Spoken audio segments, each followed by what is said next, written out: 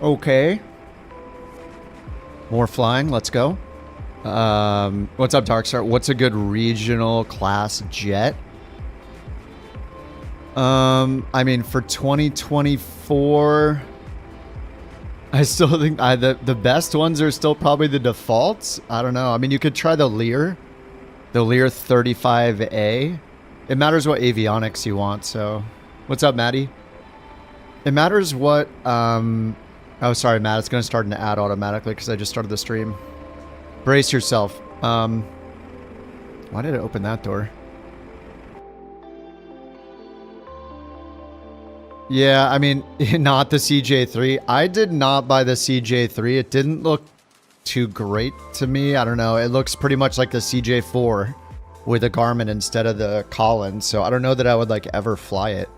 I would just fly the CJ4. And if you want a Garmin, we have the Longitude, which is actually really good. The default Longitude is great. So I feel like you would just fly that. But yeah, unless you're like really, really specifically want a CJ4 and you want to be able to eat the snacks or whatever, flush the toilet. Besides that, it's kind of like, I don't know. Just the videos I watched, I wasn't super excited about it, so I'm not sure. Yeah, the CRJ. Yeah, the CRJ is missing. The E-Jets, I don't think have compatibility yet. So that's why, I mean, a regional jet is more my thing, but I've been enjoying the 777 a lot. Now, let me get the fuel set up in this thing. But yeah, I mean, regional jets are the things that I think a lot of people want. We don't really have a great option for them yet, so...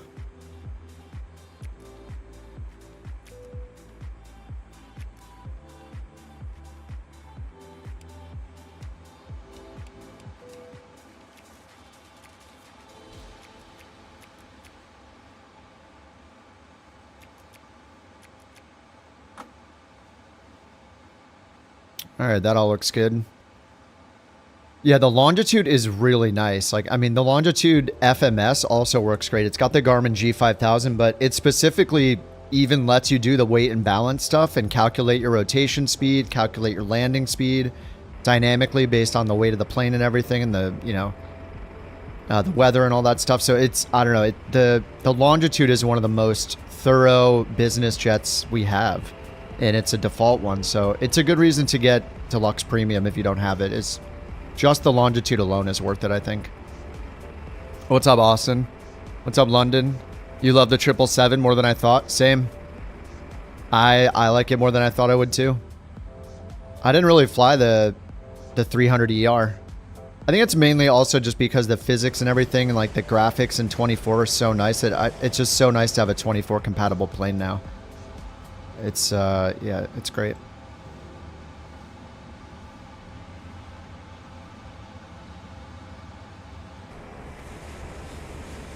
Why does it keep opening these doors? It's being a little weird. Alright, I gotta set the fuel, so let's do that in the FMS. Or the FMC. Or the CDU.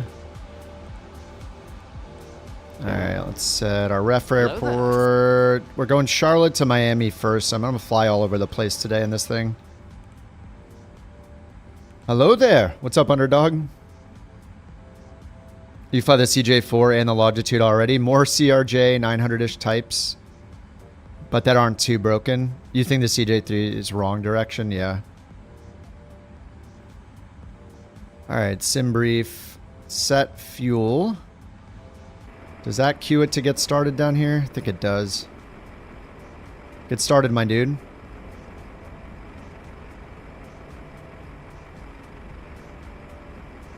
What's up, Jack? How you doing, man? What's up, Campbell?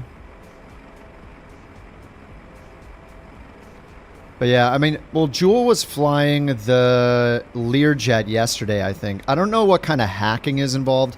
Some of the 2020 planes, to get them working in 2024, you have to move files around or install them in 2020 and then move it to 24, or change some files, like in the case of the TBM 850, if you want to use that. There's something you have to do with the 930 sound files or something.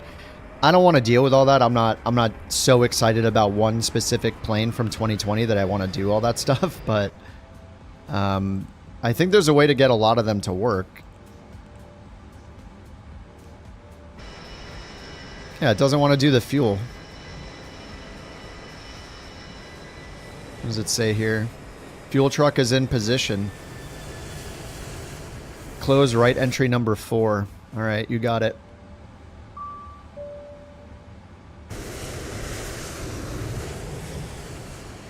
Probably wants right entry 1 closed too. I don't know why it keeps opening the second door.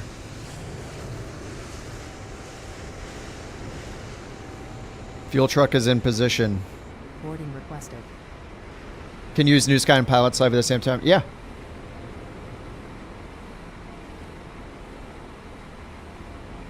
Speaking of New Sky, I do have New Sky going. Oh, so I didn't have the bot turned on. Let me turn that on. Kind of important. There we go. The bot is now alive.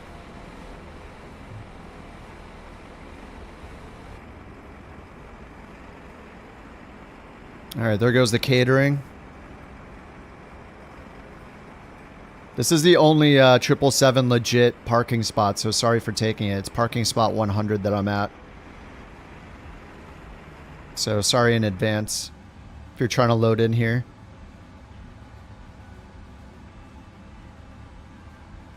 Yeah, it just doesn't want to do the fuel. I don't know. I don't know what's up with it. I set the fuel already down here. Already got 37.2 in. Let's go view it over here. Import, yeah, 37.2 on the block fuel. So that's all correct.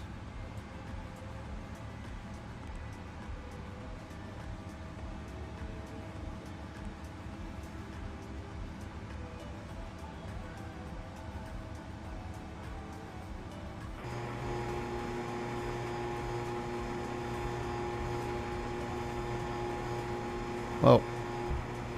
That was some lag.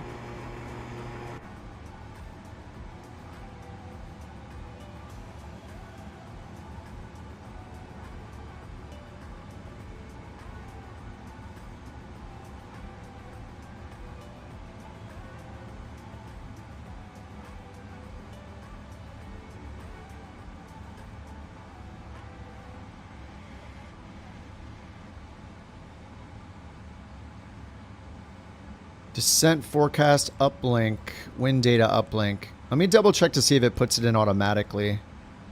So if we activate, I don't see a W. Yeah, there's no W here, right? Which means the wind is not loaded. So it doesn't load the wind automatically. You do have to go here into legs, route data, load wind data, and then we'll get W's all along the side. There we go. I thought it did it automatically. And then I think we have to go to VNav page 3. Forecast to get this wind here. We have to load the descent winds. There we go.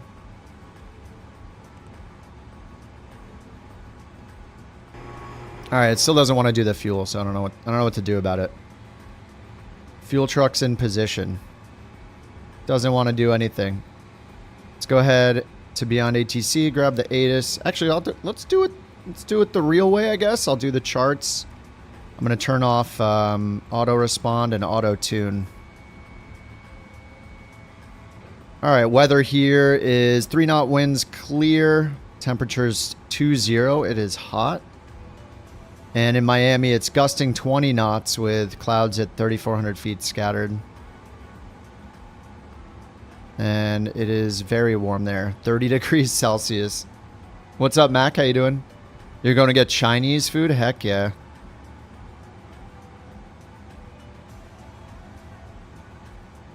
You want a video card with 24? Yeah, I mean, I had the 4080 and I switched to the 7900 XTX just for the VRAM. The sim just wants it. I don't know if they'll ever fix it. I don't know.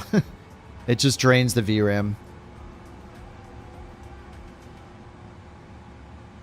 All right, cost index is 160. Average wind component minus 25. So we got a little bit of a headwind. And we're expecting, what runway? 36 right. Let me set the route.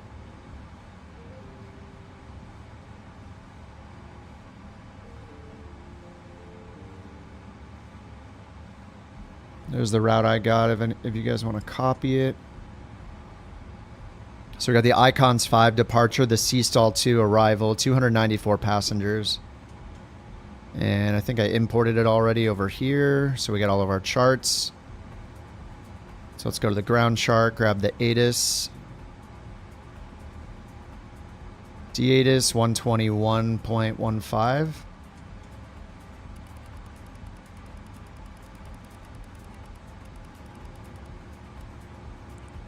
Right. Departing runways 36. Then we're gonna have delivery on 2715. On initial contact, you have information, Victor. Charlotte Douglas Airport information, Victor.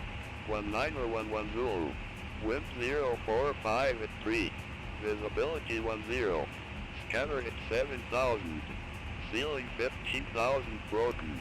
25000 overcast. Temperature 20. Dew point 07. Altimeter 3018. VFR conditions. Landing runways 36 left, 36 right. Departing runways 36 center, 36 right. Advise on initial contact, you have information, Victor. Okay, we got Victor, we got the frequencies tuned. Engines are shut down, yep. Battery is on. Okay. Good. We got Victor. They're departing 36 center and 36 right.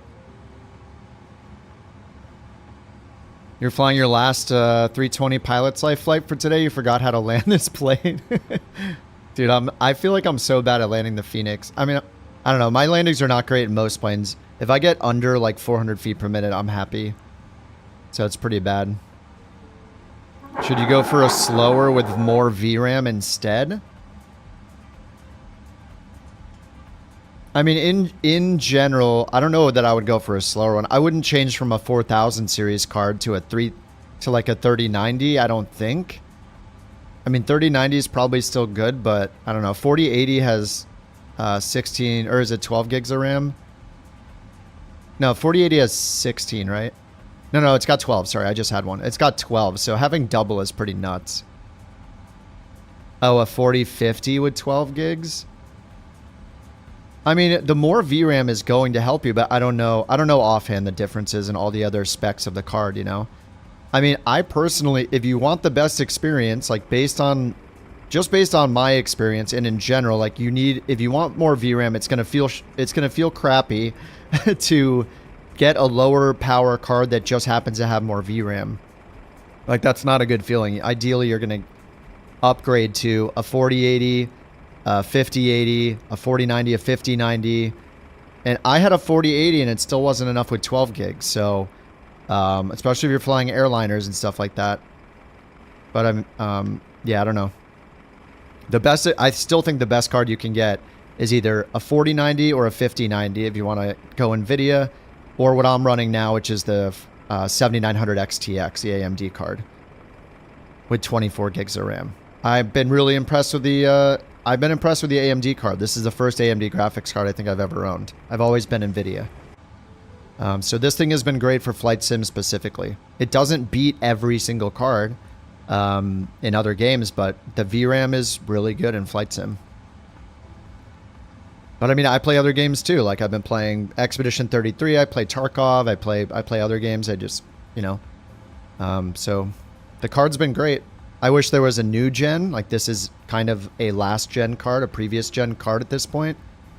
And it's too bad they didn't make a new XTX. But, you know, your options are limited and what you can actually get your hands on is also going to dictate what you can buy, so.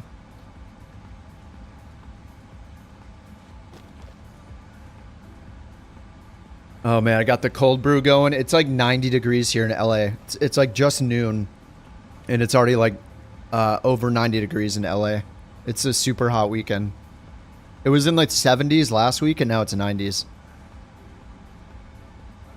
Yeah, the RX 9070 as well is another option. 16 gigs. Yeah, Salty says $700 on Amazon. I obviously haven't used the 9070. I've seen a lot of threads of people having issues with them, but also a lot of threads of people loving them. So as long as you're buying it from a reputable retailer, you're buying it from somewhere that has a good return policy like Amazon, if it's Prime compatible, or Newegg if it's through them and not their marketplace. Like, I would make sure Great you have success. Confidence. Thank you very much, London Marquis, for being couch captain 4 months. I would make sure you have bring confidence in the much return joy to policy. the stream. Very nice high five. London, thanks for 4 months of Twitch, dude. Thank you, man. Good to have you for 4 months, dude. All right, we got airport info. Let's get the SID, the Icons 5 departure right here. We'll pin that. Then we'll go to arrival and get the Crystal 2, runway 12. Sistel, Crystal, Siestal. We need the airport diagram as well right here. And then we're expecting runway 112, so we'll just pin the ILS and the RNP for now. Okay, and then here, I usually like to hit full screen and just zoom all the way in on the IFR maps. This is one thing where the the Navigraph maps are so good in this thing. Like, these taxiway diagrams are incredible. But we also have, like, Elevate, so if I didn't want to use it in the tablet, I would just use Elevate or Volanta and, you know, zoom all the way in, and these have all the taxiway diagram and taxiways as well, so. All right, let's get the APU on. Is the boarding done? Boarding requested. Oh, I never opened the doors, so the boarding didn't happen. That's fine. We'll just skip the boarding. Whatever. It's already technically on there, so let's get the APU started. And I didn't even get our clearance yet, so let's do that. Charlotte ground, couch 323 heavy, IFR to Miami.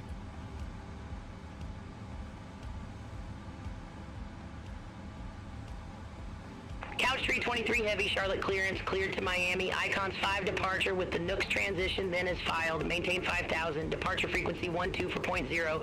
Squawk 6506. Jeez. All right, clear to Miami. Icons 5 departure. Nooks transition. Maintain 5,000. Departure 124.0. Squawk 6506. Couch 323 heavy. Negative Icons 5 departure with the Nooks transition, then is filed in departure frequency 12 for 0. Icons 5 departure. Nooks transition, then as filed. Departure 124.0. Couch 323 heavy. Couch 323 heavy, read back correct. Contact ground 121.9er when ready for push or start. 121.9er, couch 323. 121.9er. All right, we got Icons 5, 36 right, Nooks transition, and arrival. We'll do ILS 12. We'll just pick a random one of these for now. Crystal 2 with the Debril transition from the flight plan. Okay, we got vectors on departure. Let's check our RNAV departures here. We don't have the departure chart here, so let's go here to Charlotte, charts, departures. Where's the icons at? Obstacle departures. Where's the icons 5? Killins, Jojo. Oh, here it is. Icons 5, 1 and 2 right here. We'll grab the white sheet so we know the top altitude. You think she's been partying last night? She sounds on it, though. She's fast. All right, so departure frequency, yeah, 124.0 is correct for runway 36 right. That's what they gave us. Jet only RNAV 1. Accelerate to 250 if unable. Advise ATC. Upon reaching 10,000, accelerate to maintain 280. And then Glyphon icons Nooks transitions down here. And if we go back and look at the white page for the departure, right here, we'll get the top altitude, which is 8,000. All right, this is Queen 5. Oh, this is Queen 5. Click the wrong one. Icons 5, Queen 5. Oh, it says both. Where does it say Icons 5 here, though? It says 8,000. Icons 5, Queens 5. Routing, this is going to Queen. None of these are going to Nook. But anyway, I guess we'll do 8,000.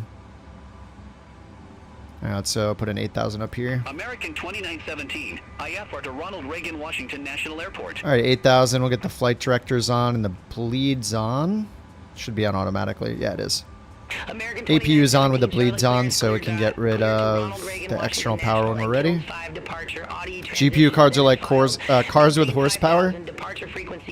Car with 300 horsepower feels a lot faster than a car with 150, but a car with 500 doesn't feel too much faster than one with 300. Ronald Reagan Washington National. Kills 5 departure, AUDI transition. You're on a RX 9070 XT. It's done well. Shooter says, nice. Departure frequency 124.0. Squawk 0103. American 2917. All right, so 3018 on the altimeter.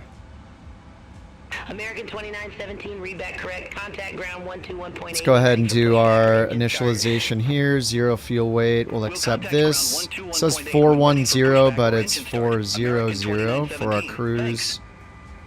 Okay, 376 for our 0 fuel weight. 413. Yes, our takeoff weight's a little less than that. And reserves 10.8. Thrust limit. Let's do our takeoff calculation over here. Performance, takeoff. We're doing 3.5 or 3.6 right. There's our takeoff weight 411. Import the weather. Takeoff 2 41. All right, takeoff 2 41 temp. There we go. Flaps 5 and CG. Trim 4.5. That matches what was on the EFB. And then our takeoff weight is 411.9. 129, 133, 139.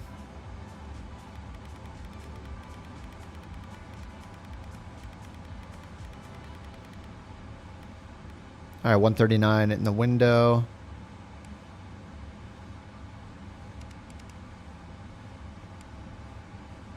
And let me see if I have failures turned on. Menu. Setup aircraft failures. Why can't I click that? Okay. All systems, yeah. Random failures. Service-based failures are on. Random failures are off. Why do I have to turn this on every time? Per 10 hours, let's do 5.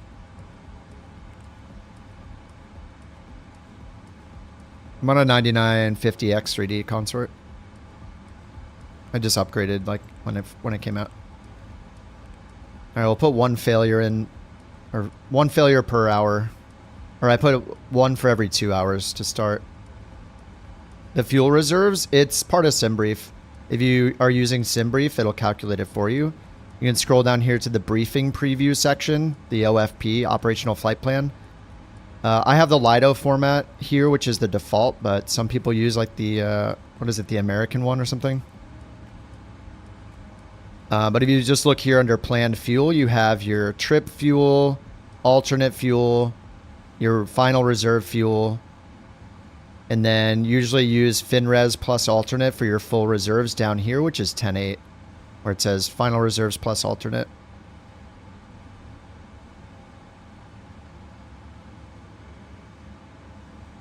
A lot of the bottlenecks are going to be CPU bound. Yeah.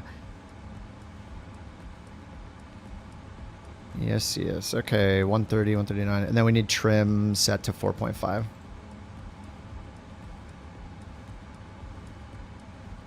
Alright, I keep forgetting there's checklists in this thing.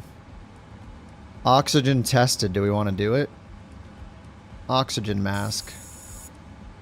Wow. Heck yeah. Flight instruments, heading, and altimeter. So we did set the altimeter. The heading's going to be for runway 36 right.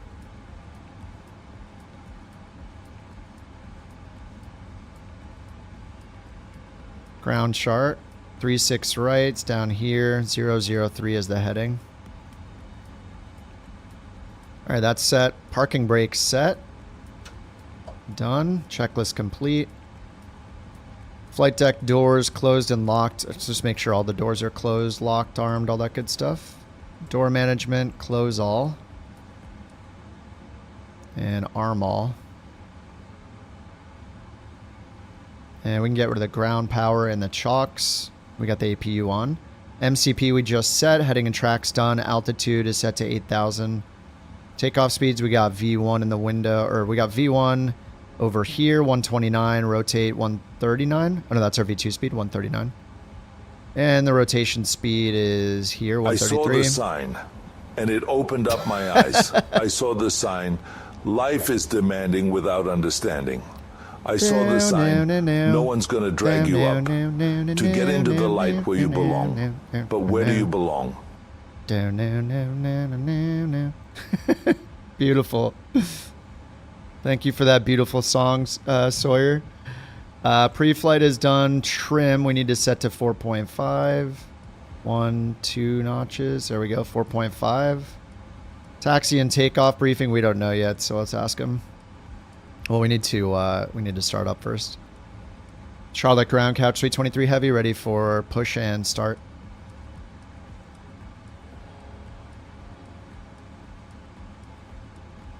All right, no center fuel tank, so those pumps are off. Couch 323 heavy, contact ground. All right. Oh, sorry about that. All right, over to ground.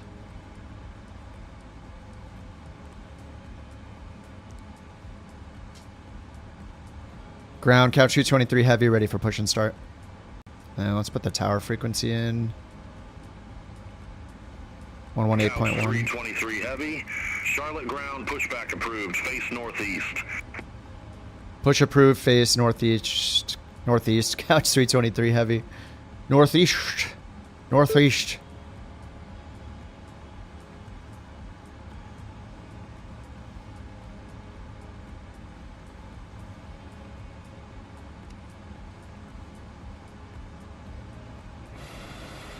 The fuel truck is still stuck.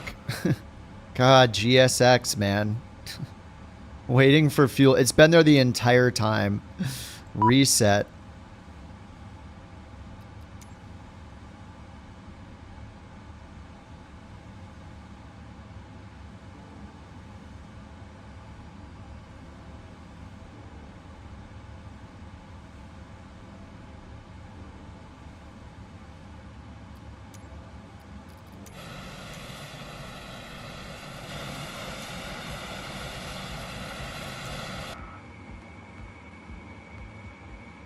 Where's our underneath view? Alright, that's close enough. Takes a long time. No, yeah, they didn't even start though. Alright, face northeast. Let's get the beacon on. Hello, Captain. We are ready for pushback.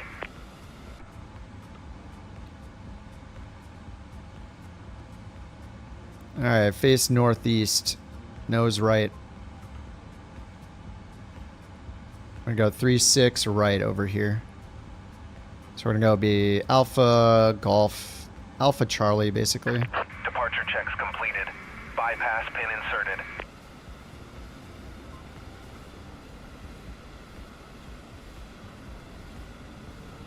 It's January 26th, JT, thank you.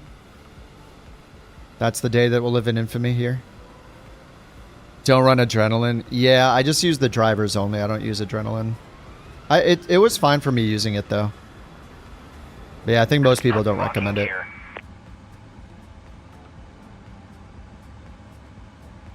Alright, taxi and takeoff briefing. Beacon is on. Anti-ice is not needed. Recall checked. That's before taxi. Guess we'll wait for a second.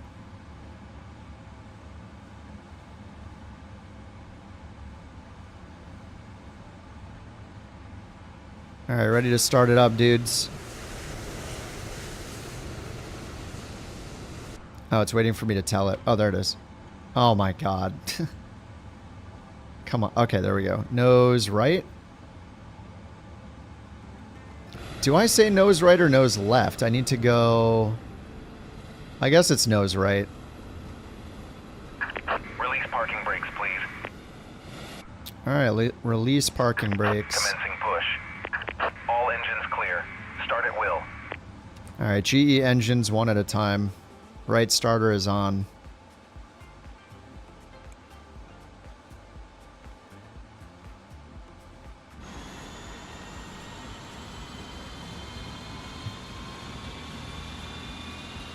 Sip of coffee, sip of coffee.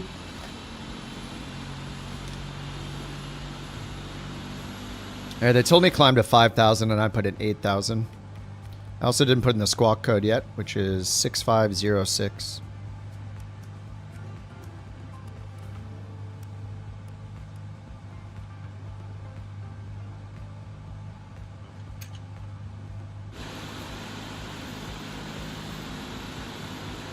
You're driving home knowing you left your flight at 4x sim rate.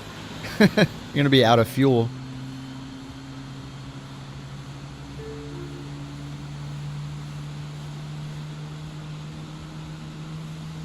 It says my flight was not started in New Sky. Now it is.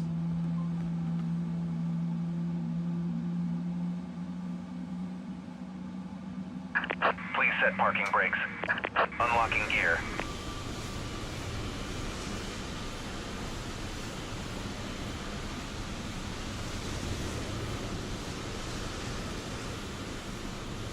There was a 777 update this morning? Wait, no. There was? Another one? Oh, no, there's not. There was one yesterday. I got the one from yesterday. 2.04103.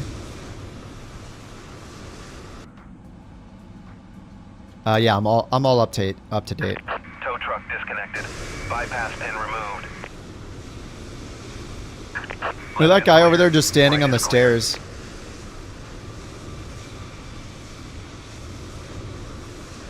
Okay, I thought there was another one. I was excited and I was like, holy crap. Oh, I never turned the left starter on. Brilliant. Why is the engine not moving?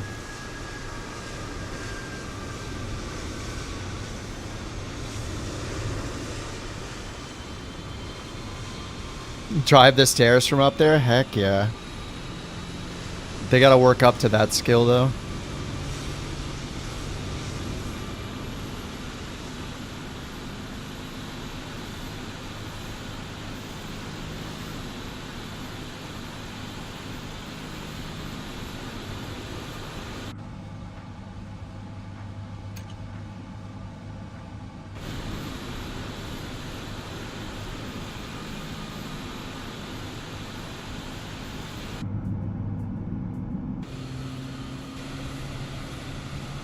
I got the camera views because PMDG knows how to do it. Look at this. Instant wing view. Heck yeah.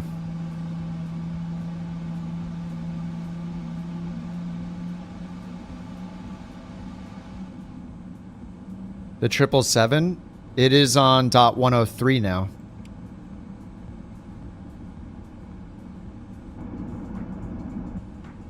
I have 103. Alright, there we go. Back to the checklist. You have an update, sir. Alright, flaps 1, flaps 5. We got our trim set already. Anti-ice not needed. Recall checked up here. Okay, everything's good. Let's get the APU off.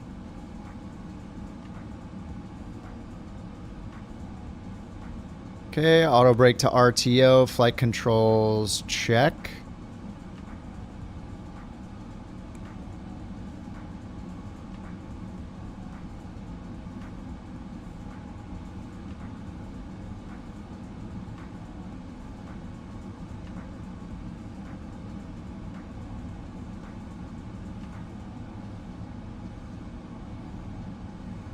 Beautiful. I mean, there are failures, so I need to actually do some of this stuff, I think. Sometimes.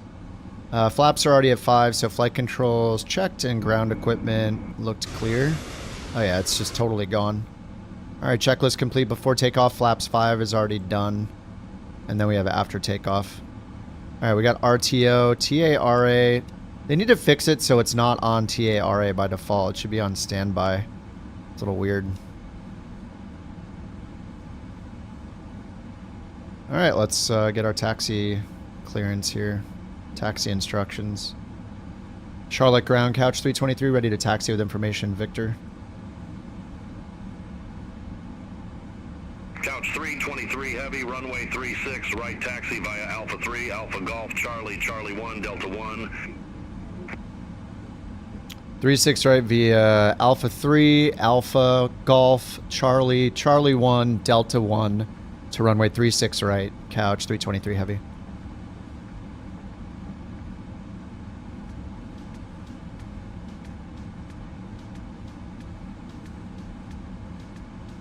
Yeah, that looks good. Alpha 3 is right in front of us. Alright, up top, let's get the taxi light on. Strobe is off. Beacon and nav are on. APU is off. Let's check our throttles. Those are good. Speed brake, also good. Alright, parking brake off. TCAS is off. Oh, it zoomed that out on me, didn't it?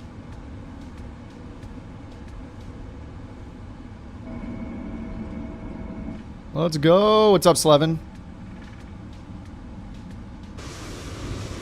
Alright, we're following Manny.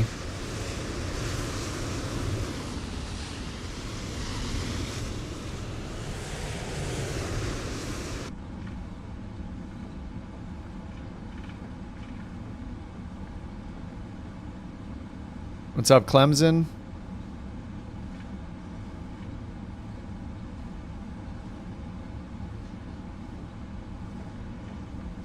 Alright, Alpha 3, turn right onto Alpha, then to Golf.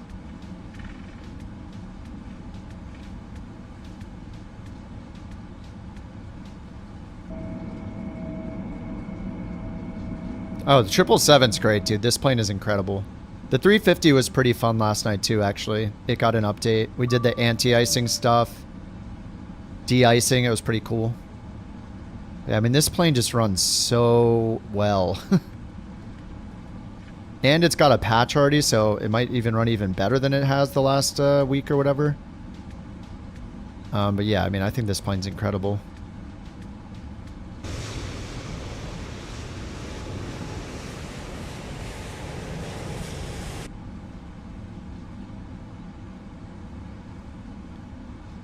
Alright, we're on Alpha, and then up here we're going to turn right onto Golf.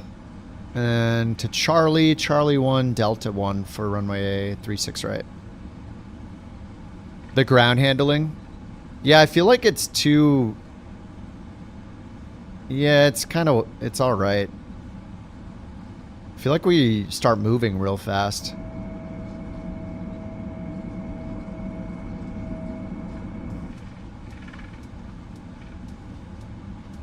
Bet on the CTD. God.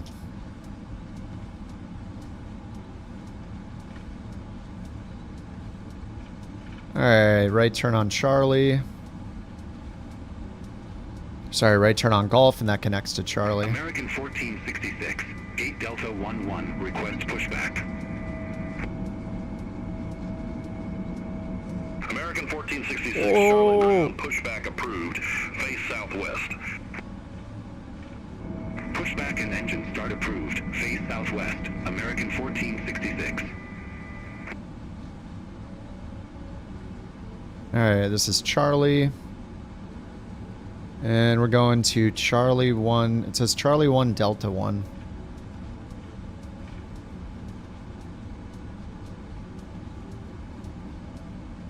I don't know why it says Delta 1. Charlie 1 is full length, though. Delta 1 doesn't make any sense. Alright, so 36 right up to 5,000 feet. Let's get the departure down here.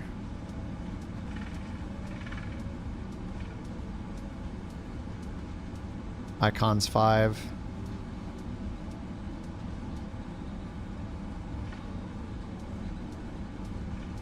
And it said we want to hit 250 knots right away and then speed up to 280. That'll be interesting. Initial climb vectors, yeah, icons. This says maintain 3,000. They gave us 5,000 though. Yeah, the speed's right here. Charlotte only accelerate to 250 if unable, blah, blah, blah. Upon reaching 10,000, accelerate and maintain 280.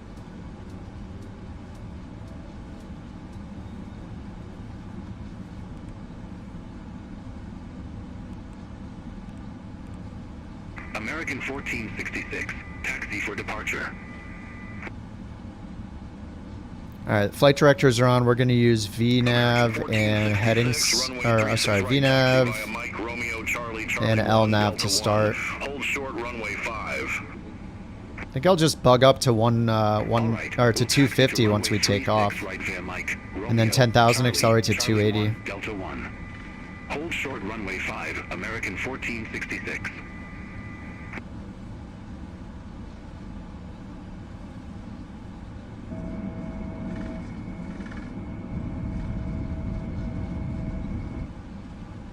Sounds in this plane are good. Couch 323 heavy, contact Charlotte Tower 118.1. 118.1, couch 323 heavy, see it?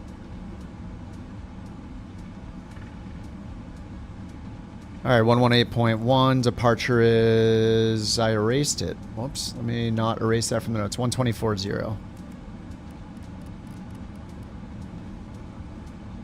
Alright, we're gonna watch Manny take off here.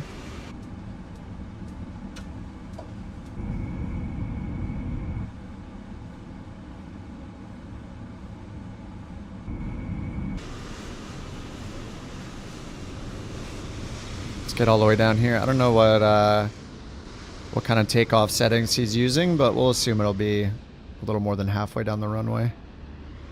Maybe like right over here. Oh, what's up, Dan? The Typhoon?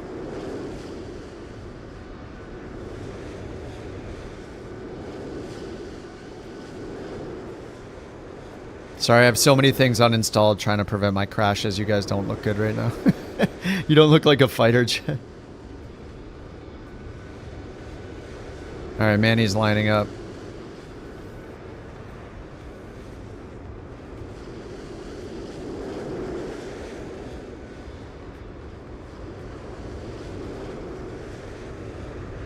It's in the 350-900.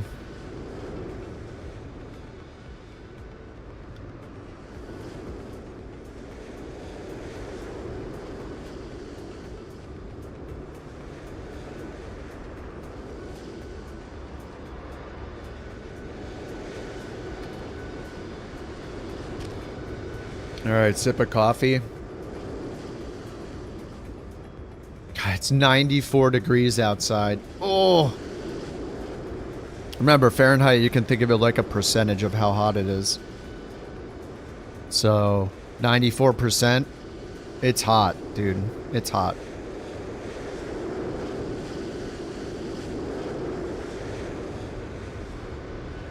You have to sign into SimBrief every time?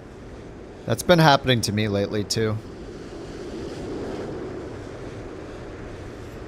Yeah, I got the air conditioning on, too. It's like a 74 or something in here, 75.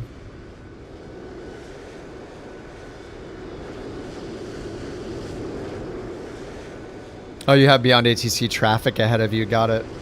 He's lined up and waiting for the Beyond ATC traffic. Wouldn't it be so awesome if Beyond ATC had a server that kept track of 100% of the traffic, and then when you turn your traffic setting on, you get a portion of it, and everybody's as synchronized, basically? That would be so cool. Instead of everybody's client, like, thinking about all the routes and generating the traffic.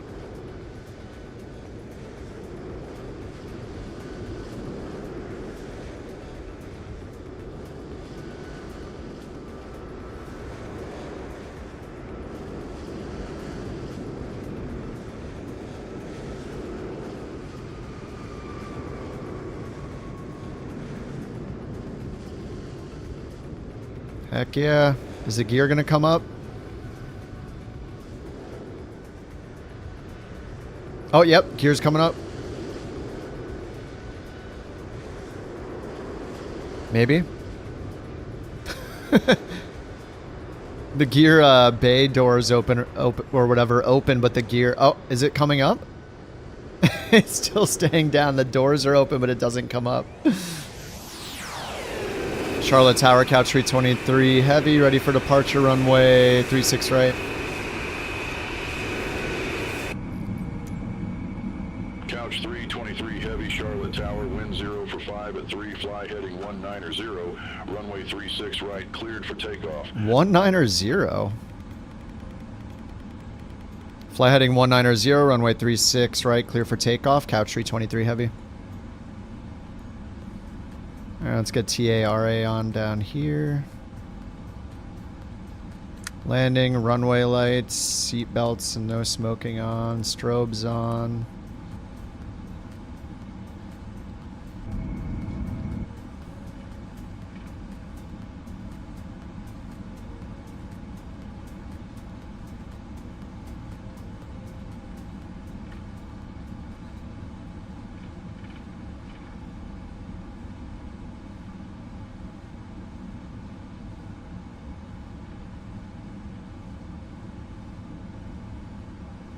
American 1466, ready for departure. Runway Alright. 36 right.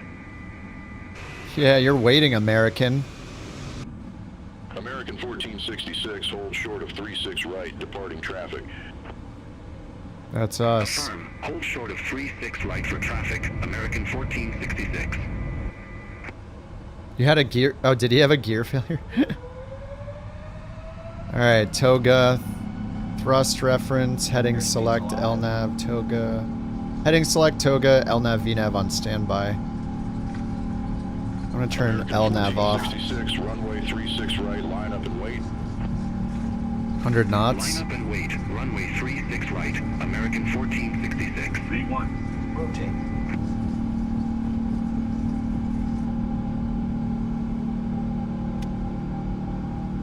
Positive rate of climb. Gear up.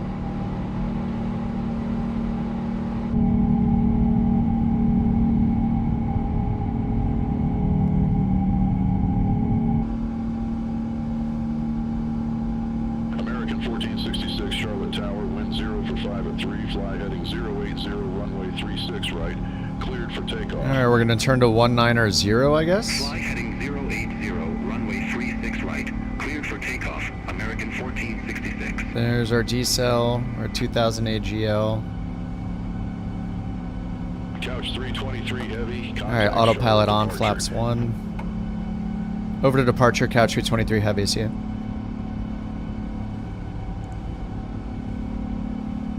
Alright, flaps up. We need to accelerate to 250, so let's set that up here. Just gotta watch our flap speed. Alright, 250. Per the SID. Departure couch 323 heavy, 3,700, climbing 5,000. At 10,000 we need to accelerate to 380. Heavy Charlotte departure. Good afternoon. Radar contact cleared. Direct Gilfin. Resume the Icon 5. Climb, maintain flight level 190. Clear direct Gilfin. Resume the Icon 5. Climb, maintain flight level 190. Couch 323 heavy. Alright, Gilfin. LNAV. Climb, maintain flight level 190.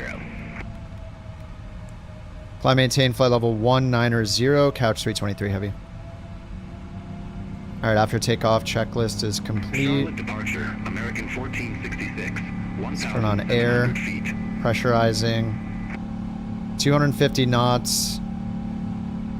American 1466 Charlotte departure. Good afternoon. Radar contact cleared. Direct Messi. Resume the Barmy 5. Climb, maintain 13,000. Alright, so we're climbing up to 19,000. Direct Messi. Resume the Barmy 5. Climb, maintain 13,000. American 1466. Goodbye, Charlotte. Look at our turn. Beautiful. Just a little of that was autopilot. I was doing the turn a little bit.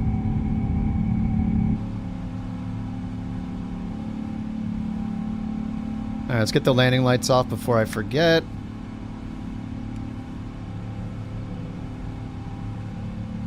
$8,000 feet. Still at 250, and then we'll accelerate to... After 10,000, it's the SID to accelerate to 280. Maintain 280.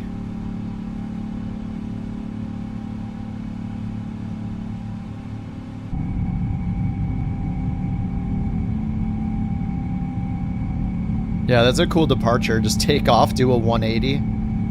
Is it the same for airlines? Like, Are you allowed to start a turn at 400 AGL in an airliner or not? You have to wait till you're higher.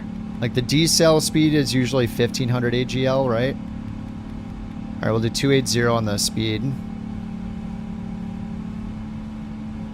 Like, I know like GA planes or whatever, planes in general, it's 400 feet AGL for your first turn. But in the airline, is it the same? I just kind of started turning as soon as we were up 400 feet.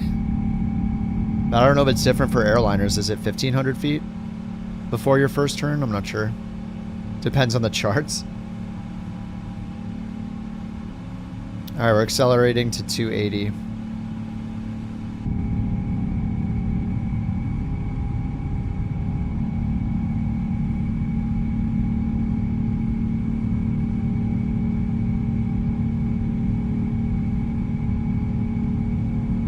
These are some loud engines.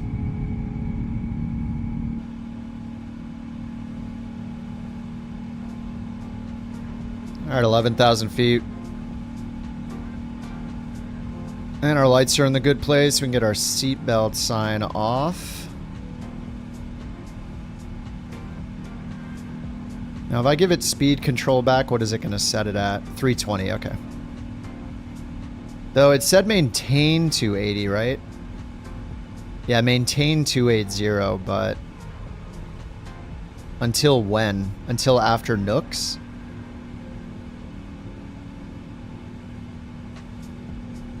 I'll just give it control. We're accelerating to 320.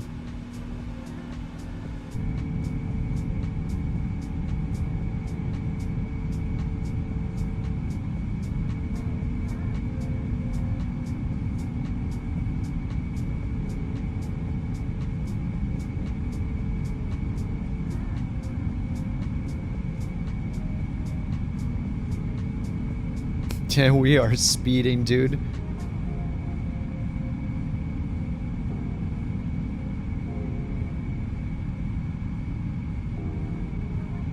Auto anti-ice for the win.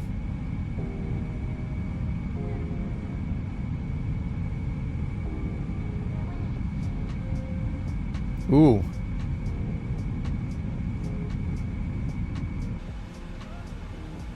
Couch 323 heavy, contact Atlanta Center 133.15, see you.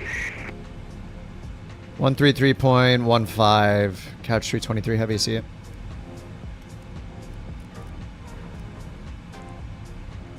Atlanta Center, American 1466, leaving 1010,000 Rainbow for 13,000 direct Meshi.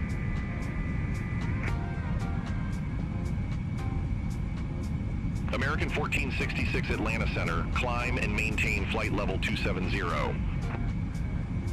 Climb and maintain flight level 270, American 1466. Atlanta, couch 323 heavy, flight level 185, climbing 190.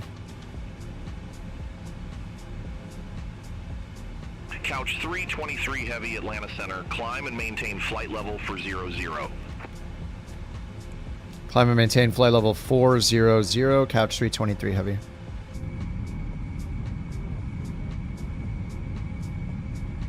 Am I in 4K? 323 heavy, contact Atlanta Center 135.35. Again? 135.35, couch 323 heavy.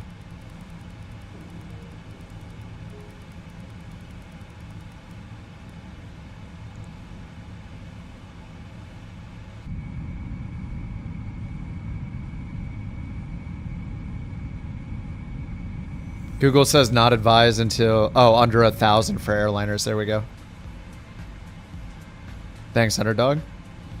You're about to buy the 350, but the price said never mind. It's pretty good. I don't know. It's, if you think about it, it's going to cost you like $5 more than the 777 or something. So, I think it's at the point where it's probably, if you're okay with spending the money on a PMDG, I don't know. I feel like the indie builds could be $10 or $15 cheaper, but they're never going to do it. So, if you really want an A350, I think it's good enough to get it. Like, if you have the money. They've improved it a lot. The autosave feature is kind of incredible. It saved my ass yesterday when I got a CTD. It's got the autosave is insane. It brought back almost all of my settings. It just put me right where I left off with the flight plan in and everything. Like, it was pretty insane. I think it even had the ILS tuned, and yeah, it was pretty impressive. That feature is pretty impressive, I gotta say. None of the other resume features from other apps, you know, things like New Sky or On Air Company or whatever, none of them do what it did. I mean, it probably can't because, you know, it's plane specific, but it was pretty impressive. Atlanta Center Couch, 323 Heavy, flight level 230, climbing 400. Am I in 4K? Couch 323 Heavy, Atlanta Center. Yes. With frame gen on. Alright, we're good. Alright, we have radar contact.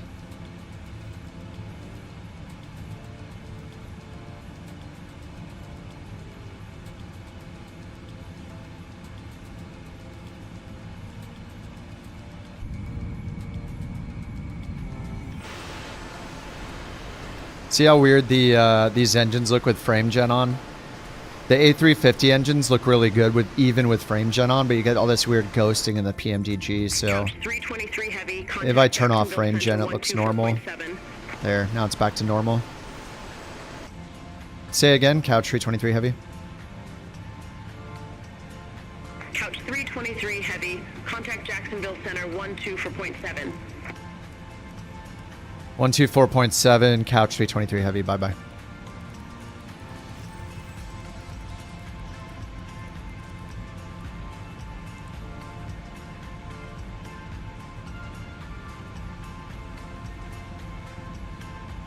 Loss of scaling. Yeah, no thanks.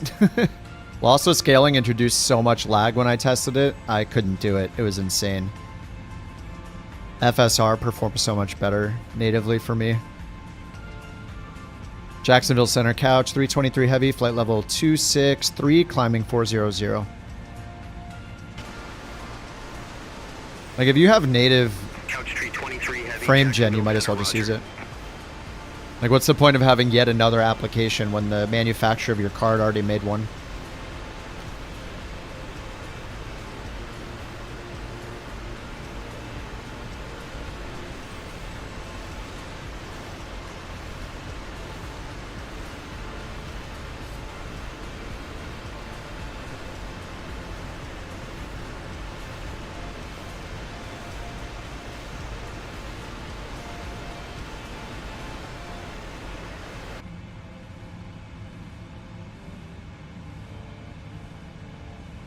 If I don't want the glitching, yeah, I'll just turn it off. I wish PMDG could fix it though. Like, whatever Ini Builds is doing with their engine animations, it doesn't look as crazy as the PMDG one. So it's possible. I mean, maybe it just comes down to the actual model and like the graphics of the fan blades and stuff. Like, maybe it's just out of their control. I don't know. It looks silly.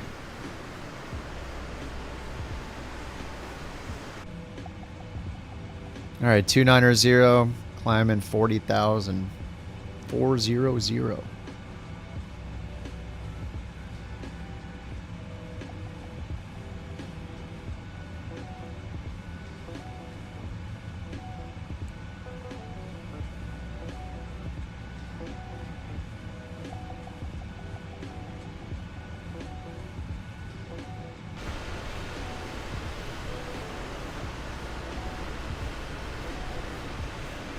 Brown?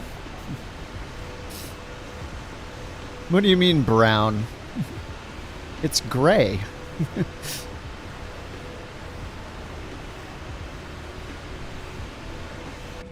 This is brown. This is, I mean, this is like tan. There you go. These buttons, that's brown. This is brown. This is kind of a really dark brown. The lettering? Is it? It's just black. It's maybe like a super dark gray. I don't know. Is it kind of... Maybe it is a little bit. Yeah, maybe you're right. Maybe you're right. It might be very, very faintly a tint of brown in there. Could be right. Could be right.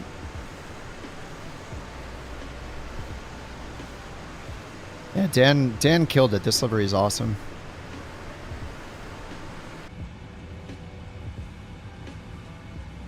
More brown from the other side. Maybe we get the right lighting on it.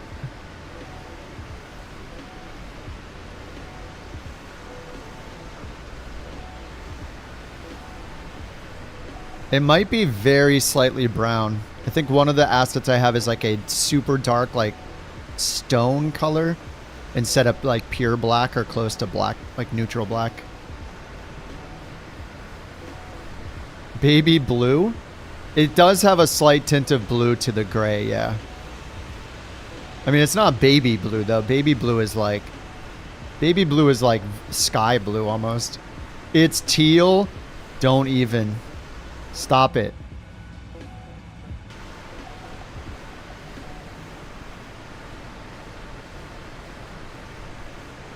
Eggshell blue. What's up, Collector? How you doing? Yeah, going good so far. We just departed Charlotte on our way to Miami. I'm just staring at the wing flex. Drinking coffee. You know, the usual.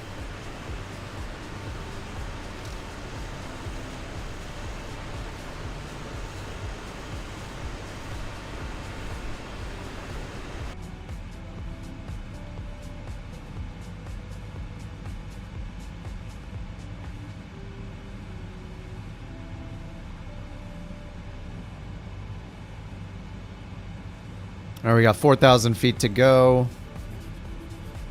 It's very quiet on the frequency. Gonna need to turn the on-route traffic up to the recommendation of 5. We're not hearing anything there. Haven't flown the 300 for a while. Well, the 200's in 24 and it's awesome. They said the 300 will be here in a couple weeks, and then after that, they'll... Oh, sorry, the freighter will be in first, and then the 300. I love the 200. It's awesome.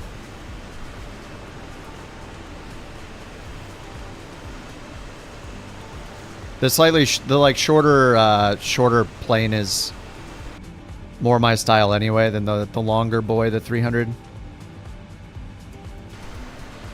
Yeah, I think it's totally worth it. I mean, all the PMDG planes are pretty expensive from the 737s on, so yes, you have to pay money for it, so. Engine, it's in the GE engines. The livery is only for the GE engines right now, so I'm using the GEs. I'd rather use the Pratt & Whitneys or the Rolls-Royce. Probably the Pratt & Whitneys. Keep it American, but yeah, it's really nice with the Pratt & Whitneys or the Rolls, because the Trent engines, because you can start them both at the same time. Save yourself a few minutes.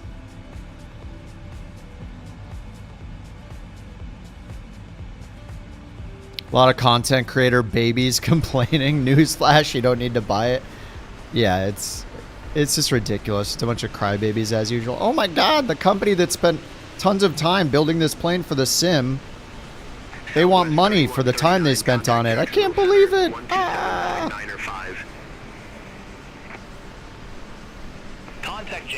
Go Rolls 08 tariffs. Yeah, we can't fly the Rolls Royce here in America. It's the tariffs.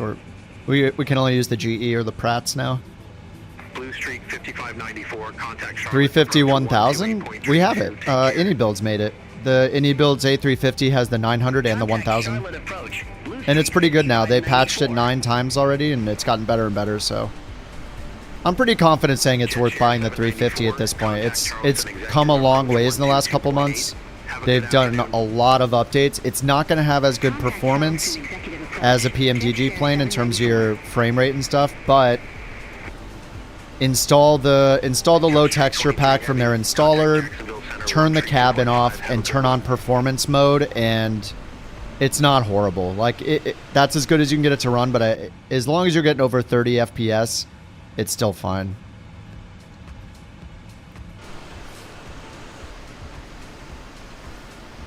But yeah, there's a lot of crying about the price. People are weird. I think everybody just loves to make stuff up, and everybody thinks they need to be able to afford everything. Well, if I can't buy the plane for $77, then clearly it needs to be priced lower. It better be $20 so I can buy it, because I have to own every single plane in the sim. No, you don't. If it's too much, then don't buy it. I don't know. I don't know why it's so difficult. And a lot of them probably already have the 300. Or the freighter. Couch tree 23 It's like, just heavy, fly those Jacksonville then. Like, Center. what? Say again, Couch Tree 23 heavy. On a raid, it just people are just, they just cry about. Like, I don't understand. There's no precedent that says that PMDG gives people discounts. They don't give you discounts for owning the 737s. They're not going to give you discounts for owning the 777-300 either. Who cares? It's just, they're just ridiculous. Just don't buy the plane then. Who said it when it first came out? They're like, it's like an Apple product. One of you guys said it. You go, it's like people complaining about the price of an Apple product. Step 1, complain about the price. Step 2, buy it. They'll complain about it, then they'll buy it anyway. Just don't buy it then. It's almost like they're entitled. They feel like entitled that they need to own 100% of all planes at whatever price makes sense for them. And they conveniently forget that Phoenix did not give existing customers a discount on the expansion when they released it. Every existing customer of the A320 with the Phoenix had to pay full price for the expansion. I need it! Exactly.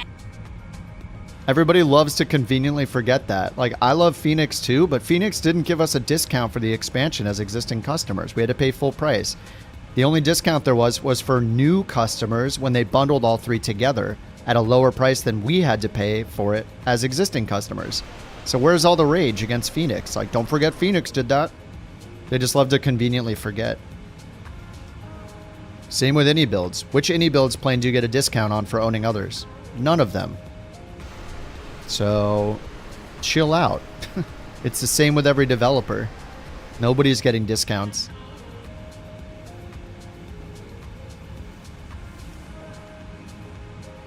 I need it. Yeah, the 2024 version of the PMDG 300 is going to be a zero cost upgrade. If you have the freighter for 2020, it's going to be a zero cost upgrade for 24. They've already announced those. And then they released this for both sims.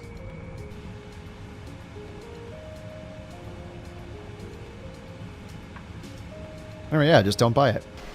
Problem solved.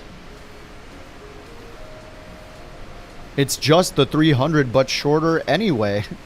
I also like the hypocrisy where they say both that they need it and it's too expensive and they have to have it basically, so it needs to be cheaper. But they also say, but it's just the 300 ER, but shorter with a few differences, which is literally the same for every variant of every plane. The 777-900 ER is just a longer variant of the 800. Why do I have to pay $70 for it? The 319 is just a slightly shorter variant of the 320 with a couple changes. Why do I need to pay different? Why do I need to pay more for it? Like, just apply the same logic, guys. They just love to cry.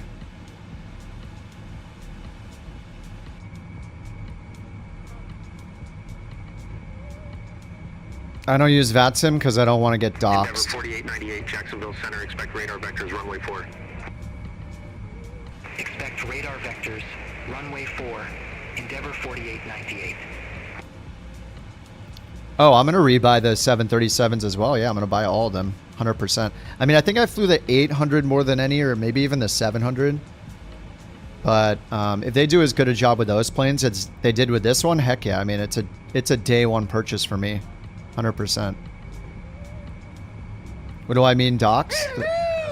I do need that command, don't I?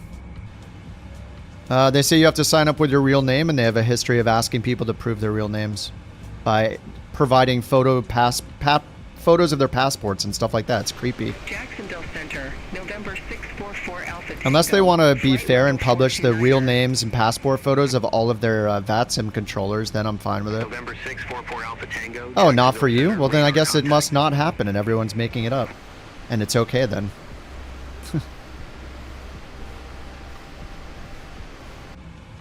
I've never had a crime committed against me in the street, so it's okay if it happens to other people. You know what I mean? Who cares if it's not for you? It doesn't mean it's not happening.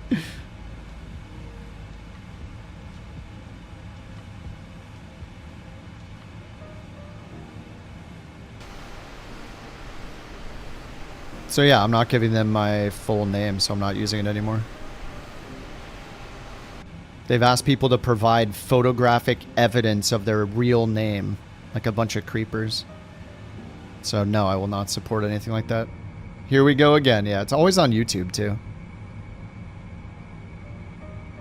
You love PB&Js?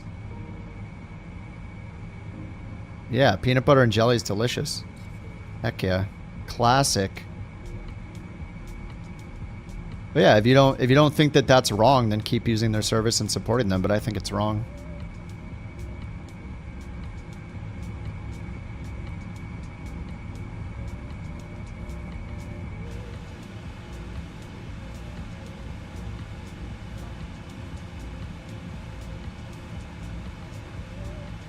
Let's just write a little post about it so I can just link to it that explains the whole ridiculousness of it. So I don't have to keep saying it.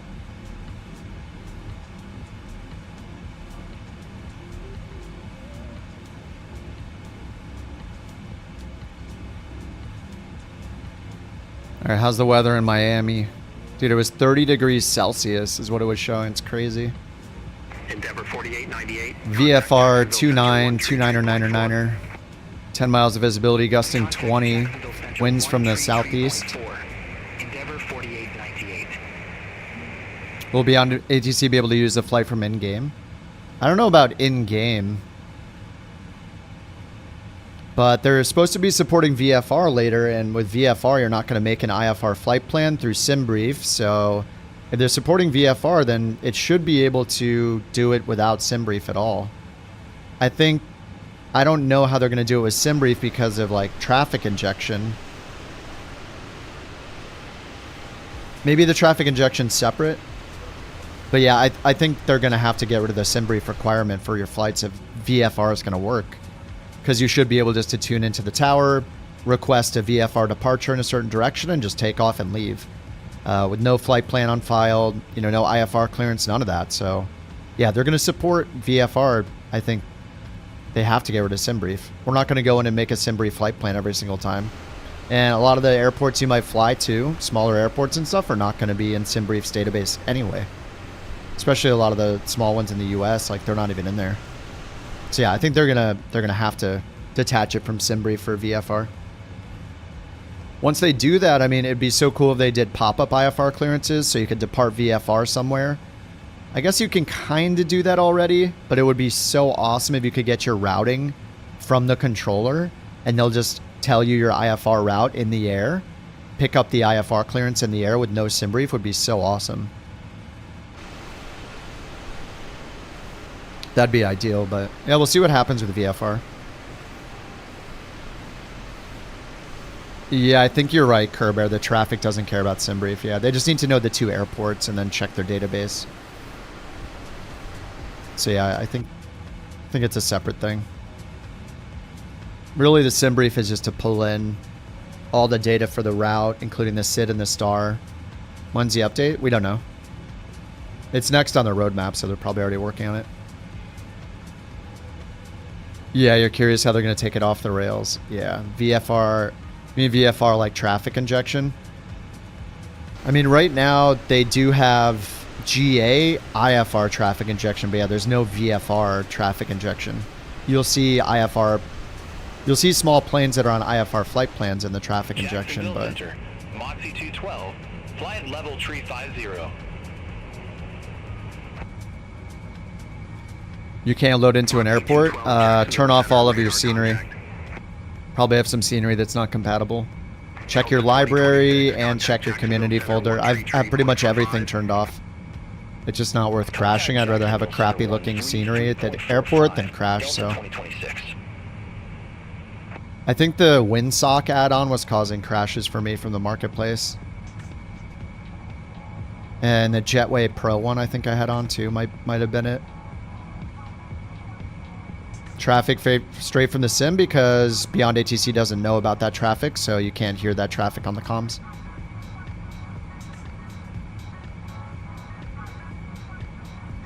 Beyond ATC is controlling and doing the comms for all of the traffic that's injected with Beyond ATC, so if you use the in-game, you can't hear any of it. Unless you want to use the default ATC on top of Beyond ATC, but that'd get really confusing. You would tune in ATIS frequency and hear it doubled up. One from the sim, one from Beyond ATC, that kind of stuff. I'm not sure if it's an API thing, maybe. I don't think they have access to the flight sim injected traffic. The other thing is if you do the live injected traffic that's in the sim by default, you have no control over how much of it there is. It's like all or nothing, so you can't turn it down to like a 2 out of 10 setting, so there's fewer planes. Beyond ATC gives you all that control. You can choose how many are parked, how many landing and arriving, how many en route. And because of that, you can kind of help control your FPS as well, because it does take a hit on your FPS the more you put in there. How complex is the windsock? I don't know. Well, when I was investigating, I was using the windsock thing and loading into airports over and over again, all over the place, teleporting around, trying to get it to crash. And every single airport I went to, none of them had the updated windsock. It was all the default windsock still, even though it was installed. So I bet it's like only certain windsocks, even though it's supposed to be global. And then when it finally loads one in, it crashes. I don't know. I'm sure to get a crash today again, but... Any WASMs? I think I did get 1 or 2 WASM crashes in this. They patched it yesterday, and I think they fixed them. They didn't say WASM.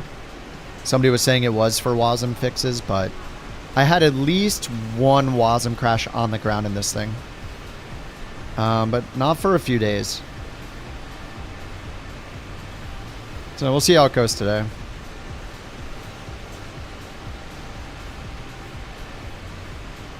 Issues fetching the route from 24? November 644 Alpha Tango. Contact which route? Center 132.5. You mean like through the EFB or something? Center on 132.5, November 644 Alpha Tango. Have a good one.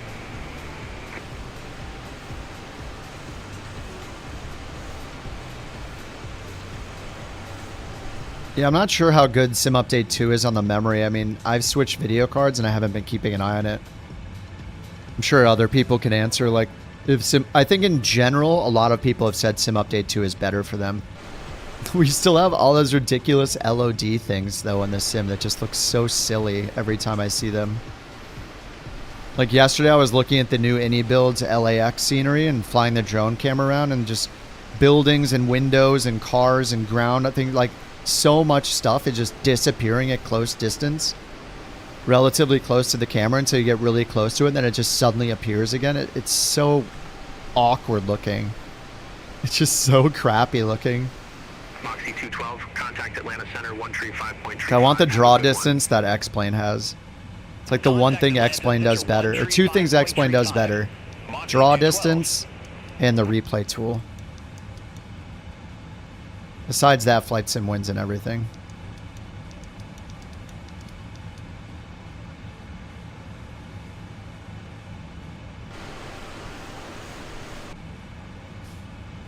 Alright, how are we looking for our TOD? 260 miles to Miami.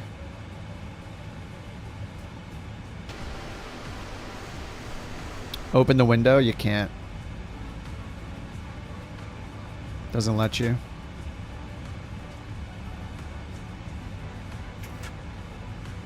Only on the ground.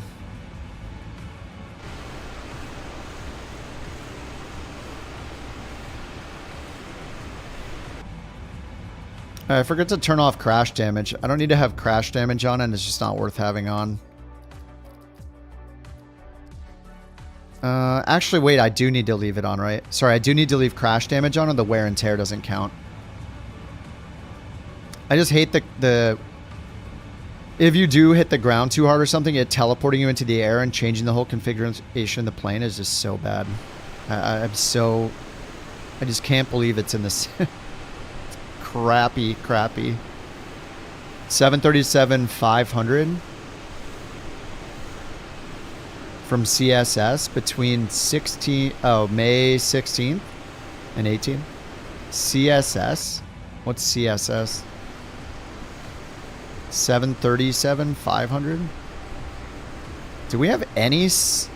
Wait, 737-500? What the heck? How tiny is that? Oh my god, it's smaller than the 600. Holy crap, that plate is so tiny. That's awesome. Look at the little tiny engines. It's the classic. Look how tiny those engines are. Yeah, the old engines. Yeah, so it's not going to be a rocket ship. What the heck?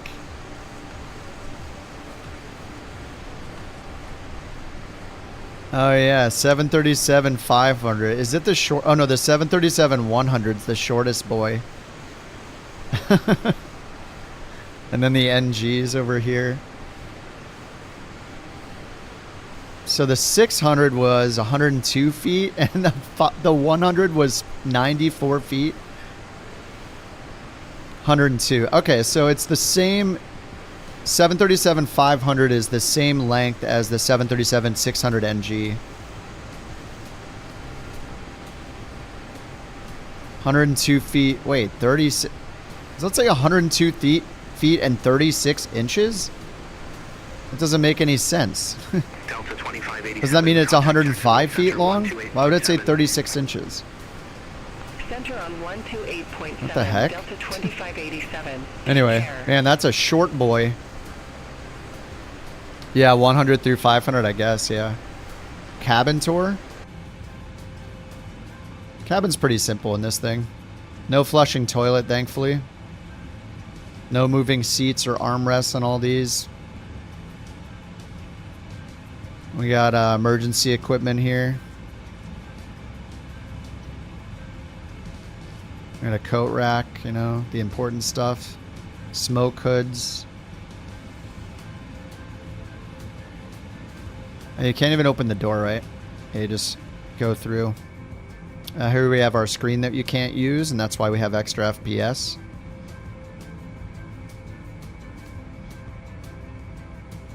No working coffee maker, so that's why we have 2.5 more FPS. No working curtain, so that adds 1.25 FPS. No working overhead bins, adds half an FPS. The screens are off, so that adds 0.6 FPS.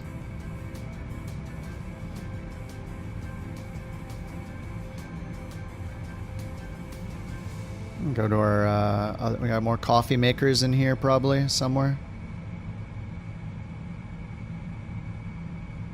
You add it all up, you get a plane that has good performance.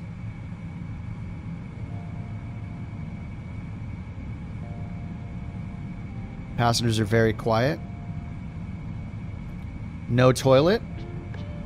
No toilet flush sounds. So that adds 1.7 FPS.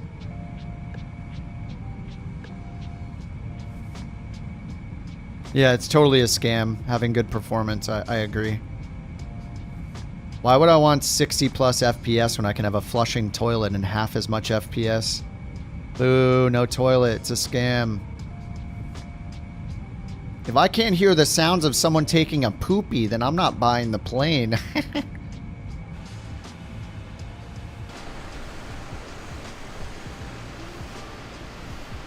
Yeah, you can't even brew a cup of coffee. You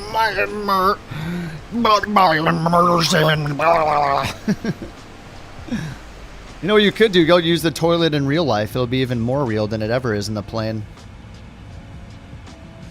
Put a little remote desktop software, pull up the plane, you know, your screen sharing onto your tablet while you're on the poo-poo. Doing your business. Bam. Immersion restored.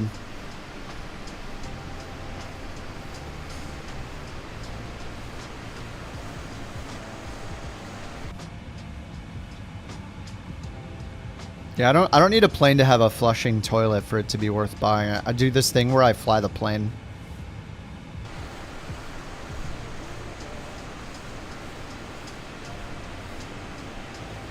No hamburgers on the tray table, yeah. But where's the drawer of hamburgers? How am I supposed to feel like a pilot flying the plane if I can't teleport back into the cabin and take a poo-poo? If I can't go down here and be a passenger and turn on the display, how am I the pilot if I can't? How can I roleplay as the pilot if I can't be the passenger back here? It doesn't make any sense. I'm the pilot, but I have to be back in the cabin for some reason. Oh. Immersion restored. Ah. An American Truck Simulator, can you sleep in your bed? I paid how much? $77.72. Are you not entertained? Kids are all in with the food trays and snacks. That stuff is fine to have in the plane if the plane has good performance. Just start with the performance, then you can add all the bells and whistles. No, I'm not on 2X. I'm on 1X. We're in real time, 200 miles till TOD, Mach 0.844. Even with a bit of a crosswind and a headwind. Little bit of a headwind. We got 30 knot headwinds, 41 knots from the right. I mean, the other 777 was also $77, so it's not exactly a surprise that this one is also $77. Continue climb to flight level 230. Yeah, they did. The 300 was 7773 when they released it. They reduced it to 75 or something. I don't know why. You're on 0.85? I don't know. Did I turn... I don't know. Did you do 250 knots on departure and then 280 knots at 10,000? We might have gotten up to cruise a little bit faster. But I don't know. I'm 0.844 right now. If I got past you, it's probably just a route difference. Or when we got vectored or when we got told to go direct, maybe we cut off some time. Shaved off some distance. You're only... How far behind me are you? You're only 6 miles behind me. Yeah, PMDG sale takes off $3. It's something like that, yeah. Better performance in the 300? I don't know. I'd expect it to be similar once they get the 324. All of their planes have great performance. Like, they focus on their performance.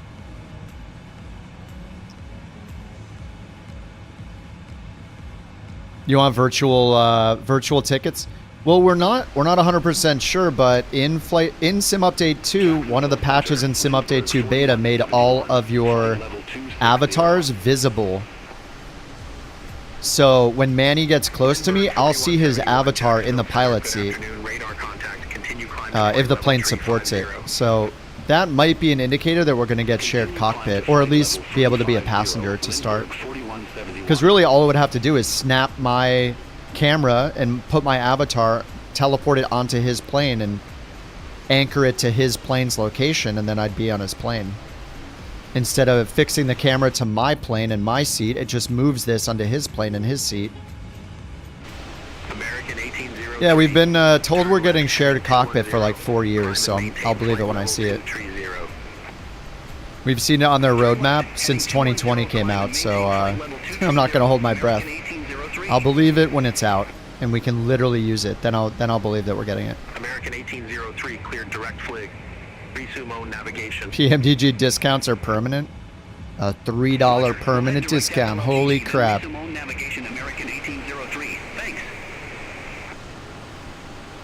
You made a soundbite? Oh, let's listen to it.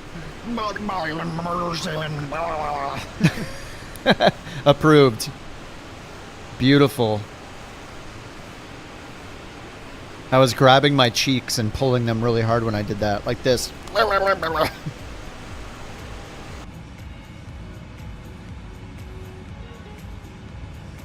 SimFX at 24? Yeah, 100% Stuart. Yeah, I miss SimFX, man. SimFX and Flow are some of my favorite plugins. That's the new sound for the air brakes. Maybe in the 350, they seem to have a problem with the sounds. PMDG, the engines sound kind of doo-doo, but they're supposed to be redoing them. Oh yeah, I didn't even check, actually. The sounds, I remember I was commenting when they were here in the chat on the PMDG guys were here. I was like, why do the sounds sound so weird? There's like no stereo image to the sounds. And if you went outside, the plane wasn't in stereo, like as you move the drone camera around. It's still not. Right? Yeah, everything sounds centered. It's really weird. So they're not doing like sound the right way. They're not doing it the way it's meant to be done, because it should be a stereo image. When I'm out here facing this way, we should hear the plane to our right. Now we should hear the plane to the left, but it's just like centered. Like I can look at my stereo meters on my audio interface and there's almost no stereo image. It's very strange. Like you should hear the plane going from the right to the left like every other plane does. So I don't know what weird shortcuts they're taking or something, but the sounds in this don't seem to be implemented the correct way. It should be emanating from the plane, and it's not. It seems to change a little mattering where you move in the plane, but it's like static, right? It's not changing the sound based on like... It's just changing it when I move from one section to another. Like there's a hard border. It's not even changing it here. Yeah, it just changes it from here to the cabin, right? Yeah. So there's a little invisible barrier they put here. And now it's the same sound all the way through the entire cabin. I'm getting closer to the engine. Engine doesn't sound any closer. Doesn't sound any closer. See, the engine sound's not changing at all as we move through the cabin. So there's definitely some shortcuts they're taking. Brickyard 5605, contact Jacksonville Center. Some shortcuts with audio they're taking that there's no 3D-ness to the audio. It's very strange. Yeah, their argument was you don't normally look at the aircraft from outside when you're flying in real life. Yeah, you hear it because you're in the plane. No, now we're not. We're like, look, I'm not in the plane anymore. It's a video game. This isn't real life. So if my perspective is here, then the sound should be based on my perspective like it is with the other planes. So yeah, it's just a cop-out. It's a lazy answer. They should be implementing the sound so it's actually 3D. Like, I mean, you could fly the Cessna 172, go outside of it, and hear the 3D image of your perspective from the camera to the plane, and it's implemented in a way that's realistic to where your camera perspective is. They don't do that in this plane, and you can tell. Like, it sounds cheesy. The sounds themselves are fine. The problem is just the spatial part of it is not there. They just have some invisible border here that changes it to now play the cabin environment sounds. Move up here, now play the flight deck environment. That's it. It's not, American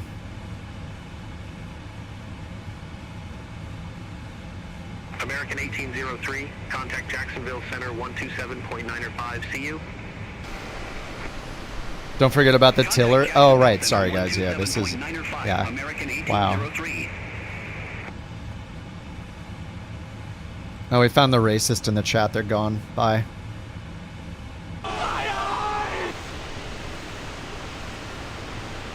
Yeah, the tiller. It's logic from someone that's not them, so they won't listen. Probably true. I mean, they said they made some changes, but I don't really notice anything different. You want to be able to buy a ticket, join the flight as a passenger? Yeah, it would be cool. Yeah, shared cockpit, or not even shared cockpit, just being a passenger in a plane would be rad. They could really do a lot with it in multiplayer too. Like, this goes back to like, sorry to rant about the model matching thing again, but if Microsoft was smart from day one with the multiplayer and the model matching, like other games, can you imagine that you could fly with anybody's plane? Say any plane that's in the marketplace would be compatible, for example. What if you could find any flight in any plane that another player is flying and join their flight as a passenger? If they have it turned on, right? They'd be able to turn it on or off. You could jump into, say this is in the marketplace, so like it's fully compatible.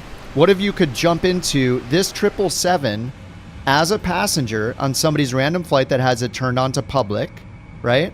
You could hop in this plane and see the cabin in here. Maybe not like full detail, right? Because it's like, it's just an observing experience to make sure they can't just like hack it and, you know, take the plane or whatever. But imagine if you could fly in here and just jump in anybody's plane and check out the plane as a passenger's perspective, and then hop out to your outside view as a passenger, and you don't own this plane yet, and you could hop in and be a passenger in it. How motivated would you be to like buy this plane yourself, because you can kind of experience it beforehand, just like every other multiplayer game that has like cosmetic things, you know. The plane's obviously not just cosmetic, but You see somebody in Fortnite with a different skin, you want that skin. You see somebody in any game with any skin, in Path of Exile with a cool effect on their character, you want it, right? You go and you buy it. Or, you know, anything else with in-app purchases or cosmetic purchases, Dota, League of Legends, like whatever.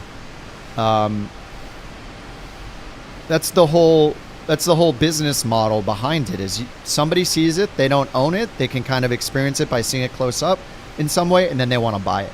But they didn't think that through when they made Flight Sim 2020, so we can't even get proper model matching yet, let alone sit in someone else's plane we don't own and then want to own it ourselves. Like, that would be so huge for their business. Like, you go to the world map and it's like, oh, want to join anybody's free flight as a passenger? And you see a list of all the people allowing passengers. And then they could also optionally allow you to have a local chat room, a voice chat room on the intercom, which they do have built into 24 already in the groups. And then you could do VoIP. You could chat with them while you're in the plane, ask them how they like it. They could demonstrate some turns and stuff if they're willing. It'd be such a cool experience.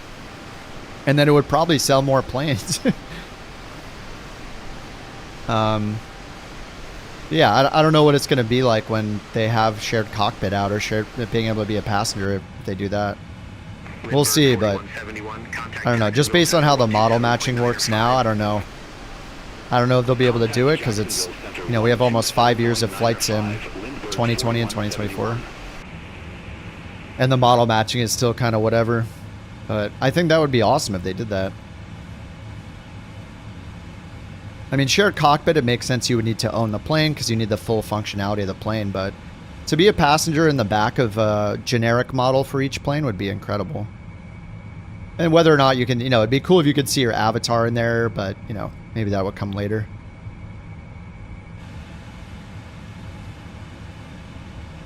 What happened to renting planes? Yeah, we haven't seen it yet.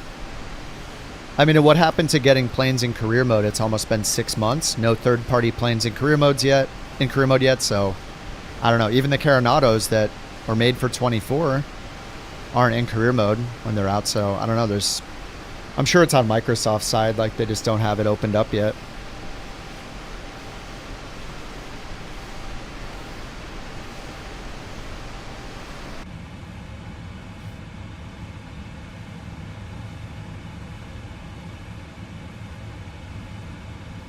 All right, no iCast messages.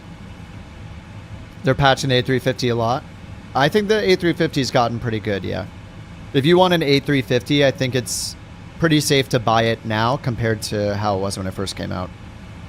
So I think it's gotten a lot better. I think it's, if you have the money, I don't think it's a bad purchase anymore. They have done a lot of work on it.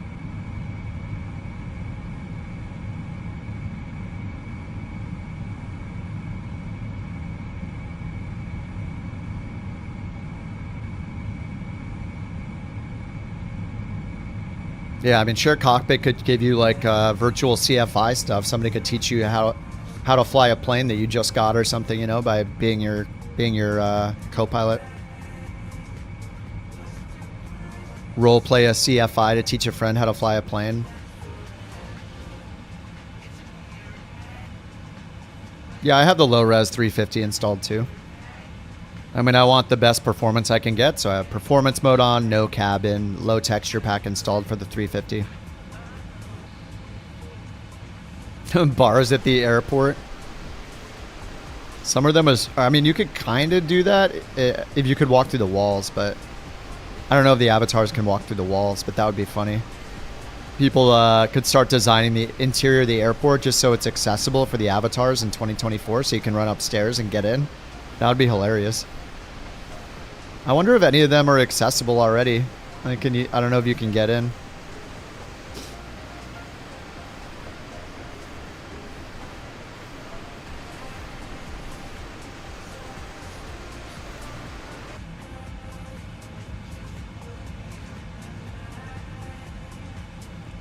All right, 100 miles till TOD.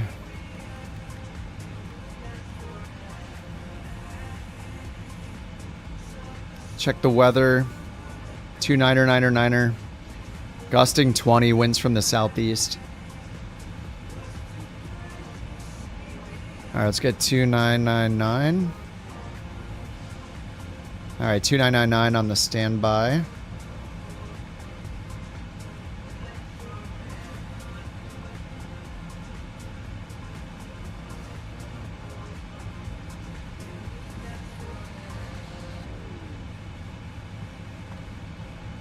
All right, on the arrival, if we're landing runway 12, it's over here, 4,000 at Chum. Landing runway 12, which makes sense for the wind. So we'll end up down here, northwest of the field. Big old left-hand turnaround to land on 12. Put in 4,000 before I forget. All right, 4,000.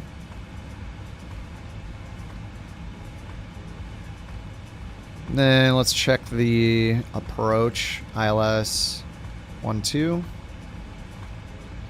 All right, ILS DME 124 for the final approach course. 108.9er iGEM.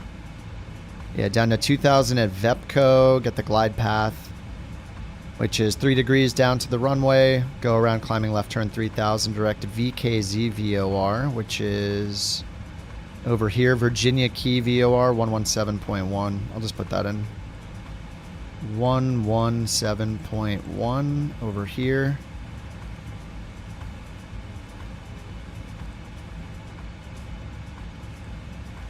And then 108.9, 124 for the ILS. 108.9, 124.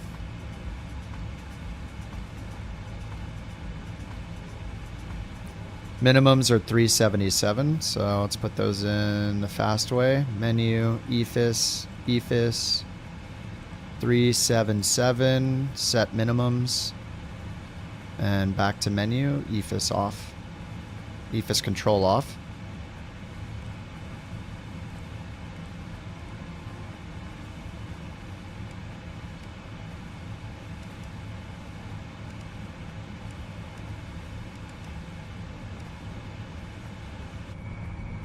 Beyond ATC, if on a different runway config has traffic approaching the opposite direction. You saw this earlier, now confirmed. Beyond ATC, if on a different runway config has traffic approaching the opposite direction and then doing a 180 at touchdown. Oh, so it lands and then it turns the plane around as if it landed on the other runway?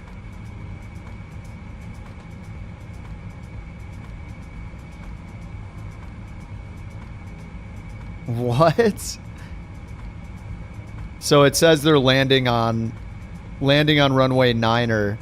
So the plane comes in and lands on runway 27 and then goes to the threshold of 9er and then turns around and pretends like it landed on 9. The heck? I had a dream I did a giveaway, won a 350, but you already had it, so you were banned. Jeez, dude.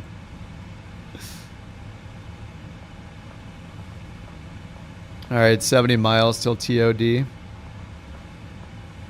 It does a touchdown at 140 knots and then instantly spins around. It's so weird while it's on the runway. Do you have a video of that? You should send that to them. Weird. So weird.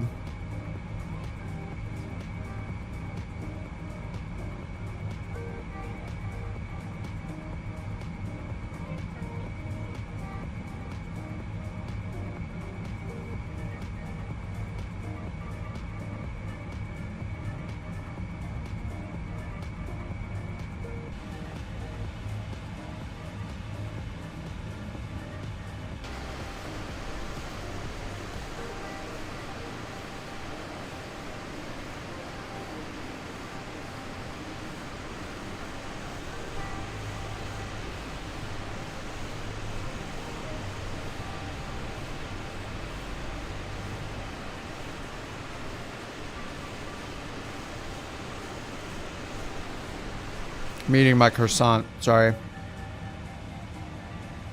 Yes, at almost 2 p.m. It's fine. All right, 60 miles till TOD.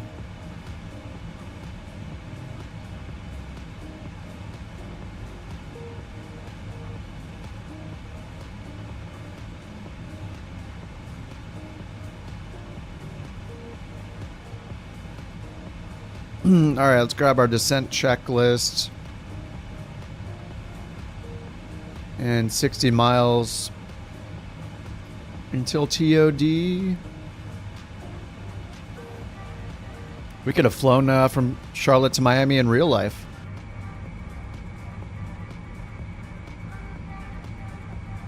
Wonder if we should leave from Miami to somewhere else. Maybe we could do that. Get a turnaround going. Let's see. The only flight I see is Miami to Charlotte that's less than like 4 hours. We could do one that's a little longer though.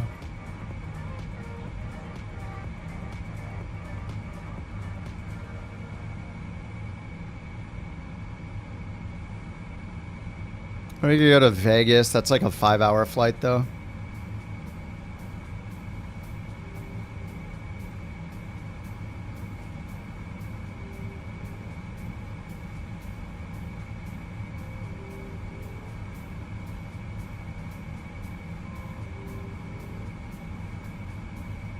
You could do DFW. That's about that's a little under 1,000 miles.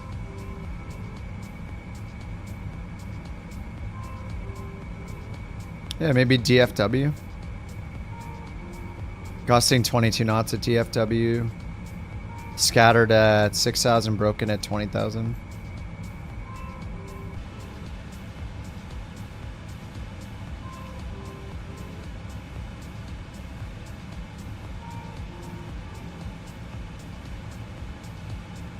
Your plane spawned on top of a helicopter pad in a mission. Yeah, in general, career mode is pretty buggy. If you're running into lots of bugs, I'd just do free flight. Grab Neo Fly and use that as your career mode.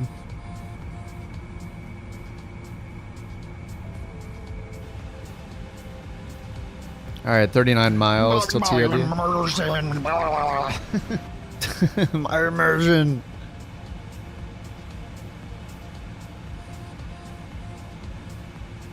DFW next, yeah. Yeah, we could do DFW. It's a little under 1,000 miles from Miami. Use a little time Excel.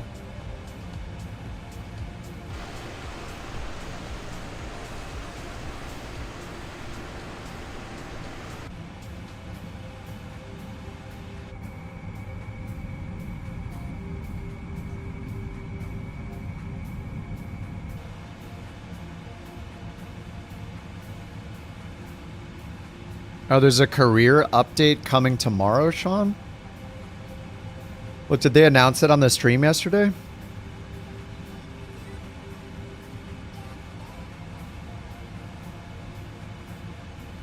Which channel did you post it in?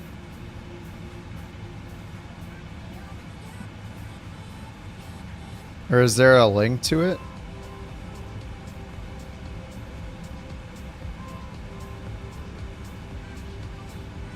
Forums? Wait, what forums? Oh, it's in the Flight Sim forums?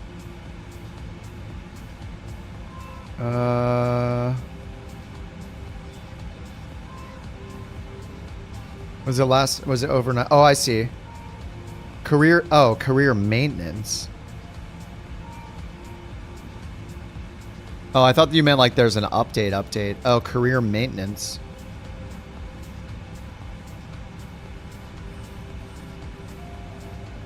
Oh, okay. Oh, yeah, there are some changes. Career mode will be down Monday at 1 a.m. Bought aircraft are now salvaged to the closest aerodrome.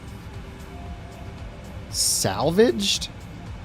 Oh, instead of the starting. Oh, so if you crash, it brings it to the closest.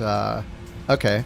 Salvage cost now scales based on the aircraft price instead of the salvage distance. Well, that makes sense. Why was it ever the salvage distance?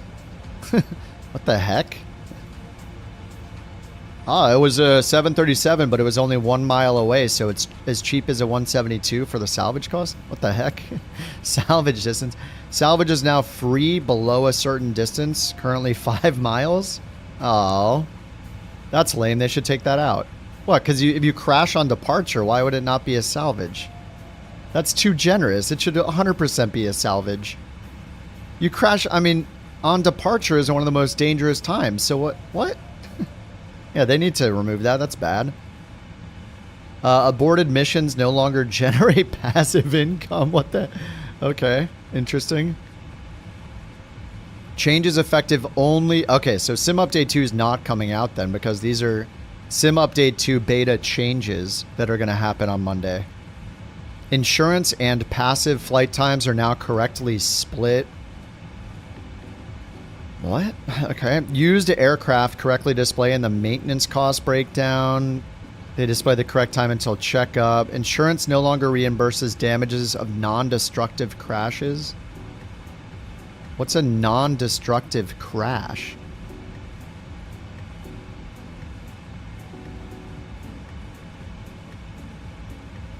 A new aircraft repair button will replace the delegated maintenance button when the aircraft is grounded. This returns the aircraft to its condition before the flight when the crash occurred.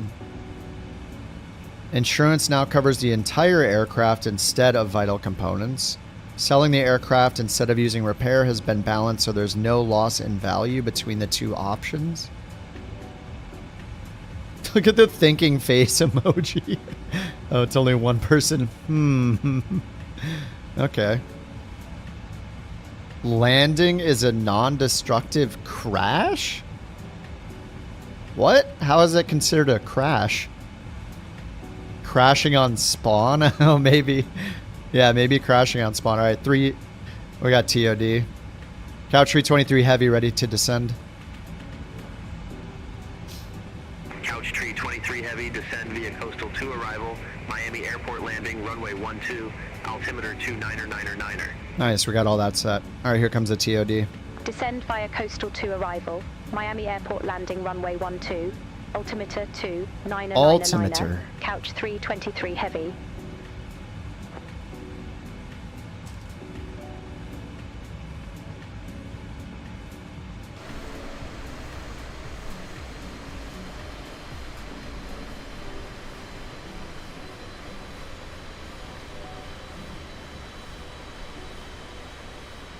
You caught another plane doing the... Oh, I don't think I can easily bring up the video on the stream.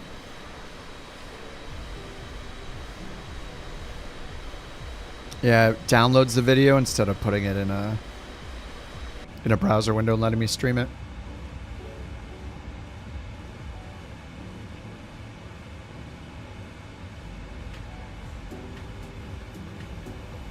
Whoa. Oh, yeah, you're right. Yeah, it landed and then turned around. That looks so weird. That's a good catch. You and me both, man. We're QA testers. All right, let's check our descent checklist. We don't have any ECAS messages. I do have the failures on 1 failure every 2 hours. Maybe I should up it to 10 failures every 10 hours so we can see some action. Recall checked. We're good. I don't know. What's the difference between recall and notes? Is it just hitting recall and then checking the notes and the ECAS maybe? All right, auto brake. Let's check our landing performance calc over here. Landing on route. Landing on runway 12. Oh no, it's happening. Come on. You're joking. Dude, 12! Come on, dude. It hits 12 every time. All right, we know the rules. Menu, setup, aircraft failures, all systems. Random is enabled at 5. I put it at 5, so we're going to add 12. We're going to add 12. It was an 8? Oh, you saw 8. Wait, did it move more since I took my eyes away from it? Was it an 8? Oh, it was an 8. All right, so we'll add 8 from 5 to 13. Execute. GG. Thanks for that beautiful dice roll. It begins. I'm going to keep that number the entire stream. This is how it's going to work.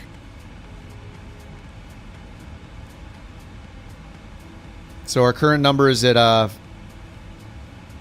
wait, what did I just change it to? 13? Maybe I need a little counter. Oh, I should add a counter. Failure rate equals 13. Hold on, let me revive the counter.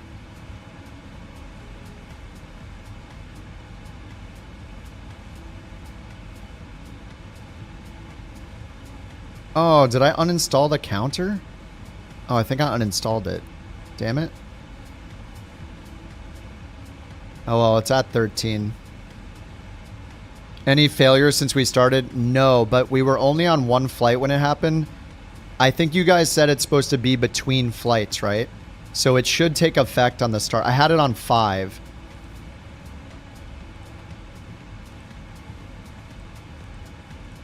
See, it says active none.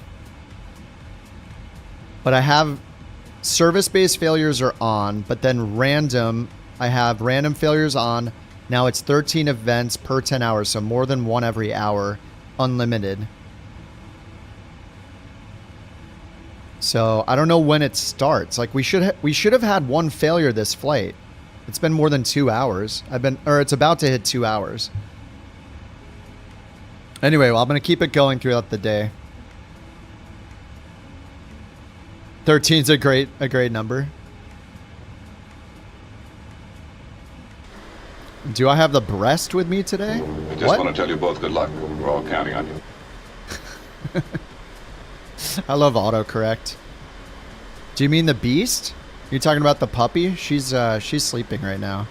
I'm sure she'll rear her borking face soon. The beast. I love autocorrect, dude.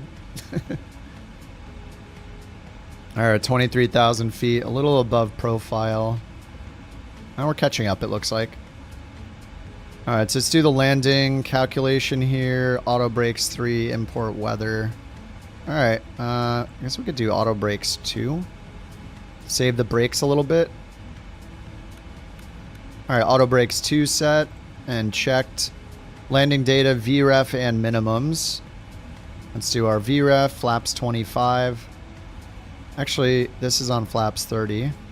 Flaps 25. We'll do auto brakes 3 to be safe. Alright, auto brakes 3. Ref speed's going to be 134. So 139 for our final. And approach briefing. Landing runway 12. Oh, she didn't announce we're on the frequency. That's weird. Jacksonville Center, couch 323. It just got stuck randomly. She didn't announce. Flight level 205. HDR? No. Because I can't stream in HDR, so it would make everything look weird and washed out on the stream, so I can't use it. But I have an OLED, so it's kind of the next best thing.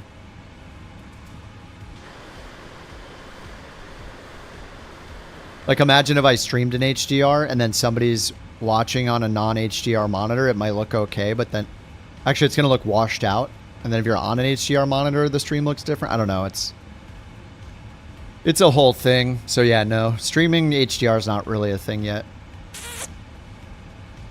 Wow, thank you. Thank you very much, JT. That was very nice of you.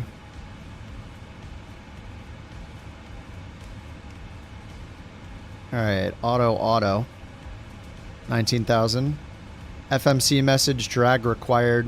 Looks pretty good to me. I'll just clear it. We're pretty much on profile. 19,000, we're going down to 4,000. Let's go ahead and just switch to standard now. Alright, now it wants more drag, but I think we're doing fine. Engines are at idle.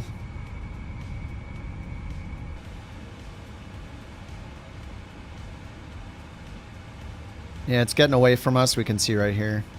Was it Jack that showed me this? Or I forget who, Brian?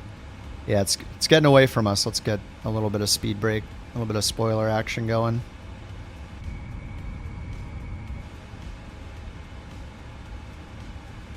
Alright, we're catching back up to it.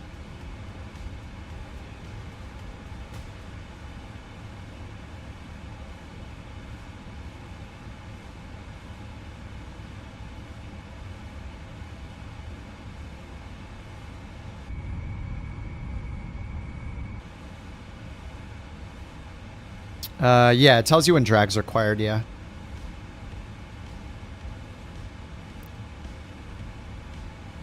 I could also increase the airspeed, but I don't want to, so our rate of descent goes faster, but we're coming up on 10,000 shortly, so I want to make sure we get slowed down in time for that.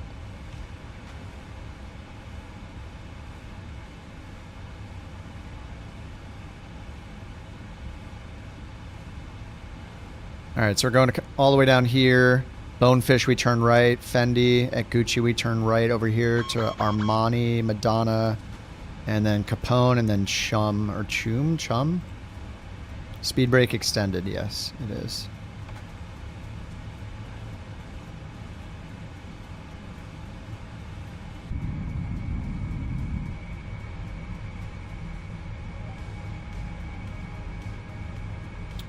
Yep, 250 to 10K, yep.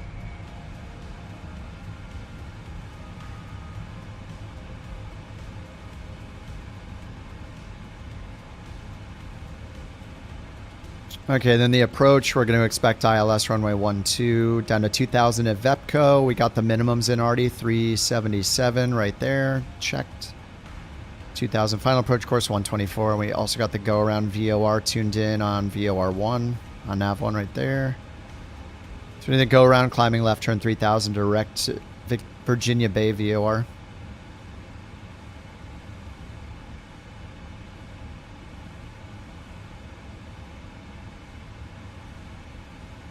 All right, descent checklist complete. Approach, just need the altimeter. That's already set, actually.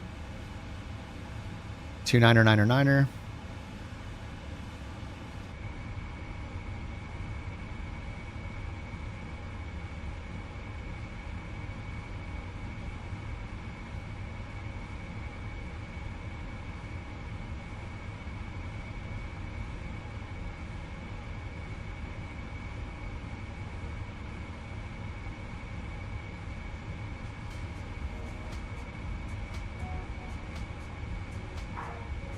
Oh, she's awake.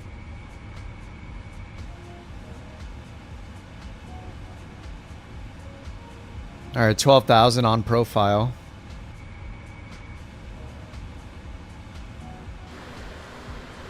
Thank you for the Borks. Oh, there she goes. There she goes.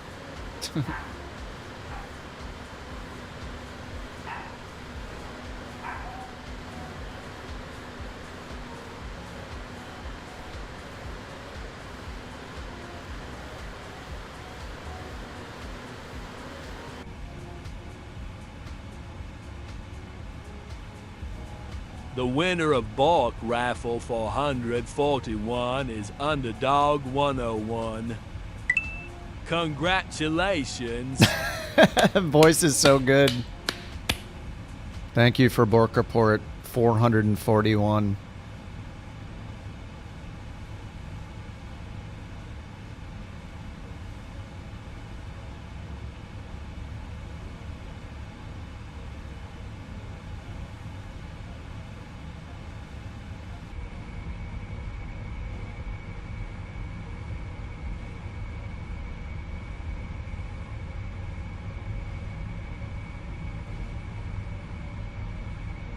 There's Fort Lauderdale.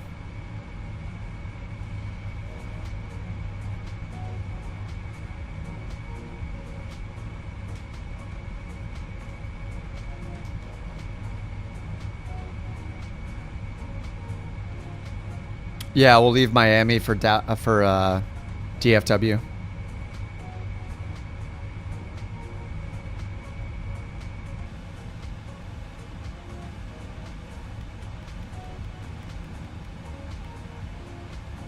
All right, at 250 knots, 12,000 feet on the profile, down to 4,000.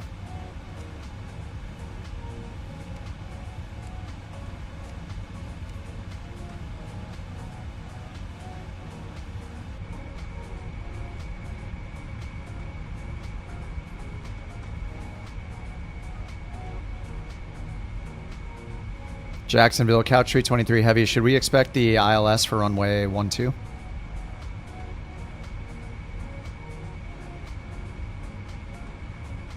Couch Tree 23 Heavy, contact approach for ILS information for runway 12. So, are they telling us to switch to approach, or that was unclear?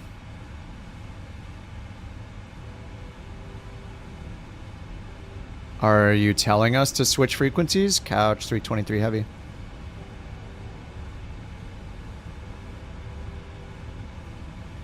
Couch Tree 23 Heavy, I am not instructing you to switch frequencies.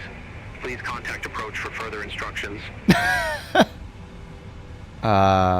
You just said you're not instructing us, and then you said, please contact approach.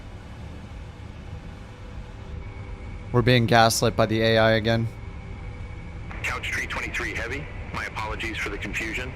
Please refer to approach for ILS instructions. So you want us to talk to approach then? Contact approach on COM 2. Couch Tree 23 Heavy, I recommend contacting approach for further guidance regarding your landing. Okay, so then are you telling us to switch frequencies to approach? Wouldn't that be funny if we did COM 2 and you're just like, oh hey, I'm on with center, but I'm just contacting you on our other frequency. 23 Heavy, I suggest you switch to approach for landing instructions. Okay, what's the frequency you want us to change to? Couch 323 Heavy.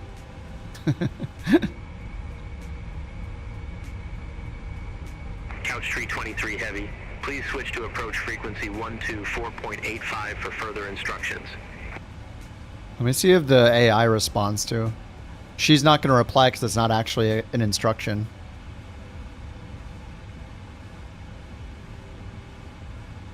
Alright, coming down to 10,000 feet. Let's get our lights on. Seatbelt signs.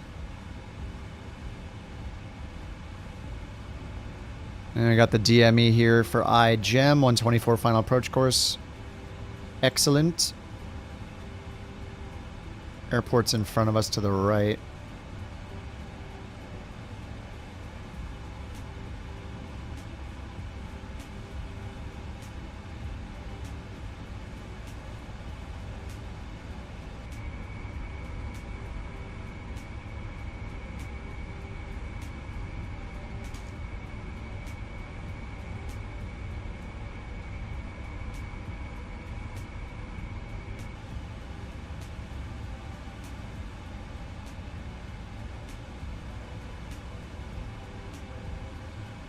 And I say, hey,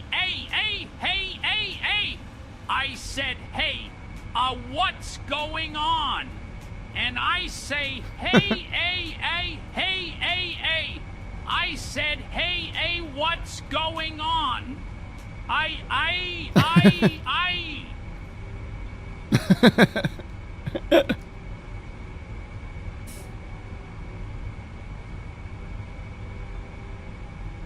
Is that Alanis Morissette?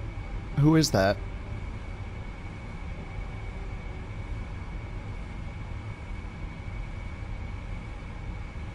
It is, yeah. No! Okay, when this plays, I add another. I'll add another. Oh my god, okay. Setup. Aircraft failures. We still have none. Like, does it even work? Should I turn off service-based failures and just keep random on? Alright, I'm going to up it to 14 per 10 hours then. We're adding one. Execute. I don't know if it's ever going to work, though. This song sucks.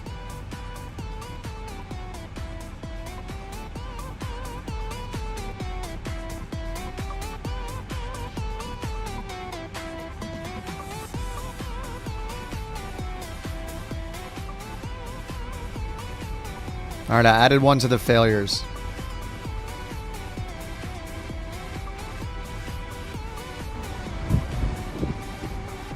Get him out of here. What's he doing up there? Oh my god. Look at me, I'm on guard, role-playing a kitty cat.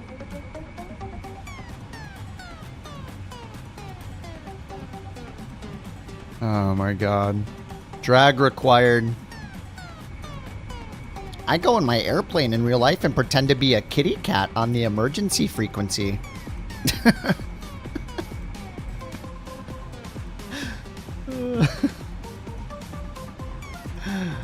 This stupid song.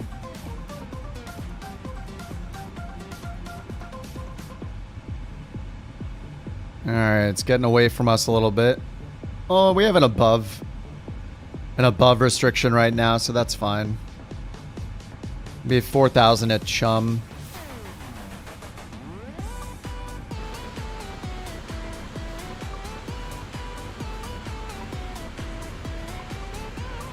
I mean, I'm not playing it. It's in the playlist. When it gets randomly picked, I have to enable some sort of failure. It's just been the rules for like 2 years or whatever. It's just how it is. Oh god, this is the end of the song. Thank god. Oh, goodbye.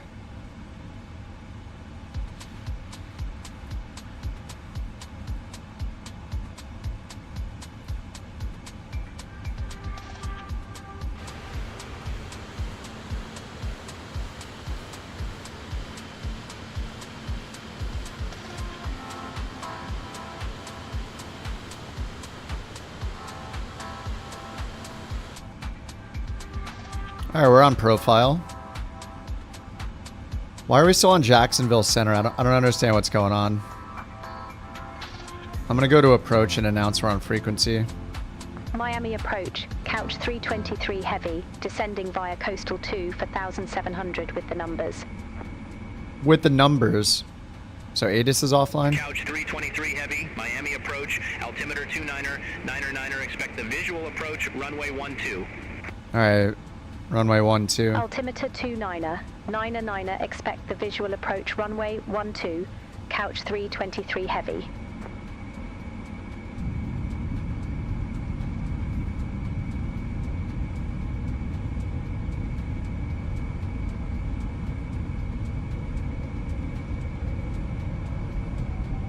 Couch 323 heavy, turn left, heading 175, intercept the 12 localizer, descend, maintain 3,100 feet, altimeter 29er, vectors for the approach. Alright. Turn left, heading 175, intercept the 12 localizer, descend, maintain 3,100 feet. Alright, 175, localizer, couch 323 2,000 heavy. feet. Let's bring our speed down to 190.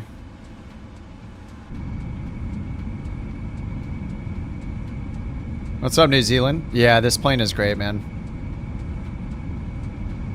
It's very, very good.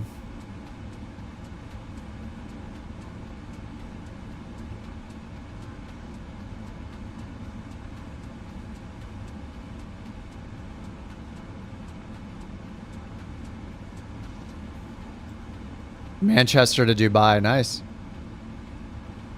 Shortest wide-body flight? Supposedly this one is a real-world flight. Report the field in sight. I'm just getting them from the random flight generator from Simbit World, which has all real-world data in it. Field in sight, couch 323 heavy.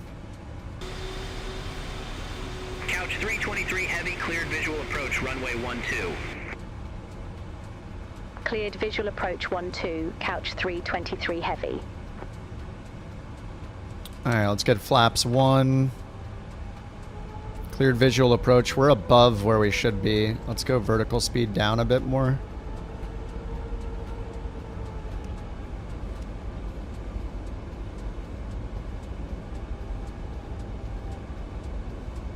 It says Loke, but we should be turning to the left more. Couch 323 heavy, contact Miami Tower 118.3. Over to tower 118.3, couch 323 heavy. Take care. Need to catch up to the glide slope. Miami Tower, couch 323 heavy, visual runway Alright, we're at 10 miles DME. Couch 323 heavy, Miami Tower, wind 145 at 10, runway 12 cleared to land. Runway 12 cleared to land, couch 323 heavy.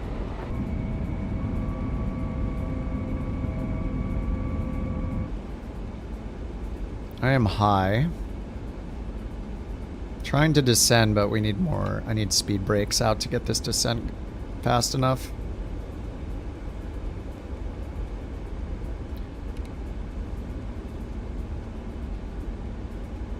Alright, 134 on VREF 139. 17 knot winds right now.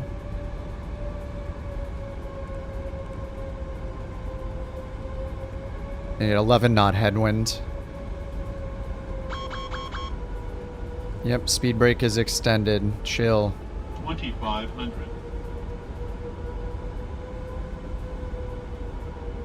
It's getting away from me. We need to dive.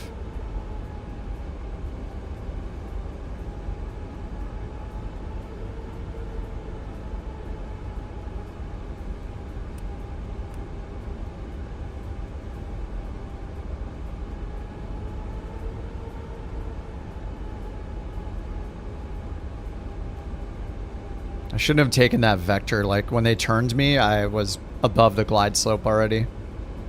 Pretty sure.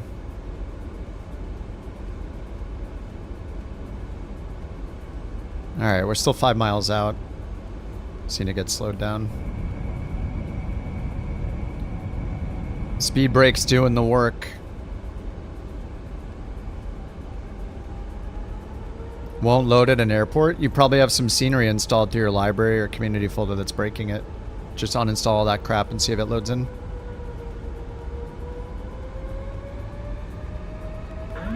Alright, I'm gonna get it down to 139.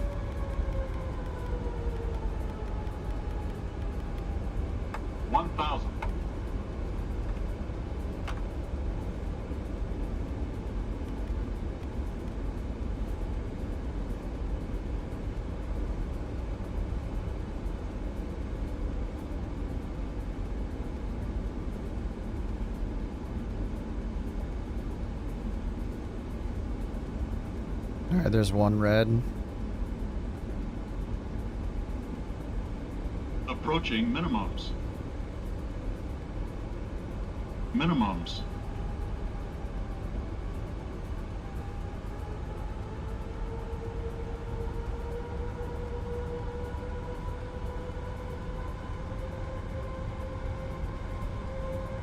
Hey. Oh god, no. Yes. I want my bird. Oh my god, why is that only 20 bits? A bird. You want a bird? I can't see! I get your bird. I get your 10 birds. Get out of the way! My bird. 30. Spirit Wings 1085, Miami Tower, wind 145 at 10, fly runway heading runway 8 right, cleared for takeoff. Fly runway heading. My god, I need to make that thing like 500 bits. Good god.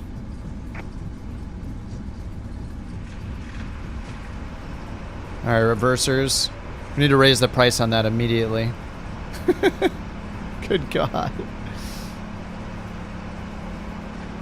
Alright, 60 knots. Couch 323 heavy, exit left at Tango. Is this Tango? Exit left at Tango, couch 323 heavy. That's Quebec.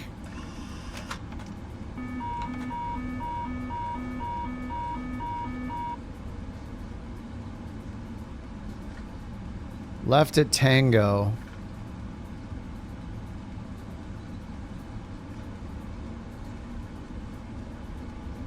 I want my Boyd.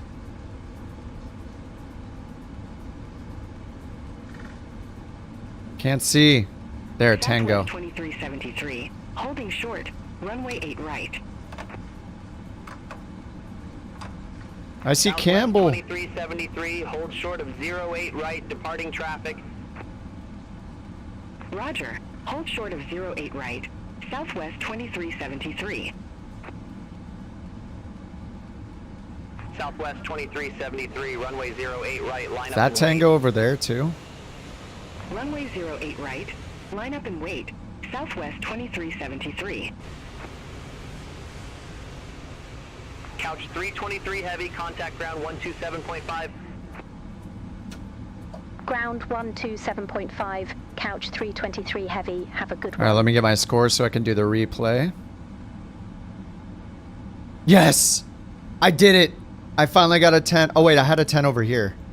That's my first 10 in a while. Holy crap. Even with the Boyd. 1.33 Gs though, that's crappy. 237 feet per minute.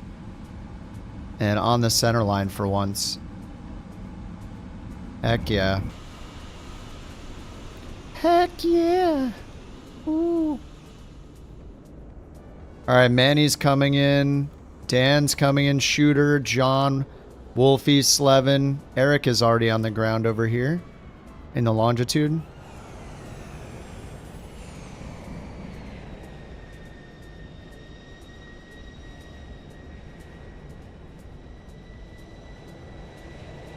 AN 225.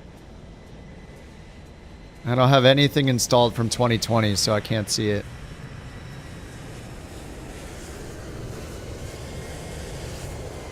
Here comes Shooter. Is that another Longitude? Oh no. What? Oh, he's gone. Uh-oh. What happened? Shooter, are you okay?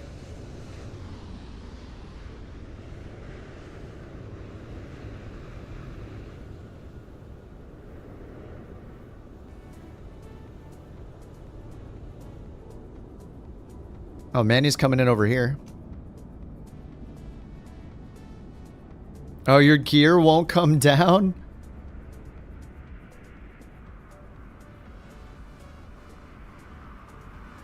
$350-900. Look, it's got the Asobo A350-900.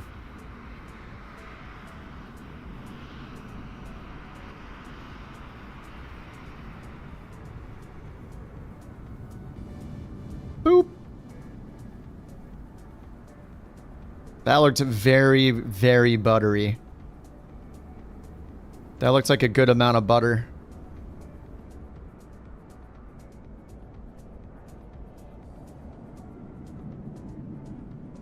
Oh, you've been flying the Concorde?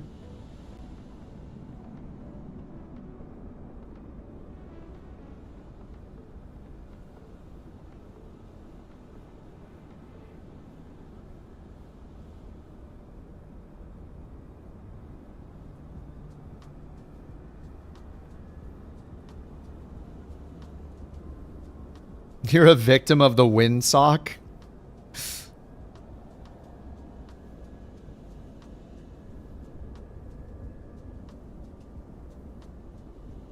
8 miles. John's on a 5-mile final in the Longitude. Slevin's in the 330.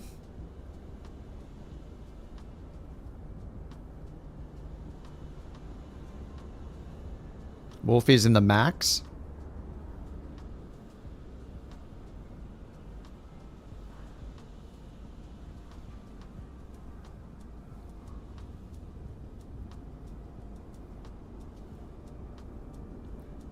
What's up, Evo?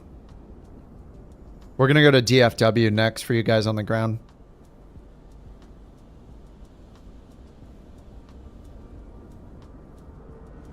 I better get the deboarding starting. Couch 323 Heavy. Request taxi to assigned gate.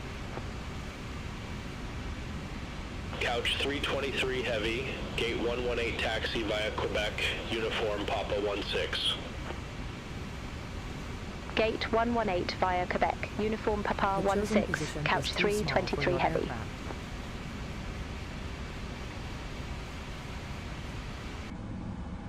Let's get the flaps down. Watch a quick replay. These need to get armed.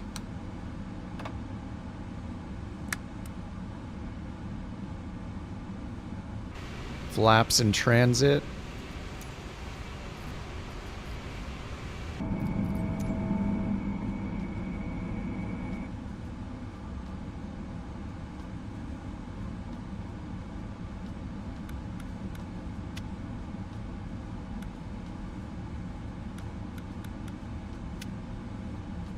Boo.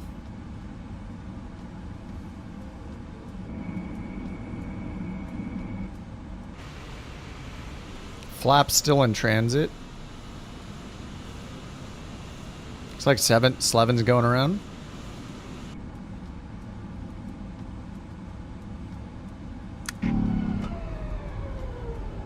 Don't sink.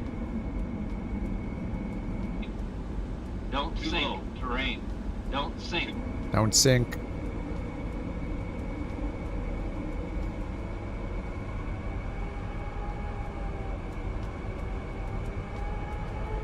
Yeah, I'm gonna stay in the 777, yep.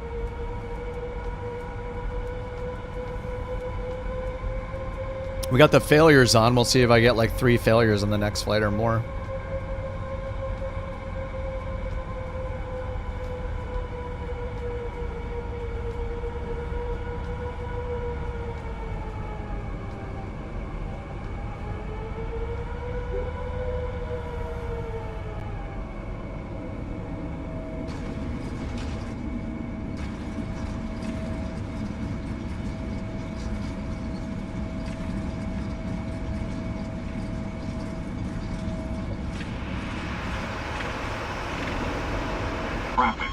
Traffic. Don't sink. Don't sink. Don't sink.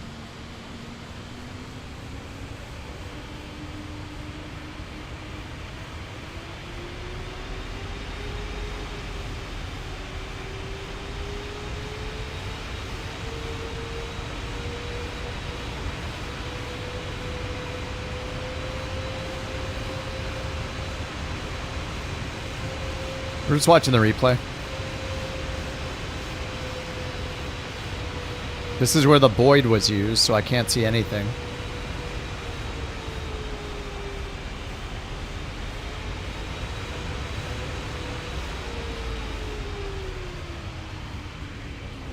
Ooh.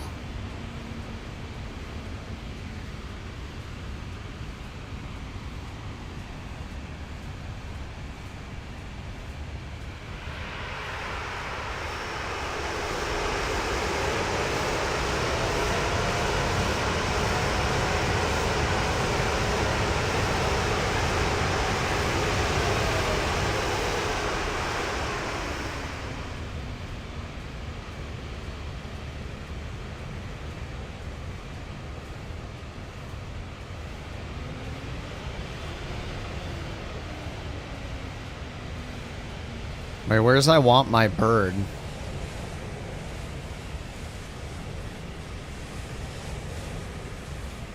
Oh, there it is. Yeah, that's gonna have to go up a lot. That was way too disruptive.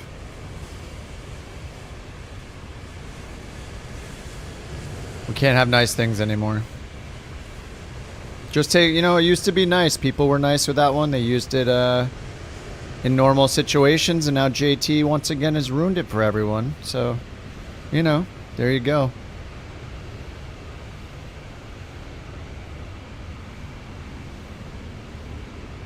But no, you just had to blow it up. Yep. You and your pride and your ego. Exactly. Uniform. Continue taxi via Tango uniform. Hold short runway 12. All right, request follow me. Cross. Right, 090. What the heck was that? Was that in-game ATC again? No, it's off. All right, where's the gate?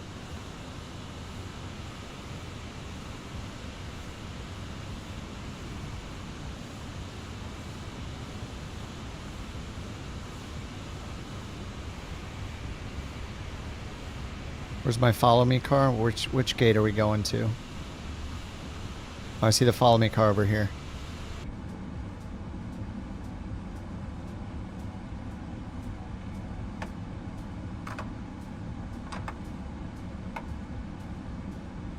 Let's get the lights right.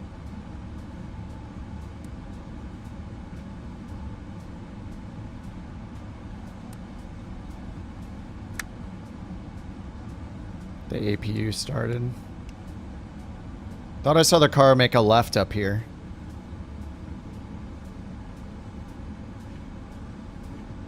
Yeah, the replay mode can be a lot better. The one in X-Plane's great, it's just always recording. I really like the one in X-Plane.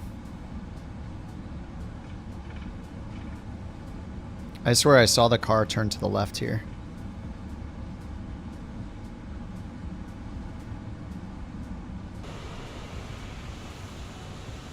No? Oh, it's behind me. Ah, crap. Went the wrong way. Wasting fuel. We're gonna go to DFW next.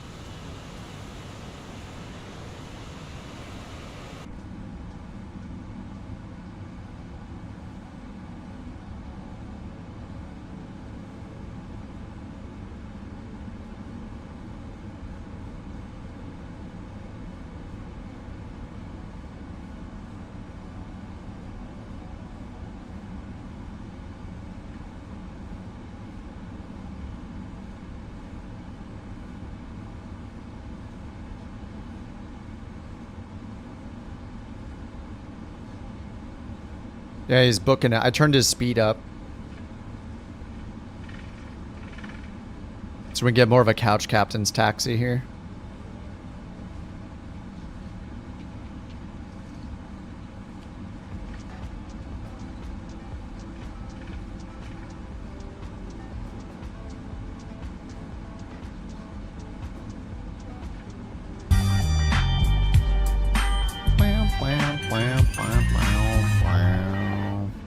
I made it. Nice, Wolfie's in the max.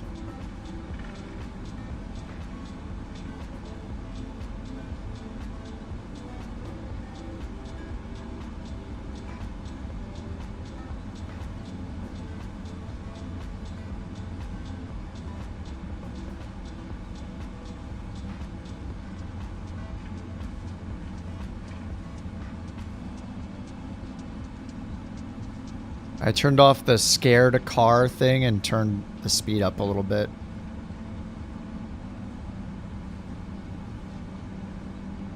Let's go, car. We're only going 24 knots, it's fine. Oh, where's he going? Oh god. Okay.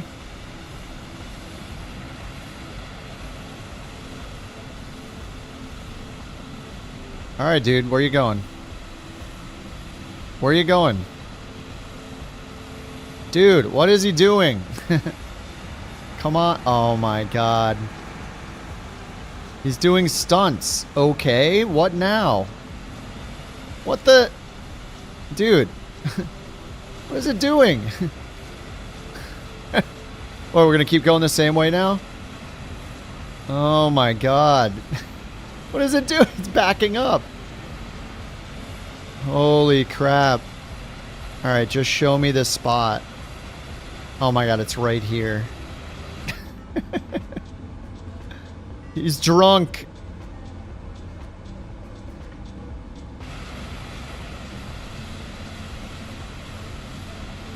Alright, this gate's not big enough for a 777, I don't think, but it's fine. This is what we were assigned and we're using it. Follow instructions.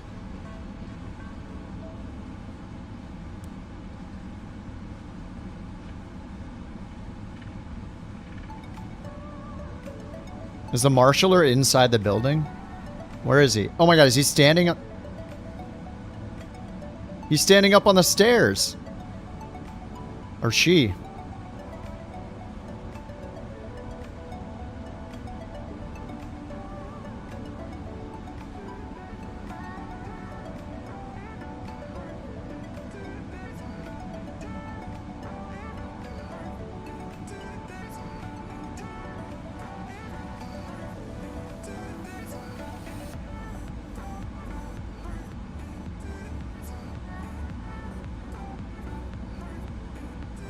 Damn. Psh.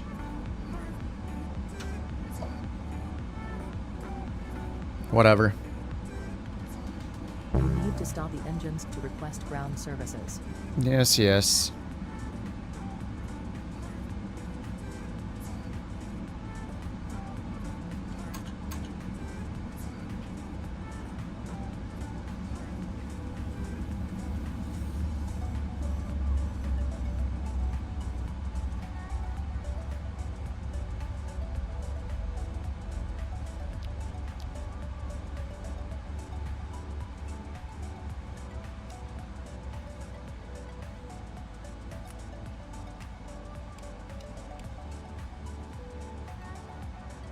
Ding.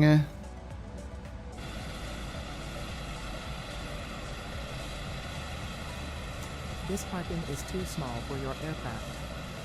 I don't care. Do it anyway. Alright, we made it.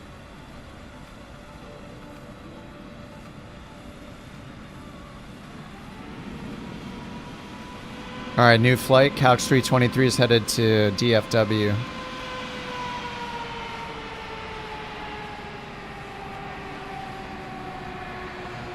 $323 packs. 2150. It's 2137. Let's go like 2220. I don't know. It's gonna take a bit, I think. My God, that's loud.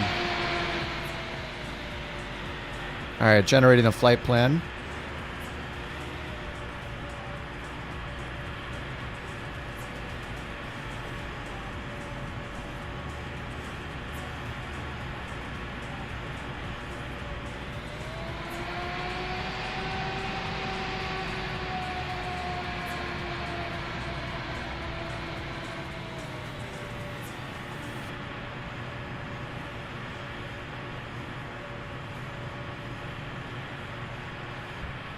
No CTD. I know. It's very strange. I'm not used to it.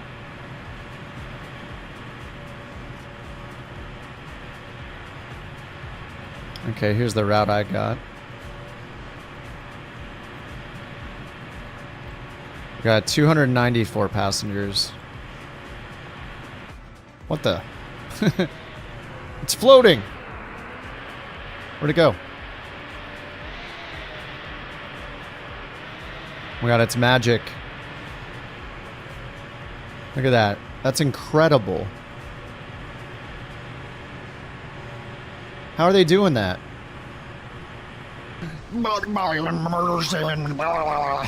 Exactly. Bye-bye.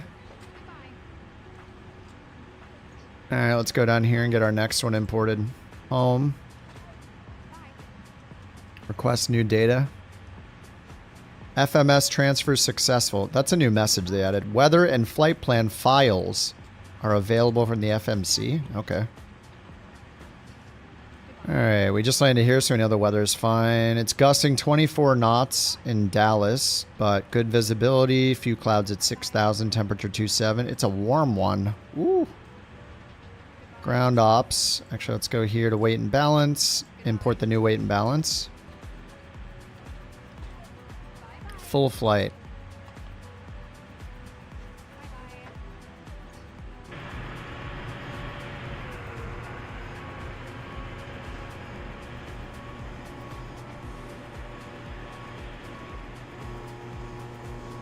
Deboarding so fast. How is it? It thinks there's only 153 passengers.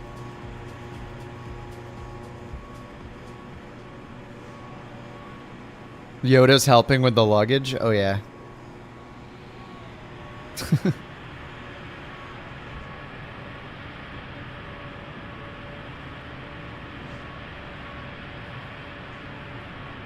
GSX is... Yeah, GSX is doing the passengers. But I think Microsoft Flight Sim does it with the Boeing and the default ATC now. If you connect the jetway, I think you can see the passengers boarding. And they actually sit down and stuff if you use the default ATC stuff with the Asobo Max 8. And maybe with the Saab as well.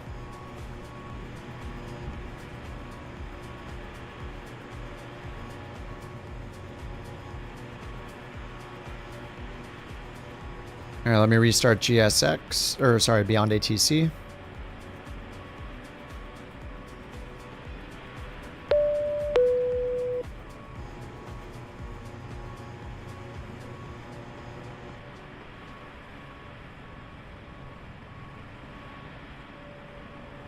Beyond ATC connected.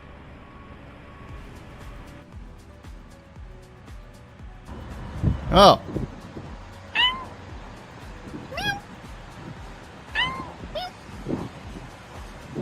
Oh my God, he's looking right at us. Oh. Hey, a little kitty cat. Like grown men on guard. Oh, the brakes are messed up. Look at these. Dude, look at the... These are the brakes, right? Cool brakes. Yeah, are those the tires or the brakes? I guess it's the tires.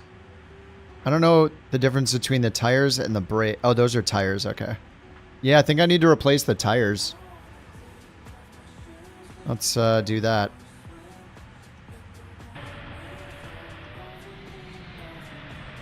We're just replacing the tires here.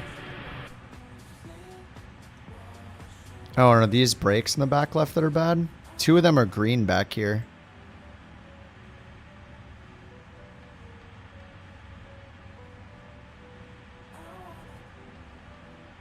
I'm not sure what these two are. I mean, those are the back left tires. The tangent makes you uncomfortable.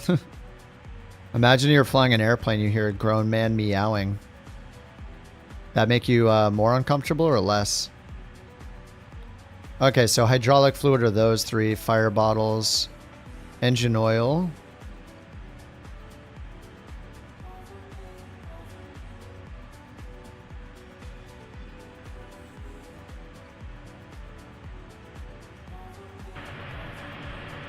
All right, I think we're all... The boarding's all done. Too small for your air refueling truck is on its. This parking is too small for your aircraft. Boarding requested.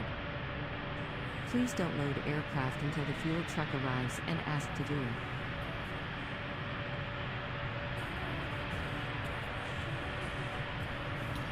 it. Tony, you can try bringing up the default comms window up here and make sure that you've acknowledged whatever the last thing is, or like request taxi. Just try a bunch of the buttons available in the comms window with ATC, especially the ground controller and stuff like that, like taxi to parking and things like that. See if that works.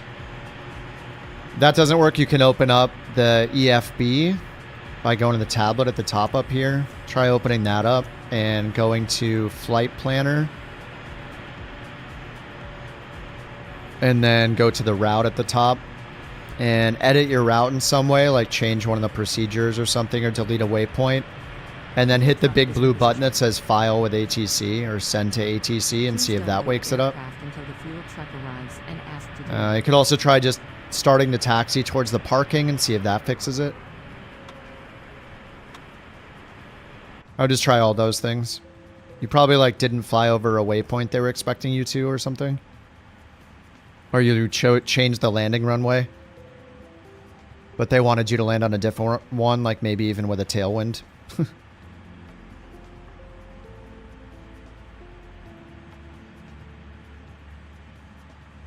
Alright, reset all checklists. And we should have all the failures on still. Aircraft failures. No failures, but all systems are set to random failures on 14 events every 10 hours, so more than one per hour. No limit to the events. So we'll see if we get them this flight. I don't know. Like, hasn't worked yet. I don't know what's going on with this thing. Database is good.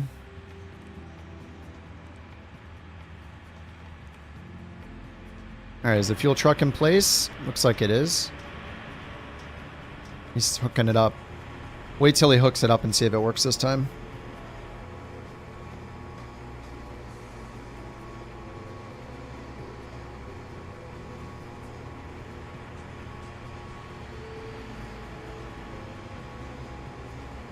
The performance in the 777 is great, Kevo. I don't know how to compare it to the 737 because we don't have it in 24 yet. So, all right, he's ready for the fuel.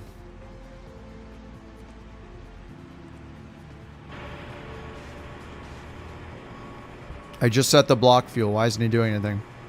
Come on, dude. You can do it. GSX, you can do it.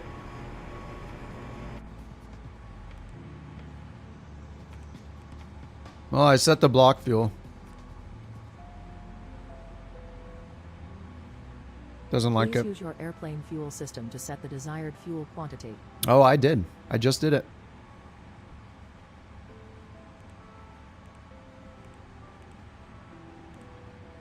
I don't know. We can do it again, I guess. 56403. Let's double check that. Up here. Yep. Let's add a little bit more.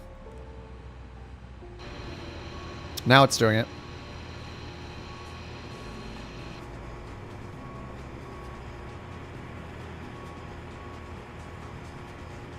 All right, now it worked.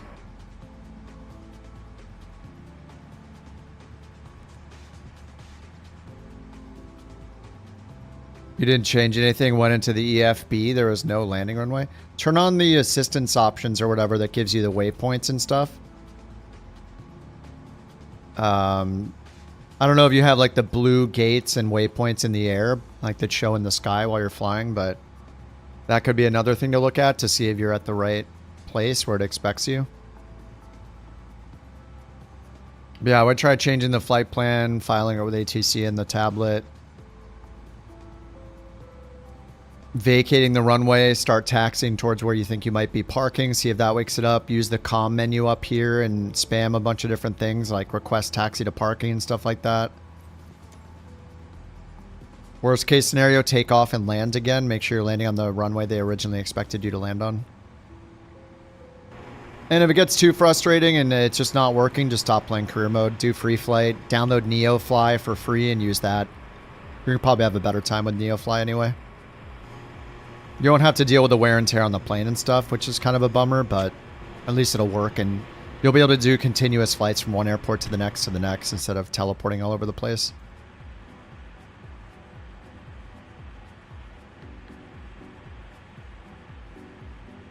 Alright, I think everything is good up here, right? We got everything on auto. We got our pumps on.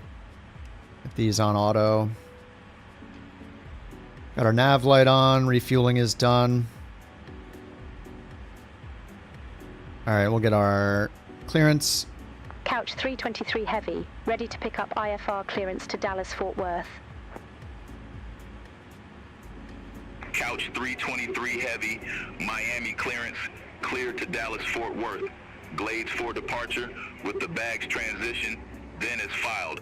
Climb via SID, departure frequency 119.45, squawk 0524. Cleared to Dallas Fort Worth. Glades for departure with the bags transition, then as filed. Climb via SID. Departure frequency 119.45. Climb via Squawk SID. 0524. Couch 323 Heavy. Couch 323 Heavy, read back correct. Contact ground 12. Lads for departure. For push or start. Passengers Ground boarding started. 121.8 when ready for pushback or engine start. Couch 323 Heavy. Have What's a that, good the afternoon. Breathe 3? Runway 36 left.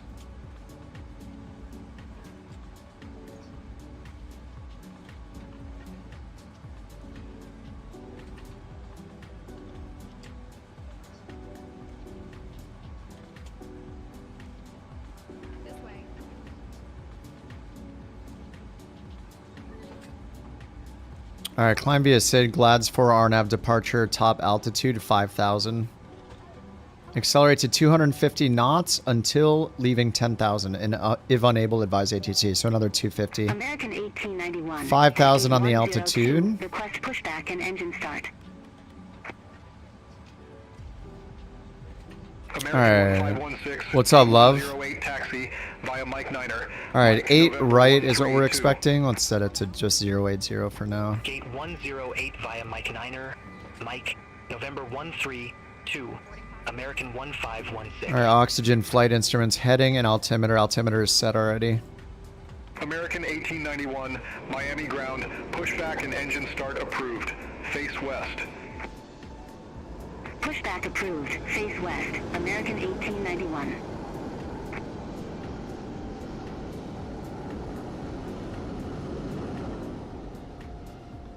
Rami RC. Oh, an RC 777. 25-foot wingspan. Damn. Aggressive ATC. Yeah, some of the voices are kind of angry sounding. He's had a day. He's having a day. I don't know. This parking is too small for your aircraft. This parking is too small for your air.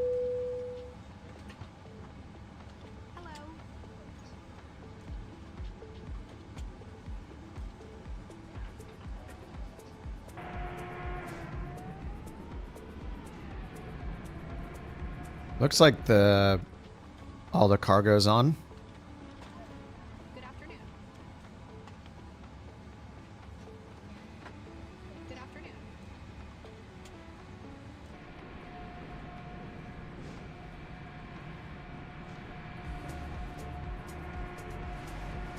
How you doing, Vicky?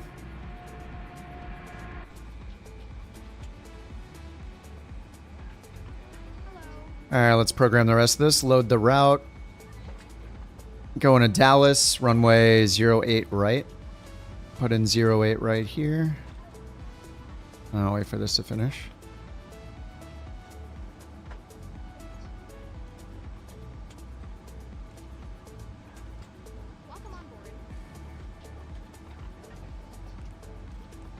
All right, winds ready to import 08 right. Okay, DFW is the destination, couch 323. Activate. Performance init, 0 fuel weight, 381. Yep. 437 gross weight, and then takeoff 436. American 1891, runway 8 right taxi via November. Flight level 400, cost index 160, that's all correct. Runway 8 right taxi via November. Papa, Mike 1, American 1891. All right, let's go to departure arrival. We got the GLADS 4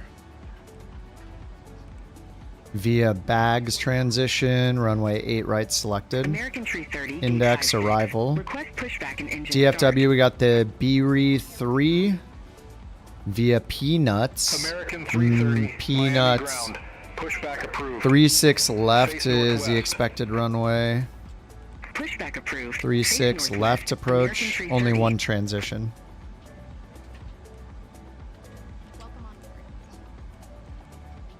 Vectors. All right, no discontinuities. We end up on vectors after the star. Let's do the takeoff performance. May I see your boarding pass? 08 right.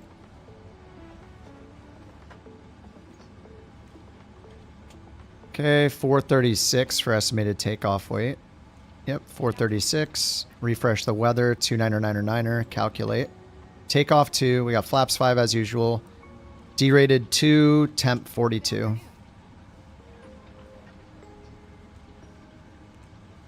Derated 2. 42 selected temp. Flaps 5 and CG is automatic. Trim 4.5 again.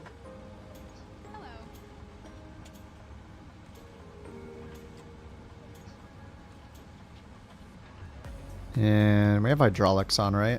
Alright, I think I need the APU going before we can change the trim.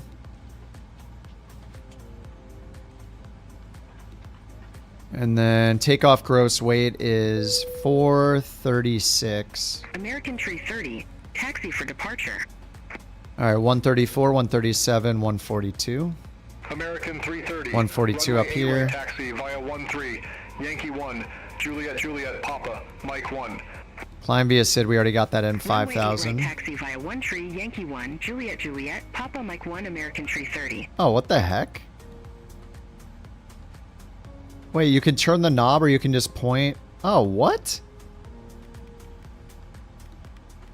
Oh, what the hell? You can just point above. I didn't look, there's hotspots up here. You can just point above instead of reaching for the knob. There's little hotspots above. I didn't realize that. Binky. Thank you for the 5 gifted subs, man. Right, Holy Binky, crap. 750. 5 new couch captains. A simple thank you is hardly enough. You take 5 fresh faces, marinate them in enthusiasm, and serve them a warm welcome. Now get on with it. Now get on with it. Thanks a lot, Binky. Really generous of you, man. Thanks for the 5 gifted subs on the Twitch. Welcome to the new couch captains, courtesy of Binky750. Some people call him Binky, power level 9000. Some people just call him Bink. But officially, Binky750. Gordon's a fan. We got V2 heading, track, and altitude set. Takeoff speeds are set right here, 137. Make sure they're over here, 134. Pre-flight, and try the trim again now that the APU is started. American 1891, contact Miami Tower 118.3. I don't know if it was the APU stopping it. Tower 118.3. American Alright, 4.5 on the trim. There's 5, 475, and whoops. There we go, 4.5. All right, trim is set. Taxi and takeoff briefing. We don't have that yet. This parking is too small for your aircraft. All right, prepare for pushback and departure.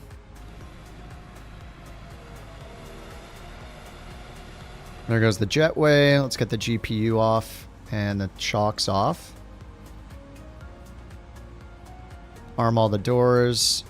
They're already armed. Parking brake. Whoops. Parking brake's on now.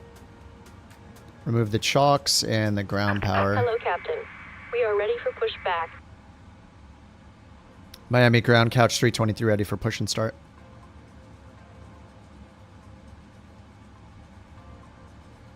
Couch 323 heavy, Miami ground, pushback and engine start approved. Face south. All right, nose right. Pushback approved. Face south. Couch 323 Departure checks heavy. completed. Bypass pin inserted. All right, beacon on, APU's on, seatbelts on.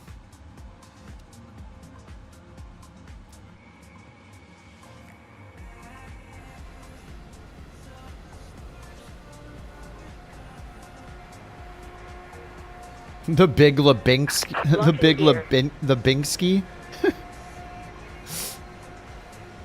That's just like your opinion, man.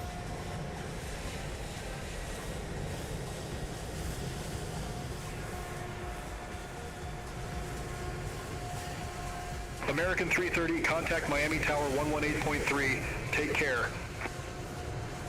Contact Tower 118.3, American 330.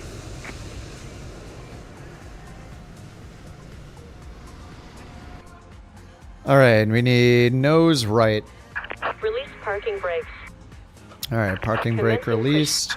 All engines clear. Start at will. Start at will, heck yeah. All right, engine number 2.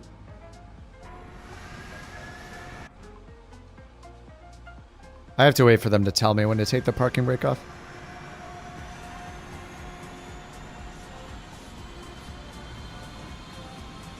GSX and beyond ATC, nice.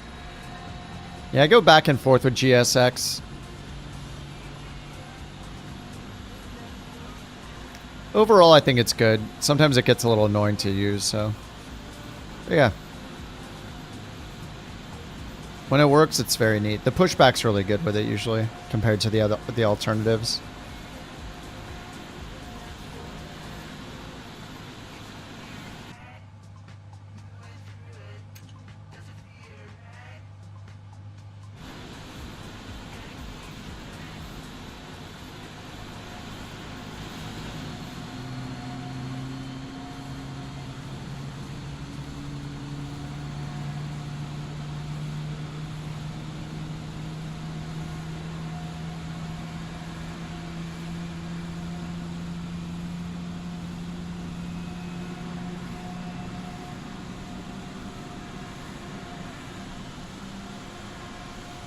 American 2185, gate 62 taxi via Mike Niner, Mike Whiskey, Yankee 113. All right, let's get the starter for number 1 on. Gate 62 via Mike Niner, Mike Whiskey, Yankee 1131615, American 2185.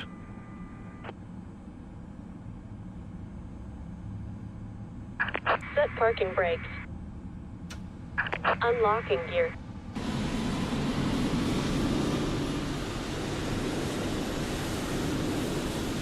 Ooh, Twitch hype chest on the way? Heck yeah. Hype chest being delivered thanks to Binky. Alright, engine 1.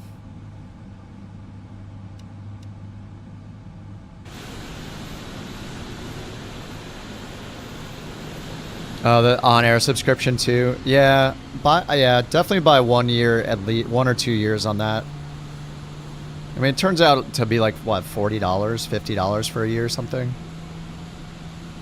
Tow truck disconnected. Bypass pin removed. Left is clear. Right is clear. Oh, Binky's here gifting memberships and doesn't have one of his own? Here, let's fix that. There we go. There's an incoming ad. You can't see it. Maybe I'm too late. There you go, Binky. Didn't even get himself one. 60. Request pushback and engine start. Alright, engine 1's all started. American 1985, Miami ground, pushback approved. Let's go ahead and get the APU off. Let's get the flap set to 5. Face northwest, American 1985.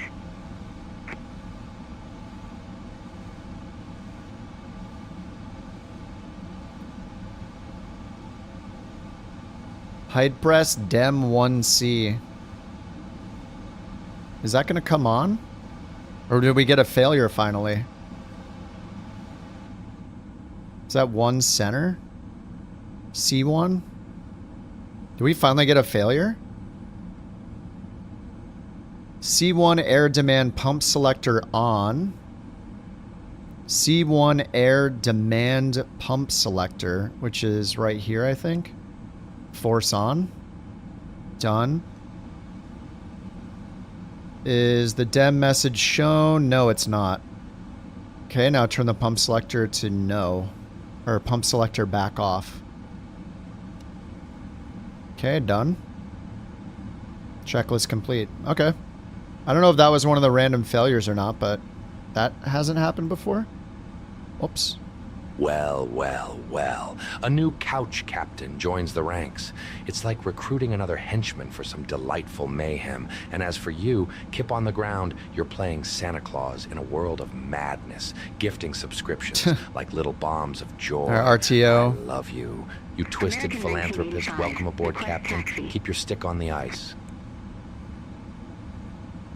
American 1985, runway 8 right taxi via 13, Yankee 1, Juliet Juliet, Papa, Mike 1. Runway 8 right taxi via 13, Yankee 1, Juliet Juliet, Papa, Mike 1, American 1985. Alright, flight controls are good.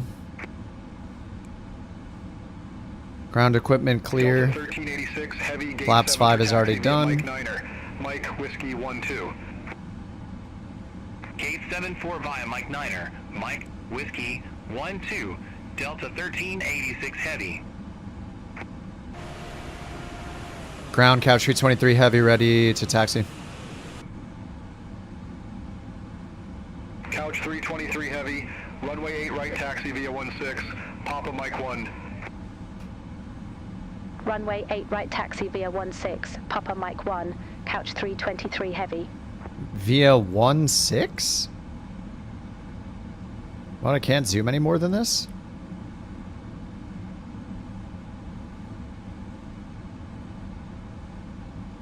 I guess that's the max zoom. Alright, let's get the taxi light on. Seatbelt signs are on. Parking brake off.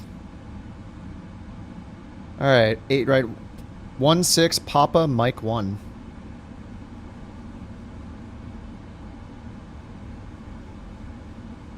Alright, so it's going to turn right on Papa, take it all the way to...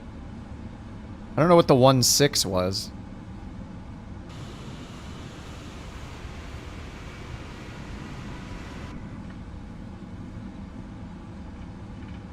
Hard right here for Papa 1, or for Papa.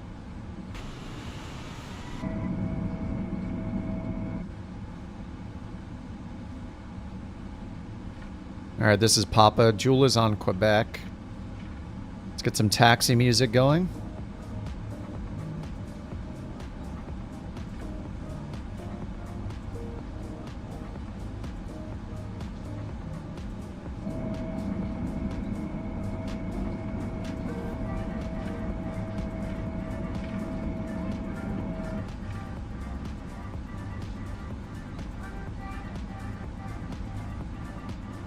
Oh, just reset the charts. What the heck just happened there?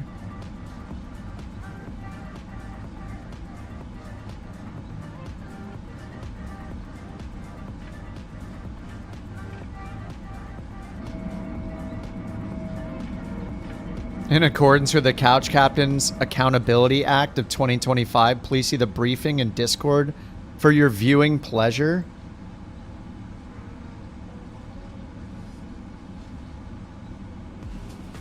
Oh my god.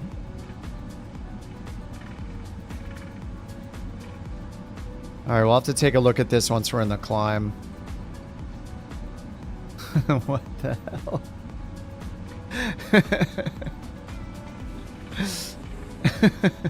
Campbell. Spirit Wings 8660 at gate 15 request. Are these stats accurate? We got some light reading. We got a new presentation here. Miami ground pushback approved. Whoa, whoa, Jack, watch out for that easy jet or whatever. Oh God. Engine start approved. Face west. Spirit Wings 8660. It's an American, I think. American 1985. Contact Miami Tower 118.3. Have a good afternoon. Over to Tower 118.3, American 1985. Have a good afternoon. Couch 323 Heavy. Contact Miami Tower 118.3.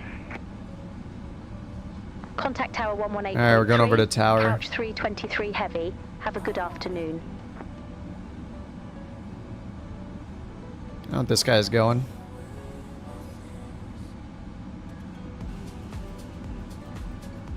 Alright, let's pull up to the line.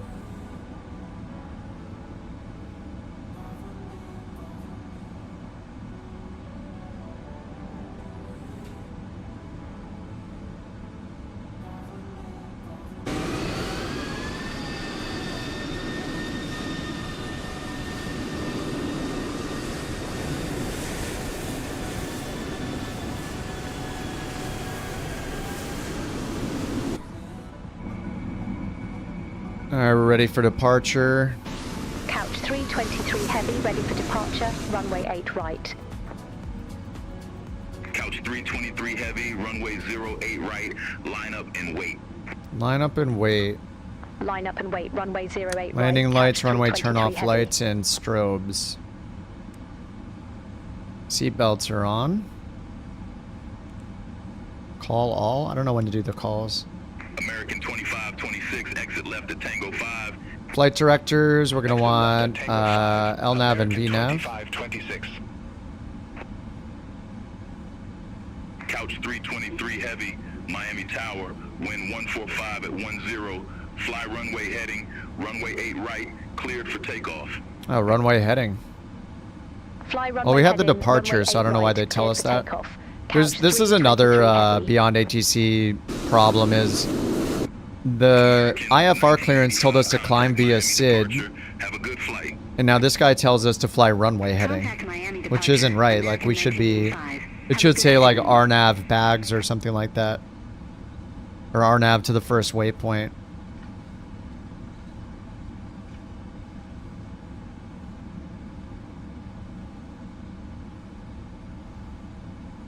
Alright, we got cleared for takeoff. American 2526, monitor ground 127.5. Ground 127.5. American 2526. Alright, we got TARA on.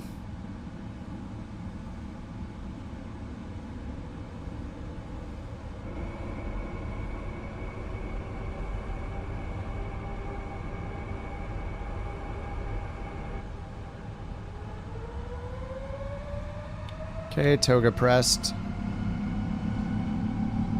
Airspeed's alive. All aircraft be advised, information Sierra now current. Altimeter 29er. Alright, we got 29er. 100 knots.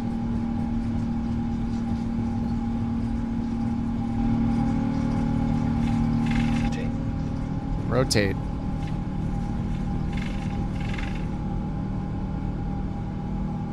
Too low. Oh. Terrain. Positive rate of climb. Too low. Terrain. Too low. Terrain. Too low. Terrain. Too low. Terrain.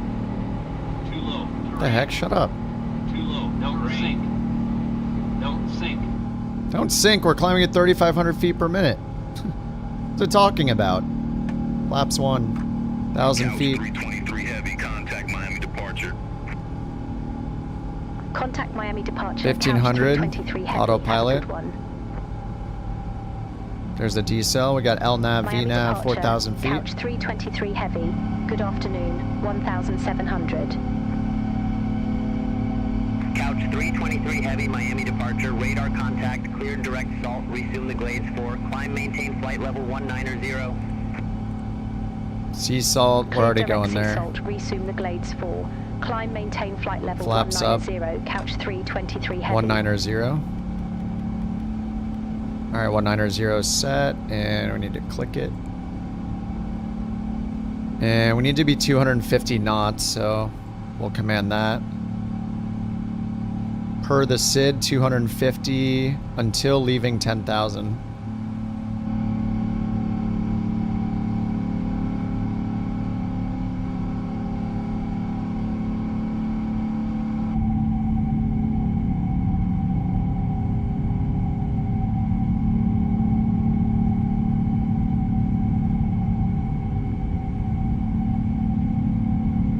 Those floppy wings.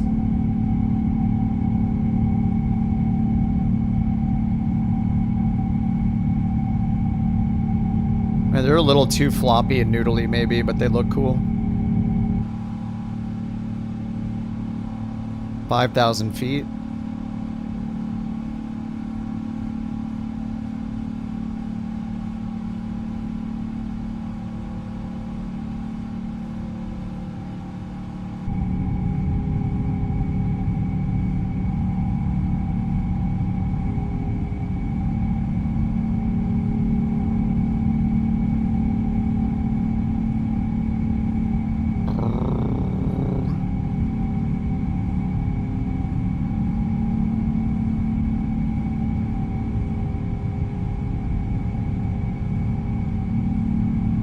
Look at all these planes. Look at us going.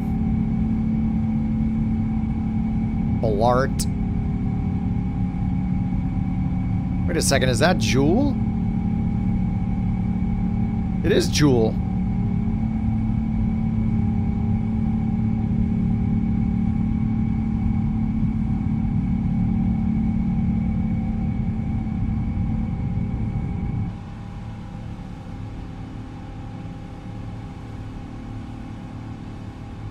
First flight with Elevate? Nice. Did you add your planes manually? I've been adding mine manually and picking them each time after I import the Simbri flight plan. Miami departure. Spirit Wings 8660, 600. American 1891, contact Miami Center 132.15. Oh my god, I'm not tracking. Center on 132.15. No! I forgot to start tracking the flight. Spirit Wings 8660, Miami Oh departure, no. radar contact, cleared direct. Alright, hold on. What if I do this? This is gonna be bad, but pause. Slew. Cleared direct lift, resume the Doral 2. Where's the airport? Flight level 190, Spirit Wings 8660. Couch 323 Heavy, you're off course, cleared direct gator, resume on navigation. I gotta track the flight. Wilco. Cleared direct gator. Resume on navigation. Couch 323 Heavy. Pause. Unslew. Okay, start the flight. Oh, come on.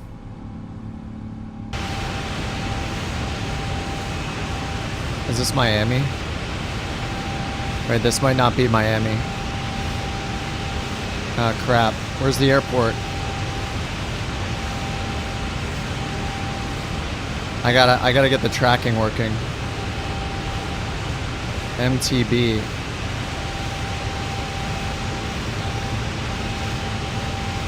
Oh, is it up here?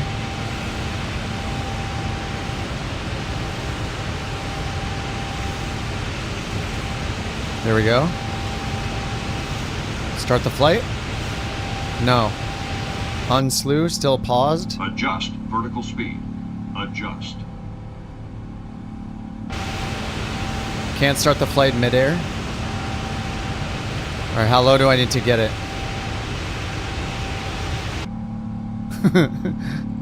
Start the flight. Oh, come on, come on.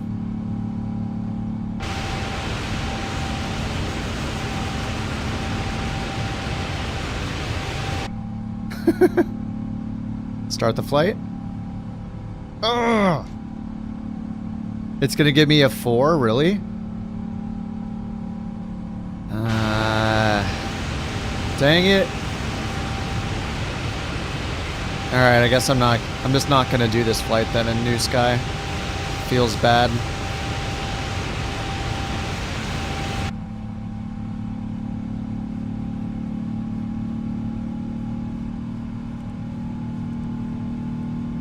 Alright, that's fine, whatever. No New Sky for this flight, feels bad. Delete. Sorry, New Sky.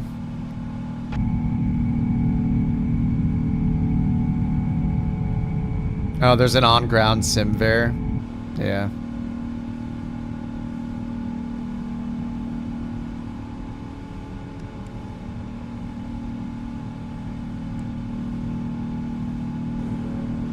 What have I done? Exactly. I messed up. What have I done? No, landing lights off. Turn off lights off. Strobes are on. Seat belts off. APU's off.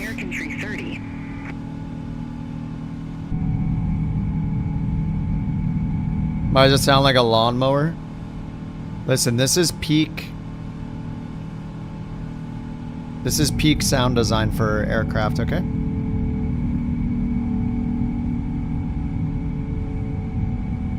I don't know, maybe this is what the engines sound like. Alright, we'll give the plane control a speed now that we're over 10,000 feet. 329.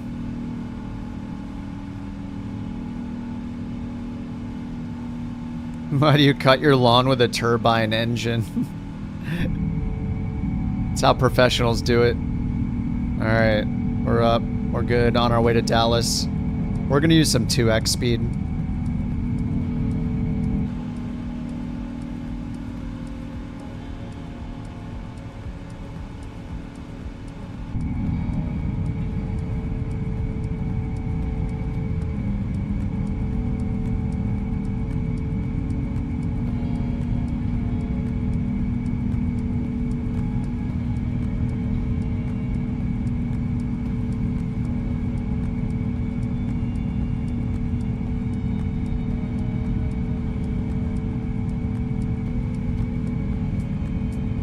I'm all out of coffee. The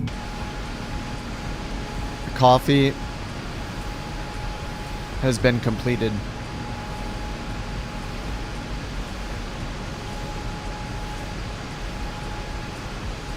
Can't see traffic.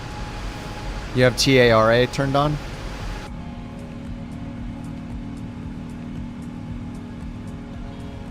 I don't know if I'm seeing any traffic either. Yeah, I got one right over here. Jep?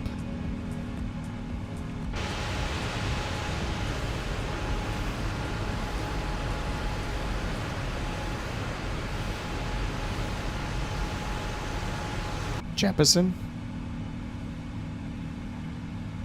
Is there, I forget, is there a traffic button you have to turn on? I don't think it has a traffic button like the Boeing, like here. I forget already. Oh, it doesn't show multiplayer traffic. Makes sense. I mean, it's not like a... So much is run from their app.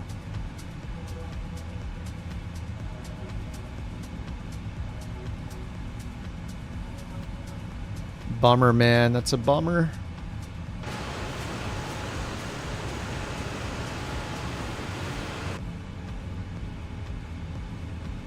Oh, the PMDG doesn't? This is injected traffic then? Couch 323 heavy, contact Probably. Miami Center 132.4. Center on 132.4. Yeah, it must be injected down there. Heavy. Alright. Miami Center, couch 323 heavy, passing 17,600 for flight level 190 direct gator.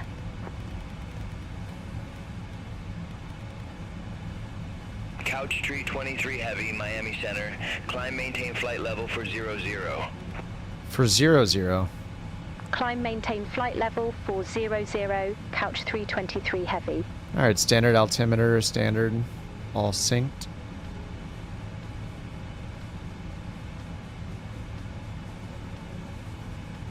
For 00.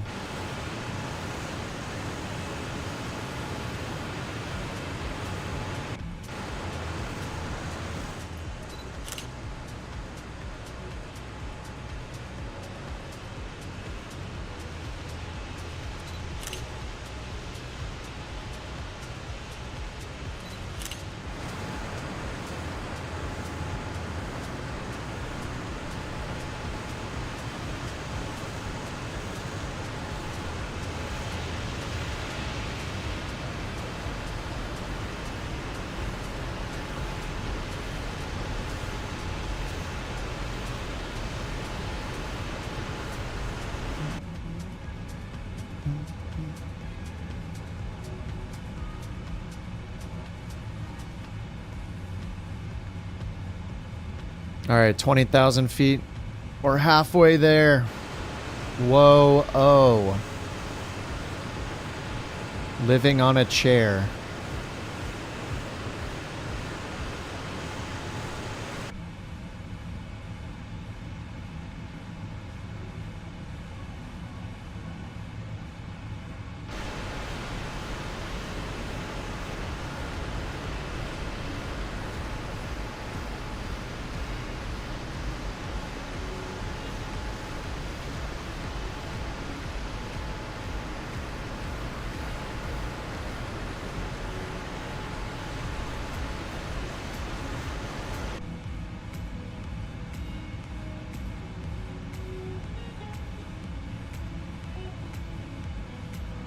Cruise speed. I think I've been at like Mach 0.83 or so. What's the target VNAV speed? 841 for this flight. It's a fast boy.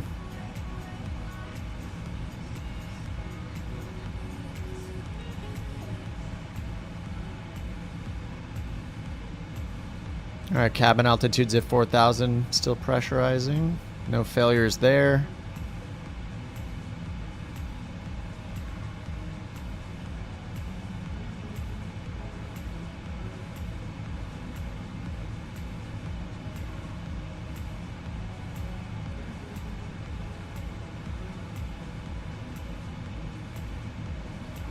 Miami Center, November 199 X-ray Papa, descending via Kurt 1, 7,300. Oh, we got some GA traffic. November 199 X-ray Papa, Miami Center, radar contact.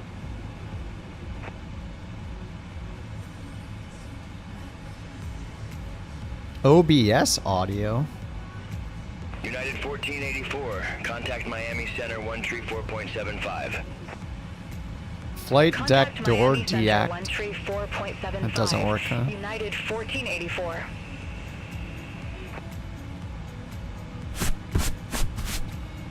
Floor lights. There we go. Good God, Dan, are you crazy? Thank you for 10 gifted subs. Holy crap. Dan's here making liveries for us and gifting gifted subs? What's wrong with you, dude? You got a 25% discount. Oh, Twitch having a discount? Well, whatever. Still, thanks very much, Dan. Welcome to the 10 new couch captains, who now get 0 Twitch ads for a month. Heck yeah. We hate ads. A319 next week. Ooh.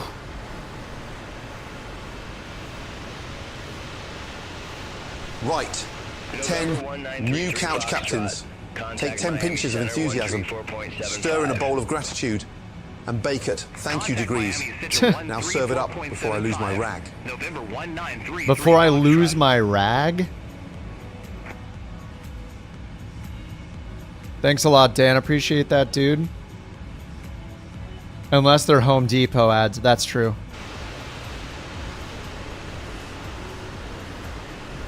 A couch DC3 livery. Couch 323 heavy, contact Miami Center 134.75. It's, it really just matters what we're flying. Like, Contact Miami Center. The planes we're flying the most need deliveries first.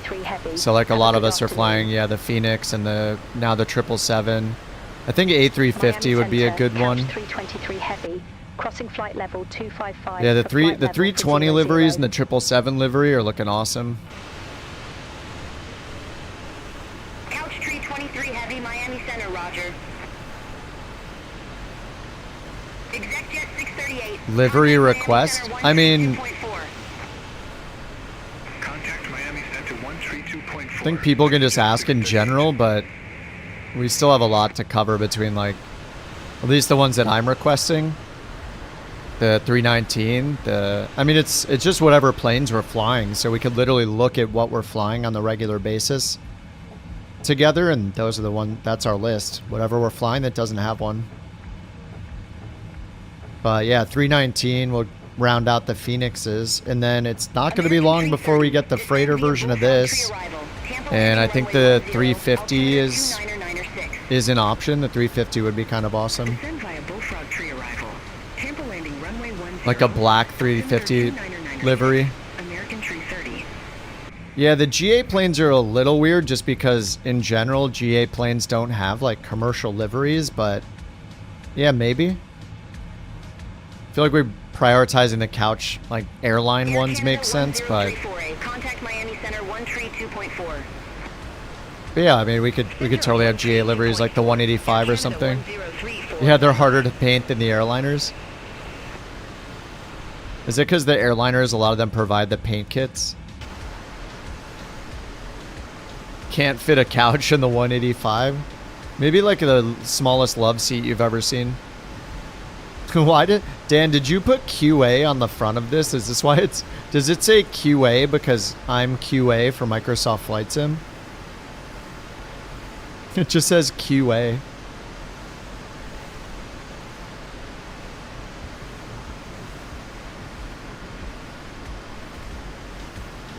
Oh, fix your names. What's up, Evo? I mean, you could just change it in your account.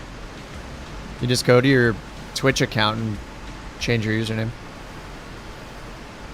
You have no idea how that got there? Yeah, it just says QA on the front of it.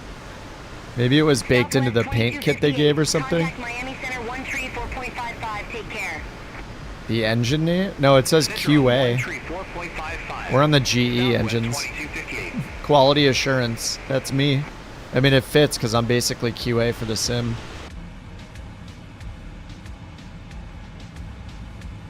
We're doing QA every day here.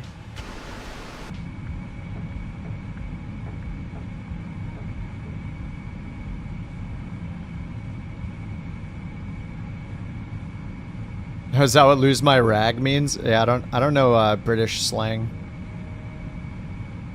Miami Center, Riddle Tree 02. Good afternoon. 12,000. Yeah, these are big boy engines for sure. Riddle Tree 02, Miami Center, radar contact. Continue climb to flight level 240. Questionable aviation. Continue climb to flight level 240, Riddle Tree 02.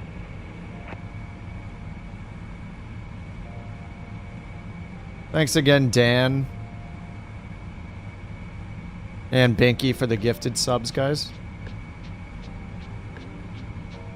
November 301 Golf Kilo, Miami Center. Expect Mini 6, runway 7. Expect Mini 6. QAR code? Oh, a QR code in the 320? No, it's been a bit since I've been in the 320. I've just been flying this a lot. This is the new hotness.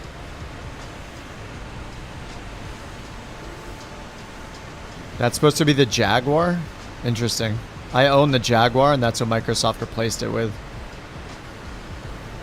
The heck? The toilet door? No. I didn't see that at all.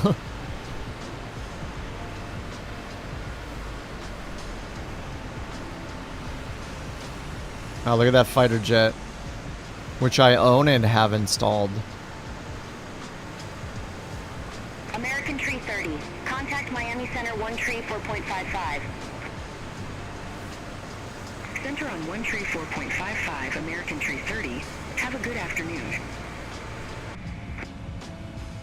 Alright, we got 10,000 to go still. Super slow climb. Alright, I should sync the heading bug maybe.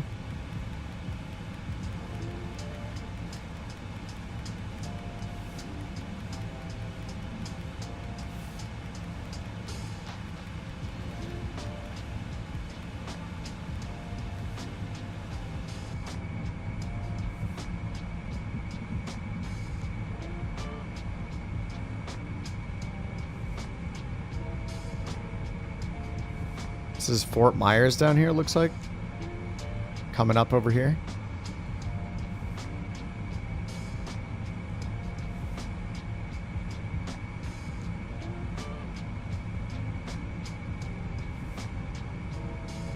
Did you try the weapons in that, JT? Did you bind your keys or whatever to launch the missiles? Use the cannon? Yeah.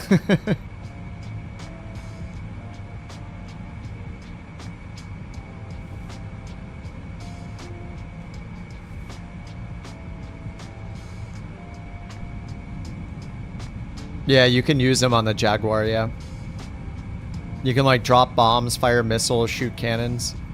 You choose what payload it has using a little tablet in the cockpit. November 81250, turn You right, can do that in the Jaguar, yeah. I don't know if you buy it through the marketplace, can you do that without downloading anything extra? Or do you have to download the weapons package add-on or something? Couch Captain's bombs. You put the Couch Captain skin. The tip of it has the emote on it. You get the free add-on, okay. So you have to have it on PC then, right?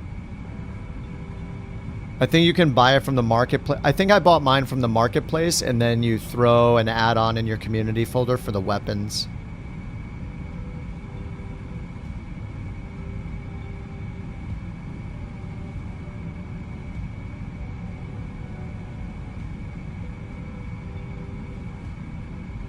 All right, I'm gonna grab a shake from the fridge. Be right back.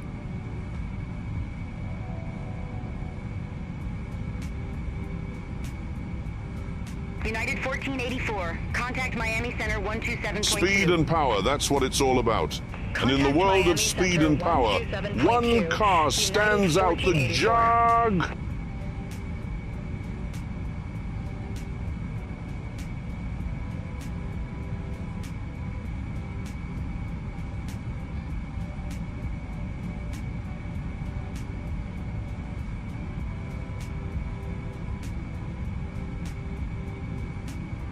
Couch Tree 23 Heavy, contact Miami Center 133.275. Contact Miami Center 133.275, Couch 323 Heavy. Take care. Makes me want a hot dog real bad. Miami Center, Couch 323 Heavy, climbing flight level 356 for flight level 400. Couch 323 Heavy, Miami Center, good afternoon.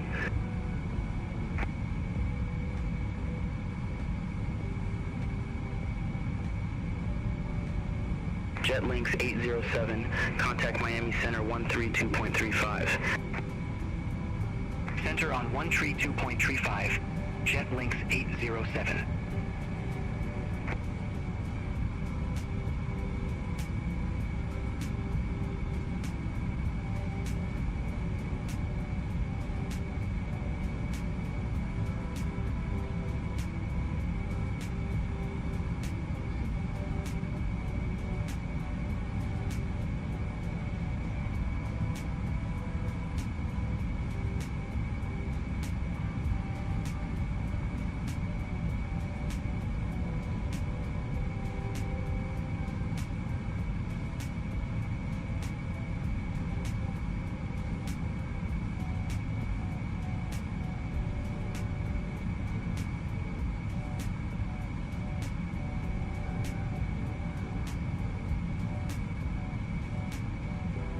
Couch Airline safety briefing, upbeat lounge music fades out.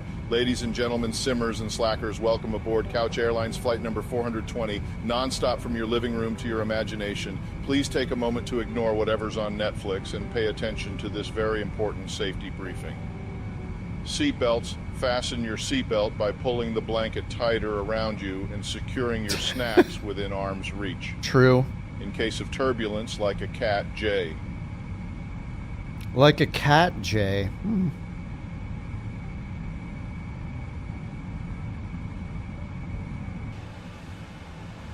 Beautiful TTS. Oh. It's looking gross here. All right, we got 1,000 feet to go. That reminds me, I forgot to bring up the new... we got a new slideshow here. A new data dump from lead data analyst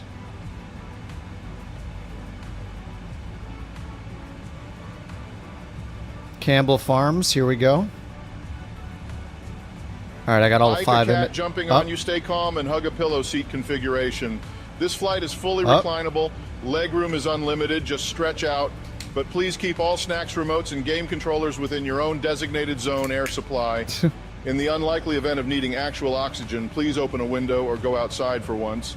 Cabin air is 100 recycled pizza scent and gamer rage refreshments. Our in-flight service includes unlimited chips, soda, and leftover pizza. Please. Please.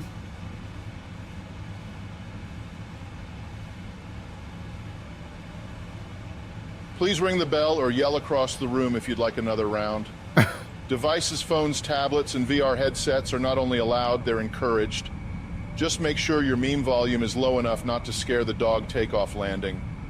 There won't be either. But feel free to make whoosh sounds for realism. Tray tables remain deployed at all times because, let's be honest, you're eating the whole flight from all of us here at Couch Airlines. Beautiful. And this is great. I don't need any add-on to do the cabin announcements. Thanks for the bits, Dan. Thanks for that beautiful in-flight announcement. Unlimited pizza. Cabin air is 100% recycled pizza scent. We have some data to review here. Stream data provided by Campbell Farms. The analysis has arrived. Contact Miami Center 132.35. Take care. All right, this is slide number 1. Center on 132. This is compiled by heavy. Compiled by Campbell Farms. This covers the week from May 4th to May 10th, ending today, I guess. Flight level 400. Or ending the 10th Zulu time, I guess, like 22 hours ago. On the ground to in the air ratio has improved. ITA has gone up significantly. I think it was like 20% on the last report. So now, yeah, we can't tell how much better it got from last week to this week, but the ratio looks pretty good. BorkCoin wins. It looks like a pretty even split. Oh, Bird won 42%. It says rigged next to it. Bird has won 42% of the BorkCoin raffles. From all of us here at Couch Airlines, thanks for choosing to fly the laziest skies imaginable. Now sit back, relax, and enjoy your couch class experience. We'll wake you if anything important happens. Probably we will crash or not. We didn't get a CTD the first, so it's pretty good right now. Normies have won 23% of the Bork coins, and mods have won 35%, so it says rigged. That's fair.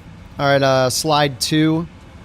Here we have the BR Bork raffle ratio. 80% losses and 20% wins, with a note that says, notice how it still isn't 1 to 3. It's 1 to 5, I guess. You know, we need a bigger sample size, obviously. You can't do longer text. There's a limit with Tangia. Bork reports. False Bork reports are very low still. Reports and Borks number almost 60 for the week. Holy crap. That's a lot of Bork reports. Looks like we only had a couple false Bork reports. I do remember a day we had like 2 bannings in a row for that. Or timeouts, you know.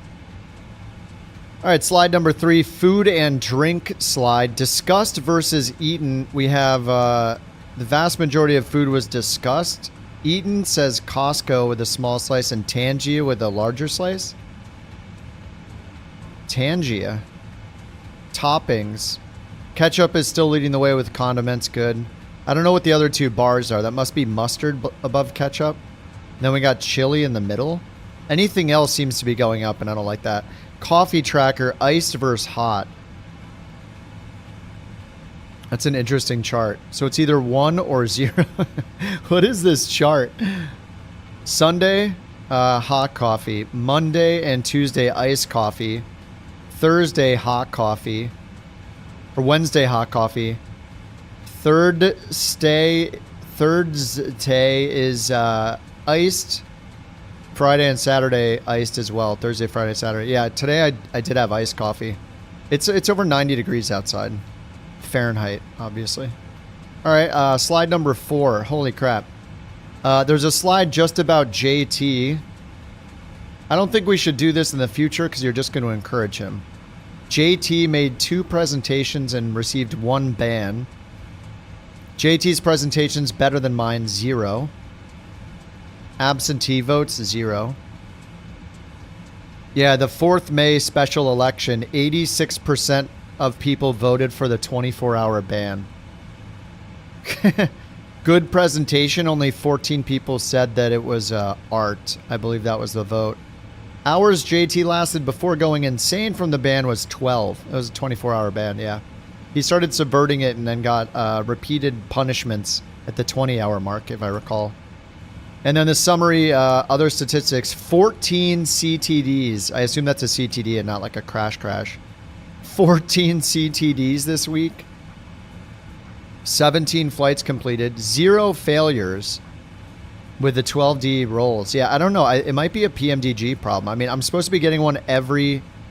I think it just doesn't work, guys. Look, I'm going to go and look at the failures. Aircraft failures. None active. It should be doing one more often than every hour. Look, I have all systems. Random failures. I had service-based disabled, and that still wasn't doing anything. I've had it enabled before. And then under random, look, I have it set. Yes. 14 events per 10 hours. It's done 0. Doesn't make any sense. They need to fix this. It's literally worthless. It does nothing. It serves no purpose. It's ruining our dice roll mechanic. I got to get back to flying the oh my god, I got to get back to flying the Airbus, and then I can insert a random failure based on the dice roll or something. Maybe it's like dice roll divided by 2 equals how many failures I insert. Divided by 2 plus 1 or something. So if you hit 12, I'll introduce 6 failures. Okay, let's go back to the presentation. This is the last slide. Rants, 9 rants. Only 1 was hot dog related. The others were so important that I forgot I need an official recorder. JT, 3 stinky farts. My time outside, 1 hour and 56 minutes. Grass touches unknown. 6 mentions of say intentions. That probably resulted in 6 rants. Times Kip left the stream to help mom find her phone. Was 0? I thought it was 1 this week. Yeah, wasn't that just a couple days ago? Still 0 kangaroos found. 24,000 crabs were eaten. Bird mentions, unable to track. It was too high of a number. Oh, that's for the week prior? Oh, it says until May 10th. Today's May 10th.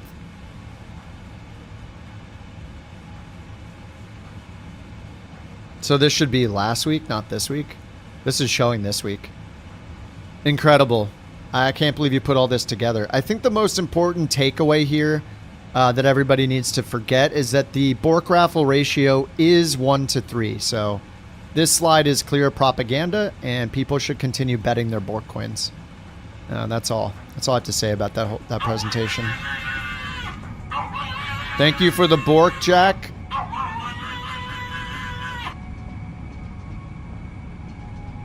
You can do what in Flight Sim 24/7? That's a Bork. That's a Bork. You lost 8 coins at the casino? Think someone would do that? Just go on the internet and tell lies? Yes. Yes, I would. Thanks for the bits, Evo and Jack. And Dan, thank you for the beautiful cabin announcements. It's Bird again. Unbelievable. The winner of Bork raffle for 142 is Stupid Bird 26. It's rigged. Update the chart. Congratulations. Oh, about the missile. Sorry, yeah. Gotcha.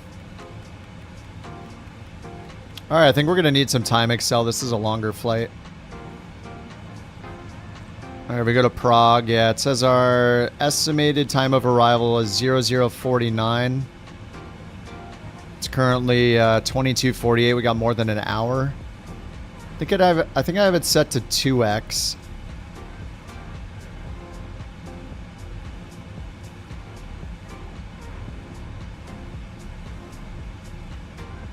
Is it in here? Oh, it's up here. Yeah, max of 2x. Alright, I'm going to set it to 2x, guys. Prepare for non-ludicrous speed. Just flip the chrono to turn on acceleration. And it'll go up to your max that you set in here. Alright, I'm in double speed. As we go over the Gulf of Mexico.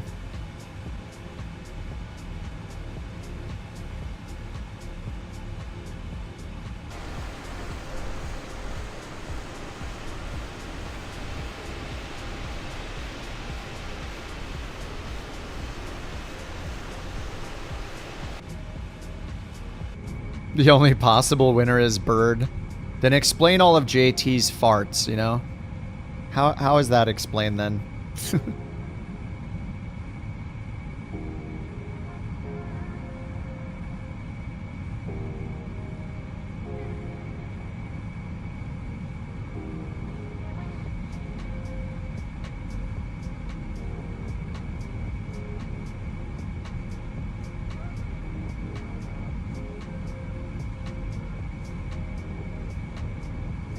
The Gulf of Mexico.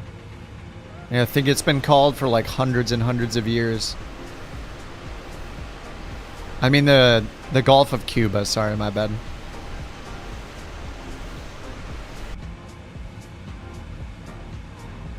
Yeah, it's super bright out.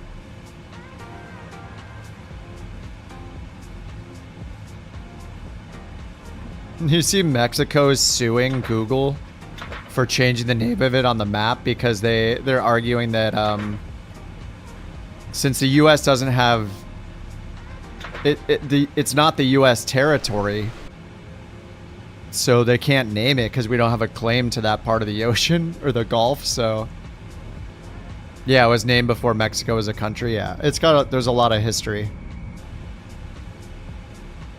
but yeah, it's the Gulf of Mexico. Just connect to and look at a map from anywhere besides the US and you'll see that it's in the Gulf of Mexico.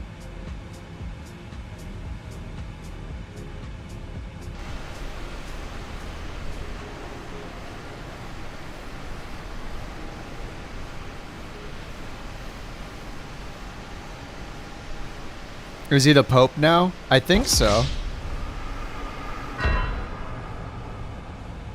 What?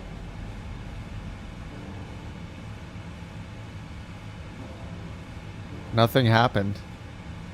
Are we gonna have to give him another 24-hour ban for not understanding how to use these?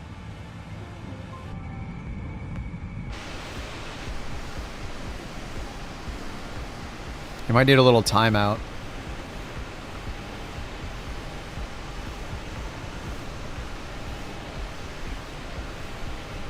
You gave him a 5-minute timeout.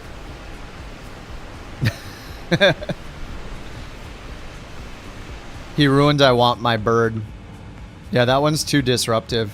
It has to be more expensive now because he used it to mess up with try to mess up my landing for 20 bits. Capital offense. Climb maintain flight level 380, Southwest 2756.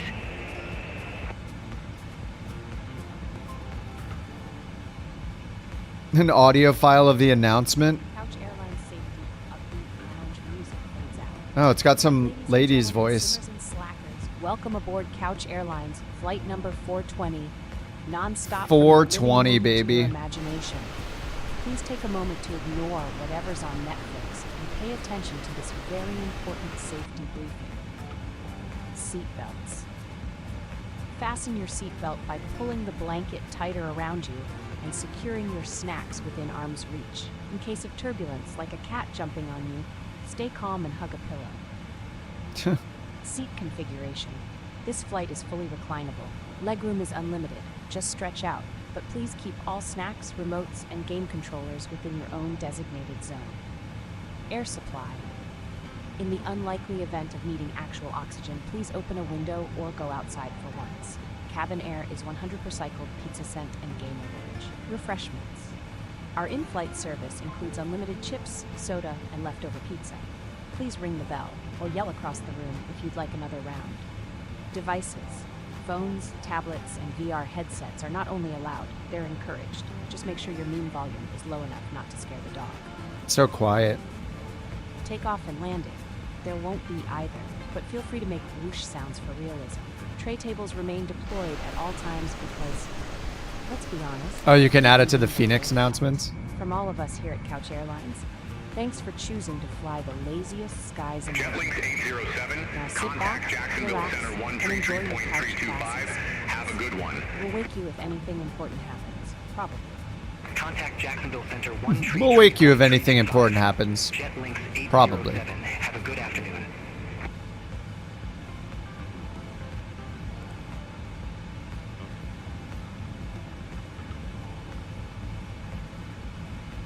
Ooh, we just passed Cigar. Alaska 355, contact Jacksonville Center 119.1. Alright, let's get rid of the SID. Let's get rid of the airport chart. We got the B-Re. B-Re? Via Peanuts over here. Peanuts, Clues, Popsy, Muzzy, B-Re, Bells, Tacky, Wards, Diets, Woot, Headman. 12,000 is the bottom altitude. ATIS is 23,775. Center on 119.1, couch 323 heavy. Jacksonville Center, couch 323 heavy, flight level 400. Couch Tree 23 Heavy, Jacksonville Center.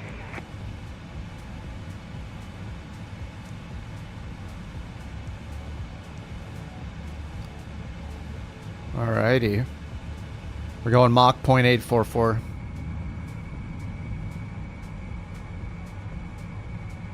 Oh, make a list of failures with numbers associated so I trigger that failure? Wait, but you can't trigger...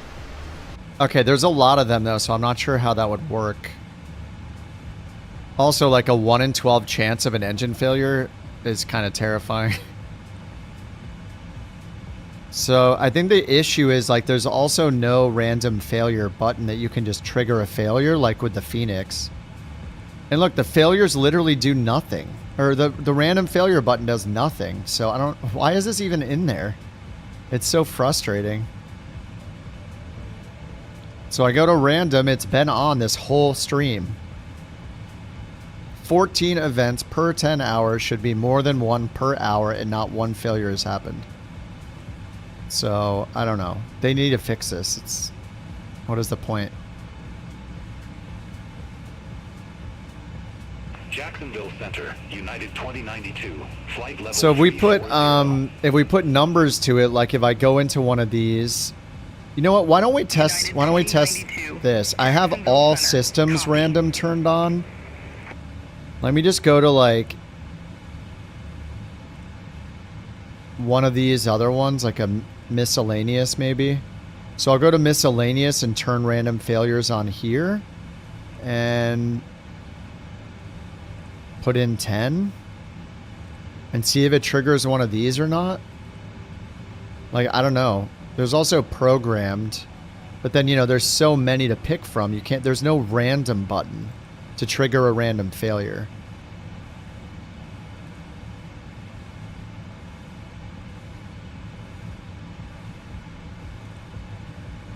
Air Shuttle 6063, contact Contact Jacksonville. I mean, we're still at none. Like it should.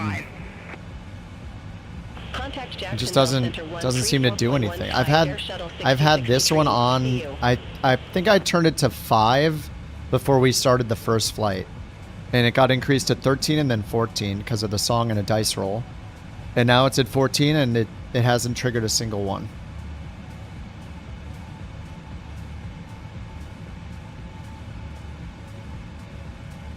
So maybe it's just a bug with the all systems one. And how many are there? How many categories? 1, 2, 3, 8, 13, 18, 19.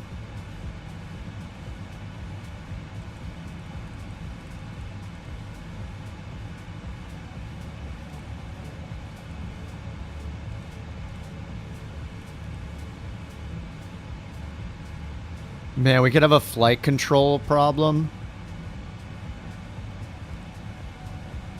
Flap and slat control failures.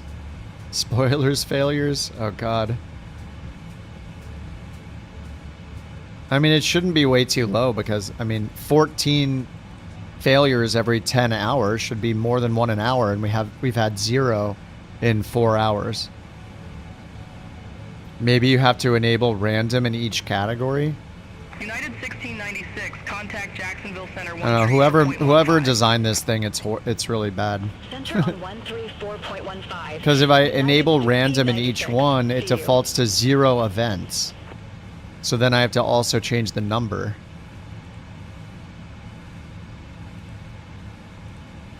So I don't understand.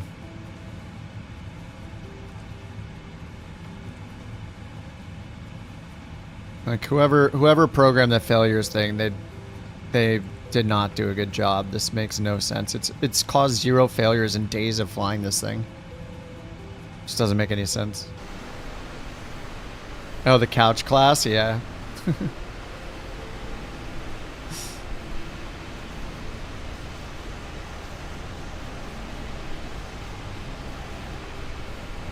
It's a port, so it probably doesn't work.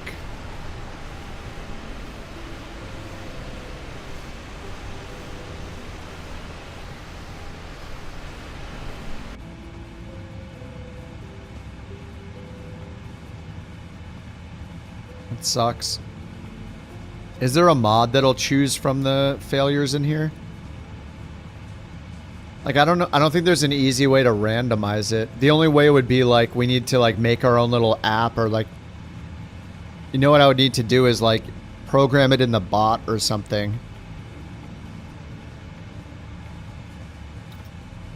But the spin wheel, there's so many possible failures though. And there's no randomized button, so I'd manually have to choose from like 100+ failures. So how do I pick one? Like I'd go into aircraft failures and then what? You know, there's a wheel that spins. But how does the wheel relate to the die? It doesn't, it just spins the wheel? Plus there's no wheel spin thing you can redeem. I'd have to do it manually, I think, so it's better with the dice roll and everyone can see the dice roll as soon as someone submits it, which is fun. Contact Jacksonville Center 13-4.15, couch 323. 3,000 crabs for a failure. Right now the dice roll is 15,000. I mean, it has the potential to ruin my entire flight and I get no credit for it and I have to restart, so it's pretty devastating, the potential. So I don't. If it's 3,000 crabs, it's going to be like 1 million failures. You guys have like tens of thousands of crabs each. Cavello 4805, cleared direct to fund. But the problem is like there's no random button, and we tried the random thing here. This doesn't seem to do anything. You can only program it. You can't trigger it, and you'd have to go into a specific category to program it. And then when you go into the program section, you look, even just this one has 3 pages worth. Turn right, heading 225, climb So flight level 380 of Blue Streak 54. we would need like an exhaustive list of all of these. And then somehow for it to pick a random one. So yeah, just I don't know that there's an easy solution. Like if they just added a trigger random failure button like Phoenix did, then there would be no problem. I would just hit that. So maybe for the dice roll, I mean, we just can't do it in this yet. I need to hop in the 320 or something. And the 320 is, we can just use the random, trigger random failure button. So whatever the dice roll is, maybe I could trigger that many. 12 sounds insane though. So maybe it's like half as many as the dice roll. So a maximum of 6. A minimum of 1, a maximum of 6. So if you roll a 3, you divide by 2 and add 1, I guess. So if it's a 7, you add 1 and divide by 2. So if it's a 7, then it becomes a 4. If it's a 12, it becomes a 6.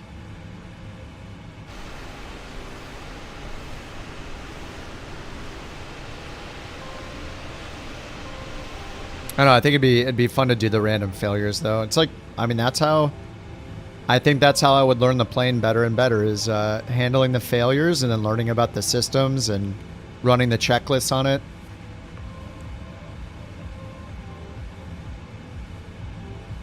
Yeah, I mean, I have several of these on. Look, let me go to... Let's just add another one in here, I guess. Fuel. Let's go to ice protection. Random failures on. Every 10 hours. 100 every 10 hours. Invalid entry. 99. Invalid entry. What? There's a limit? I can put in 20. 50. 60 is invalid. 51. What is the maximum? 59 is the maximum? Okay. And the events are not limited. 60 events per 10 hours.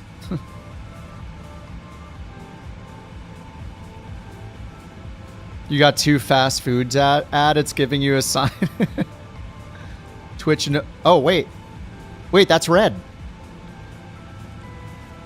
Wait, that just turned red. Oh, one's active. Wait, so just all systems doesn't work then? I'm not going to look at what the active failure is, though.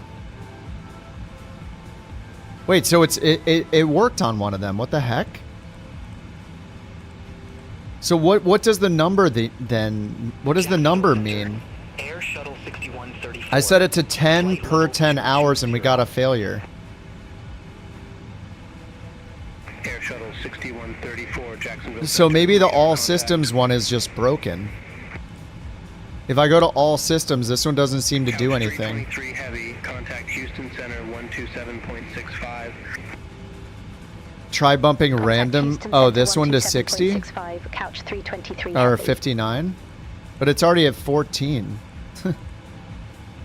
Houston Center, couch 323 heavy, flight level for 00.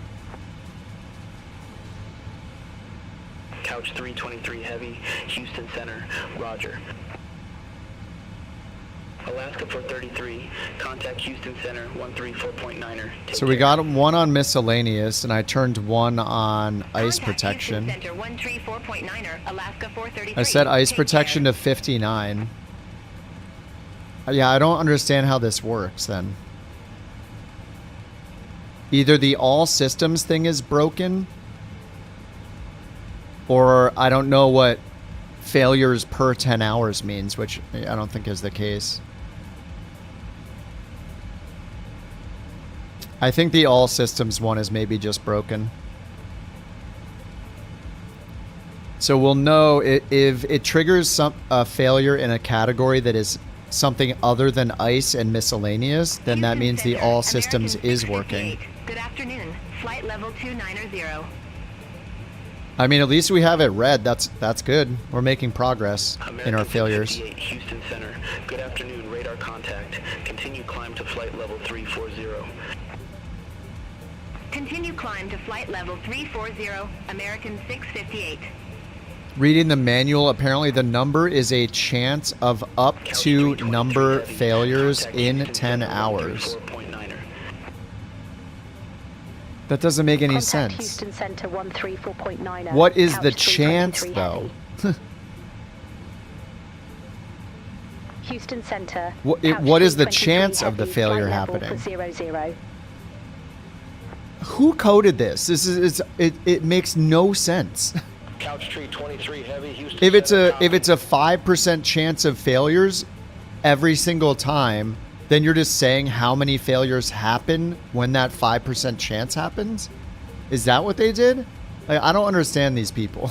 How do you code it to work that way? It makes no sense. You couldn't make it worse. Yeah, I don't understand what. How do you come up with this? It's so convoluted. It makes no sense.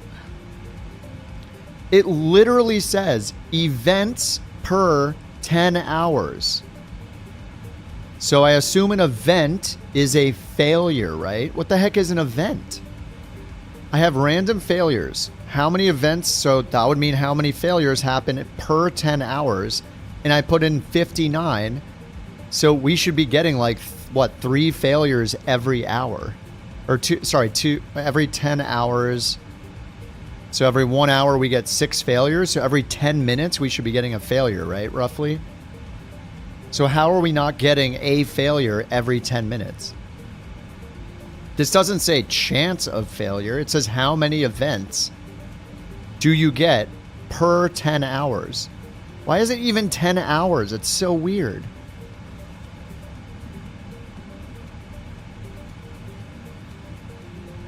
And if this was a percentage chance we are adding, it should be able to go up to 100, right? So it's not that. I don't understand. People, I don't understand how people's brains work sometimes, or in this case, don't work. What the heck? It's so confusing. The failure system has failed to provide failures. Failed failures. Yeah, works 60% of the time, all the time. Like, what is the chance of a failure happening? That's what we want to be changing, is the chance a failure happens. What are they talking about? American 1646 Did they talk to anyone but themselves about this? Or the one person who decided how it works, did they talk to another human before they implemented it? It just doesn't make any sense.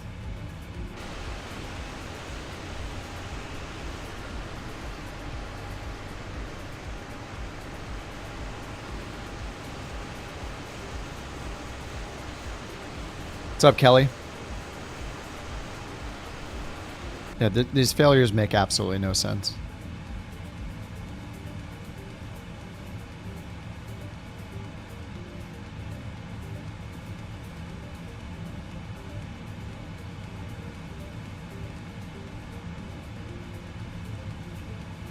Yeah.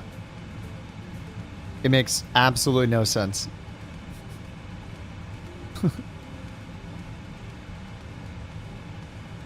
Event limit. So an event is the number of failures, right? Because how else would there be a limit? This doesn't make any sense. Events per 10 hours and then an event limit? So you want them to happen often, but only once? This whole thing just makes no sense. Somehow we got it to give us one miscellaneous failure, though, setting it to 10 events per 10 hours, which should mean it triggers one failure every hour. 10 failures per 10 hours, one failure per hour. Unlimited events. But apparently that's not what it means. I don't know, dude. Developers, man. Someone who doesn't mind sharing their real name should ask on their forum. Oh, Pedo Heat right. Did we get another failure? We did. We got 2 failures. Okay, wait, hold on. Okay, that was under ice protection. So the all systems failure is not working yet. Ice protection went off. So we have 2, and they're only in the 2 that I have turned it on in specifically. So the all failures has not activated a failure yet. Pitot right heat is dead.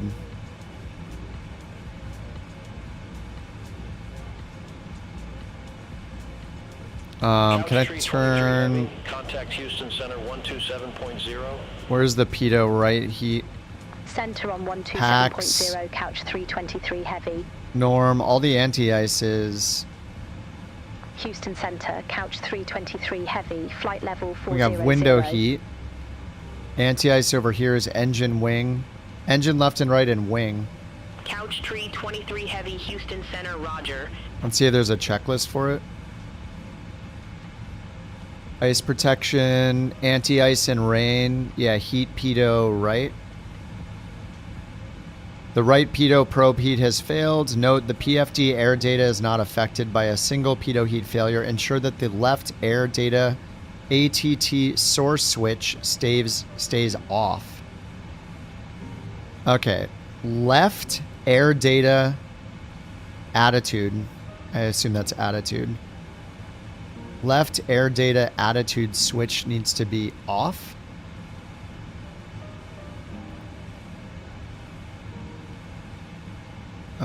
Where is that switch?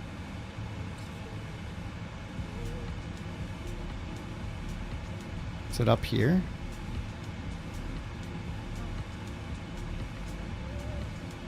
Whoa.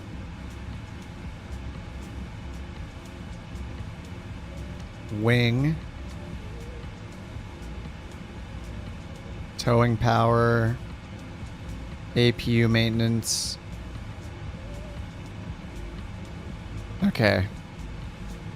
Where is the air data ATT source switch? FMC. This is all inhibiting TCAS stuff or GPWS stuff.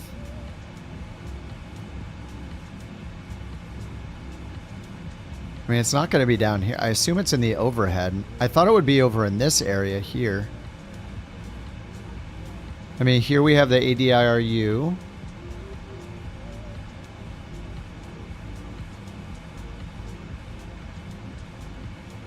Fuel jettison, pressurization, AC, cargo fire. What's up, Tar? Thanks for the raid, dude. Tar, are you on the Elevate team? Dude, I don't know where this switch is. Next to the displays? Couch tree 23 heavy. Oh, it's right here, right here. Air data / ATT alternate. Okay. Have a good afternoon. So wait, where's the... So it says to make sure it's... Contact Houston Center. Oh, the left air data ATT source switch stays off. Wait, why would it be the left one if the right pitot tube is the one that's failed? 23 heavy, flight level So if I hit alternate over here, this one stays off. So each... So there's a air data... Couch 323 heavy, Houston Center. So are both of these reading the same? We still have 2 failures. Oh, you are on the Elevate team? Nice. I've been using it since since you guys released it. I don't want to switch to the alternate right if that one is failed. So doesn't the pilot flying or left seat uses the left system, right? And right seat uses the right system. So if the right system is dead, I want the FOs to change to alternate. It's got 843 on both, 257. Flight level 200.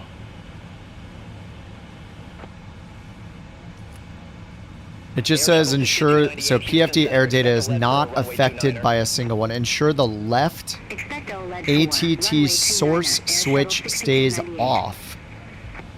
So is this off? I guess it's off. If it's like pushed in, then it's on, and then it's alternate. It seems like this should say something like ensure the switch does not use alternate or something like that. Yeah, it didn't. Uh-oh. Oh my god, we got 4 now. Okay, so the problem is with all systems. This doesn't seem to work because the only red systems shown here are ice protection and miscellaneous.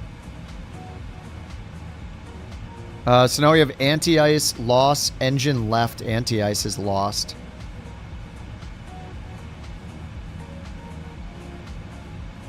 So anti-ice, engine left, left. Anti-ice lost, engine left. Yeah, anti-ice, engine left. When anti-ice... Wait, the condition. When the engine anti-ice valve is closed when the command's to open it? Hold on, let me go back and make sure this is the right one. Non-normal anti-ice. So it's anti-ice. Oh, engine loss, engine left. I picked the wrong one, right? Yeah. Ice loss, engine left. So this one. So it just says anti-ice bleed air for the engine is not available. Checklist complete. All right. We got 2 failures now. Well, we have 4. We don't know what a couple of them are because I don't want to look. I'm not looking into the exact list. Oh, God. How long is this flight? Okay, top of descent's in 200 miles. Good. Let's just turn on the airports here for no reason. And let me refresh my memory. Route, let's see, where do we go? Isn't it route alternate? Oh yeah, it's just the alternate button and divert now. Okay. So we literally have an alternate button. It's kind of reassuring. All right, TOD in 217. The warranty expired, yeah. Okay, so I don't know. To me, it seems like the bug is... It clearly works. The bug is in the all systems random event failures that never happen. Unless it's just a coincidence that of these like 20 categories that it only picked the 2 where I enabled the random failures manually. This one's set yes to 10, and there have been errors. This one has been set yes to 59. So we definitely tested it. I'll bring this one down to 10, I guess. And no other categories are red. So if all systems worked, there's a very high chance it would pick something other than these 2. But we have all systems on the maximum it'll allow, which is 59.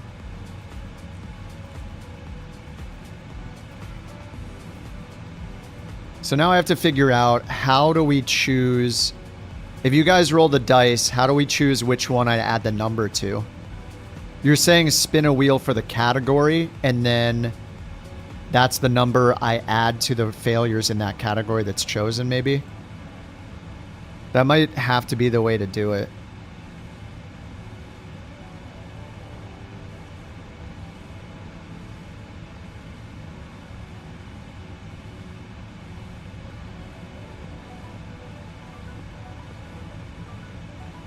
Houston Center, American 1646, flight level 320.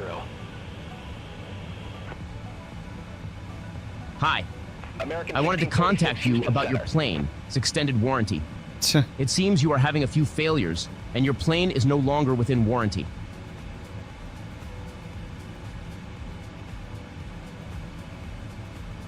Joke's on you, I don't own a plane.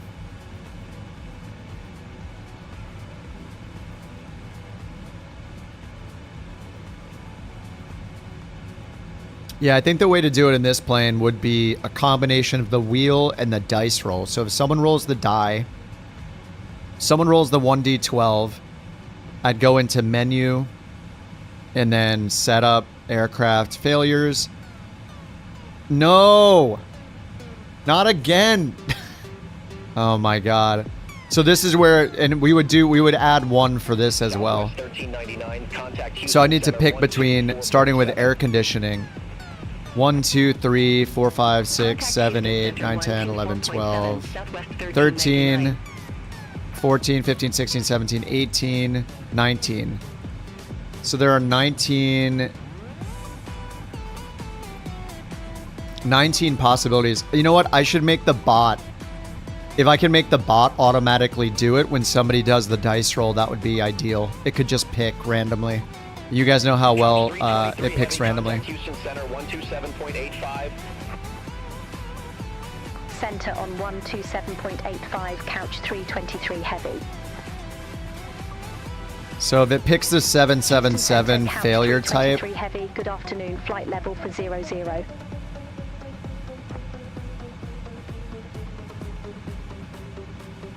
Couch tree 23 heavy, Houston Center, roger. let me see if it can even do that.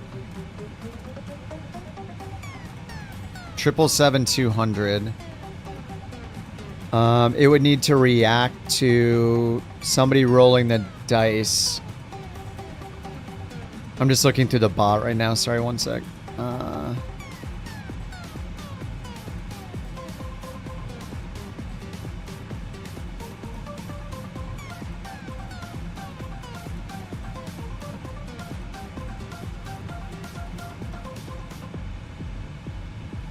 Is there like a channel points used?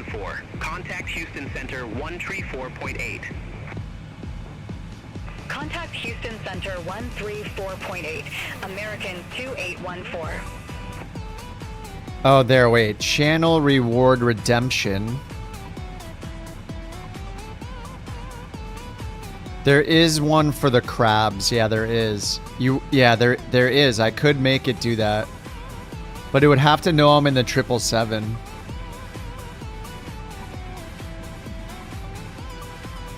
Are you supposed to declare an emergency when the autopilot tries to kill us? Did you recover?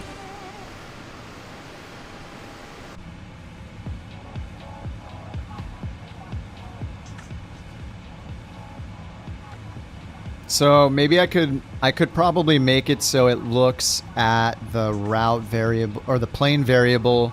If it says, yeah, use an if for that string. Yeah, exactly.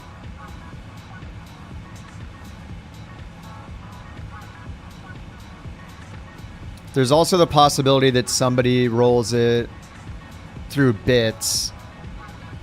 Yeah, it could work. So I need the bot to, let's see. Yeah, if else. Yes, if variable plane contains 777-200.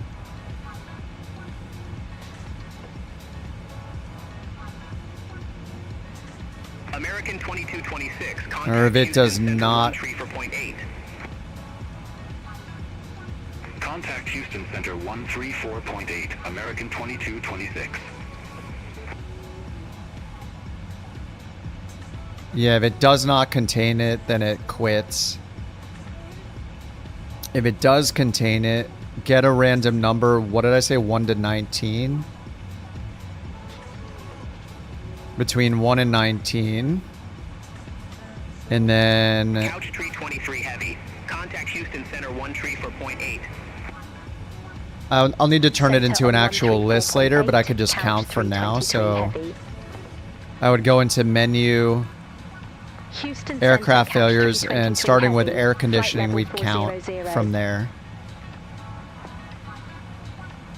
So then it would, the bot would have to chat, send an announcement. Couch tree 23 heavy, Houston Center, expect berry tree, runway tree 5 center.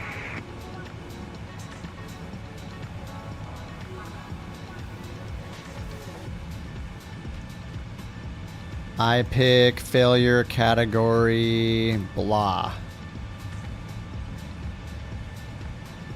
So then it would announce that it picked that. Couch tree 23 heavy, Houston Center, expect berry tree, runway tree 5 center. All right, I'm going to test it real quick. Okay, there it goes. It works. In the wild world of virtual aviation, we observe Kip, our so bombing I'll pilot, need it to. I'll just need it to. I'll need to the replace. majestic aircraft glides, but alas, yes, he forgets basic checks. One can only wonder, would he ever learn So to I'd go fly, 1, or 2, just 3, chat? 4, 5, which is doors. Go to random, turn on the failures, and then add a number to this one, and execute it. So now doors is a potential failure.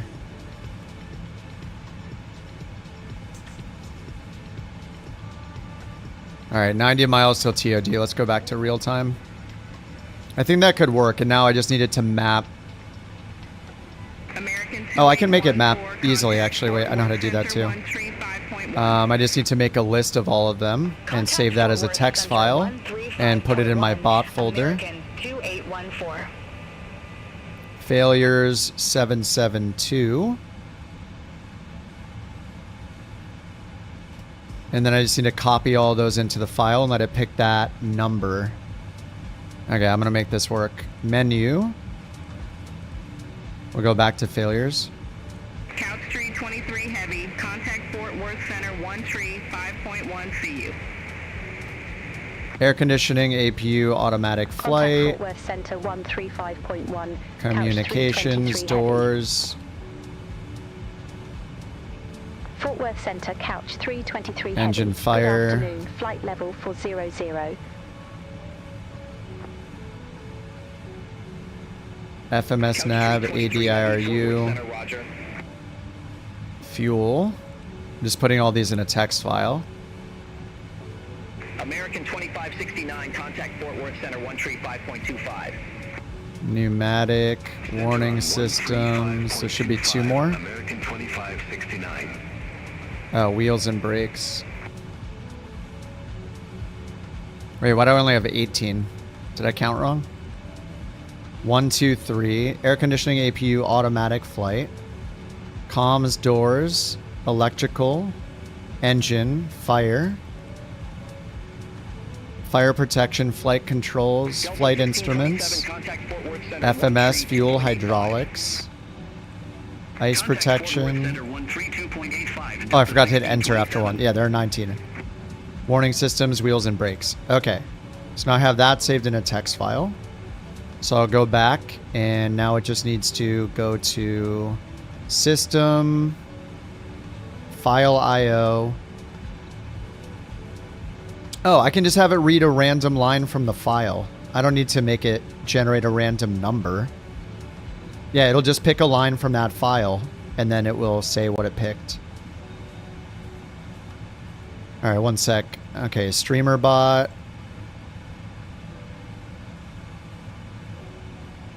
Streamer bot files. Failures for the 772. Random line is used. Random line, read random line. Okay, there. I'm just going to test it again. All right, test. Oh, random line? 2143, flight level 319. Ooh. Oh, wait, it didn't... Oh, I got rid of the random line thing. Hold on. Read random line from file. 777 failures.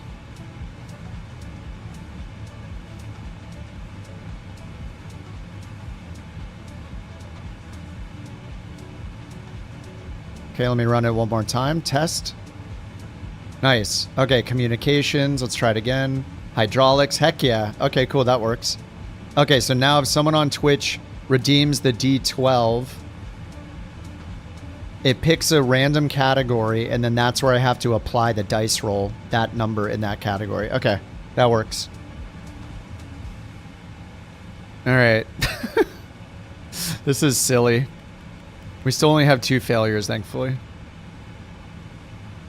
All right, what's my TOD? I'm in the zone. Yeah, sorry. I came out of 2x already before I was doing that. 57 miles till TOD. All right, it's working now.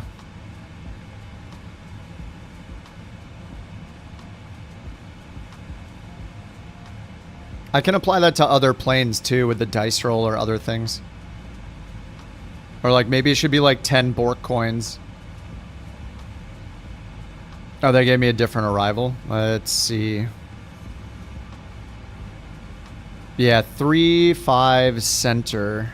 American 2143, descend, maintain 16,000 feet, altimeter tree 004.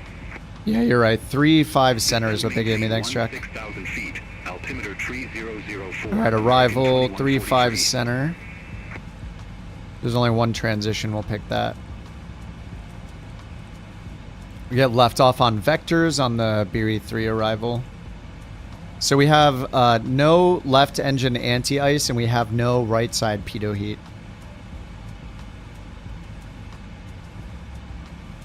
What's up, Callum? How I downloaded? You have to use their installer program. It puts it in the folder for you.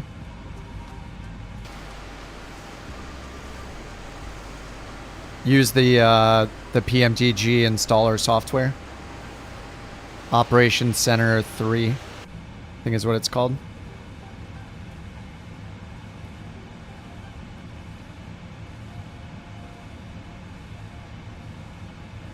All right, we're not on the descent yet, so let's go to the star.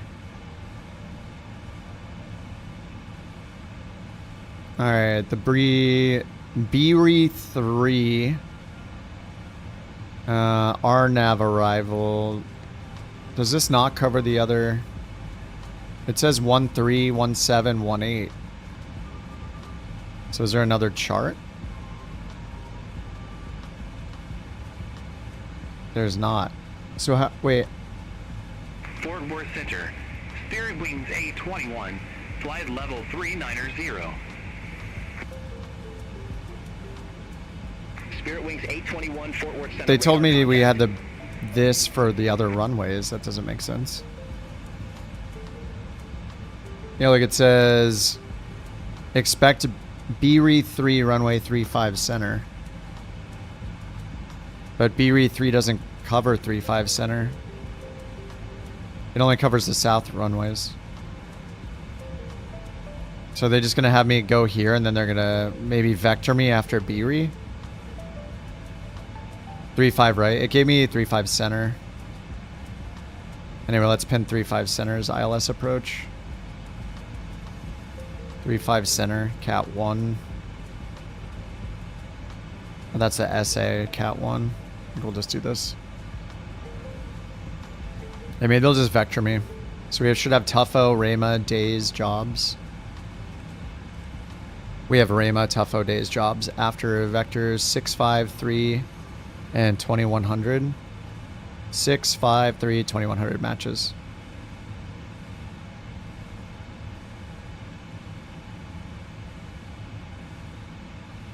All right, so it seems as though the all systems random just doesn't work.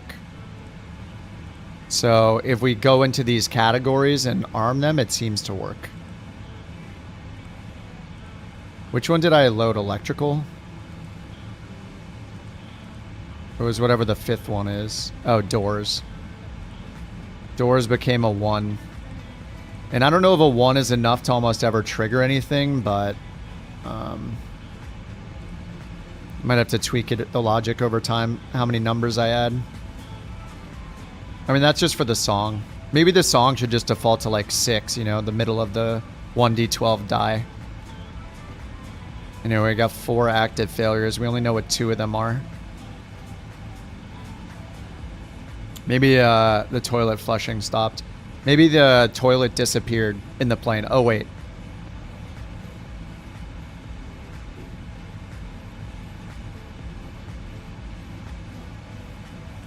All right, 20 miles till top of descent. 4. Couch 323 heavy, descend via Berry Tree arrival. All right. Dallas Fort Worth Airport landing, runway tree 5 center, altimeter tree 004. Berry 4? Descend via Berry Tree arrival. Berry 3. Dallas Fort Worth Airport landing, runway 35 center, altimeter 3004, couch 323 heavy. All right, 3004 on our pre-selector. And what's the bottom altitude? 12,000 at Dietz. Center on 135.25, couch 323 12,000. heavy. The weather was good. They're reporting VFR at Dallas. Center, couch 323 heavy, descending via I think it was like gusting flight level 20 something. 00. Let's double check. I have to go here, view. Couch tree 23 heavy, Fort Worth Center.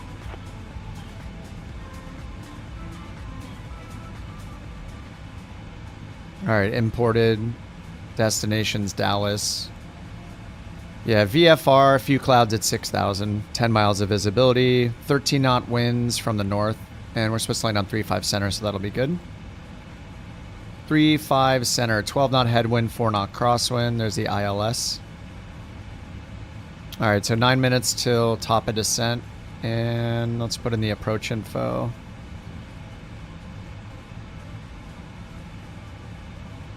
All right, ATIS is 2377. I guess 775. Localizer is 110.3356. Rad nav 110.3356. The localizer has DME, identifiers India Papa Kilo Quebec. And then our FAF is jobs 2100. Pappy's on the left. We got the big boy approach lighting system. And then go around is climb to 3000, then go to the TTT VOR. TTT's Maverick 113.1. Let's put in 113.1 over here and pop on our bearing pointer for that. Okay, we already have it here. 1131, 95 miles out.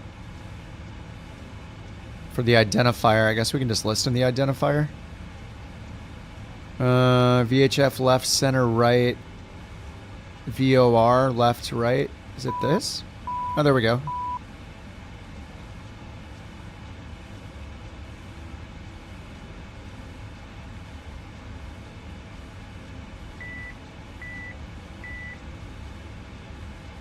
Yeah, it's just long, long, long, it looks like. Yeah, TTT, it's just long, long, long. Alright, so that's identified.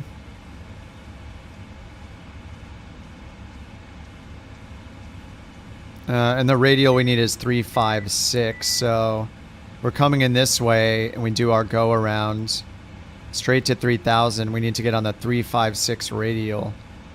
So that means... Oh, do we just fly along the 356 radial?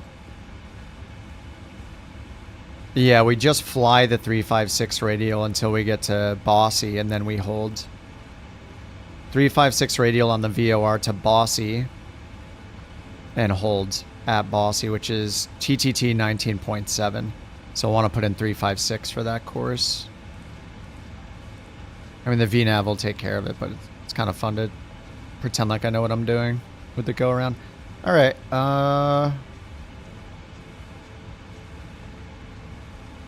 Cool. And then minimums for ILS Cat 1, 763. We'll add it down here. Menu, EFIS on, 763. Set mins. Menu, EFIS control off. All right, we're in our descent. 763 minimum set. And we can see those right here. All right.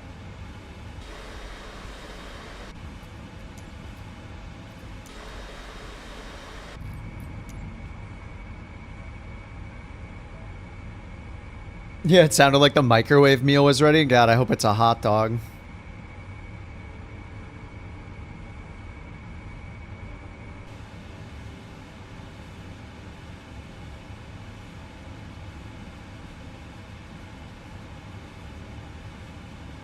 Is the rule that I leave all the failures for the next flight? Like, probably.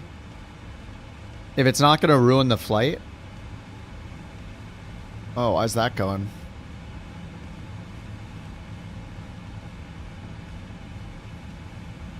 What the heck?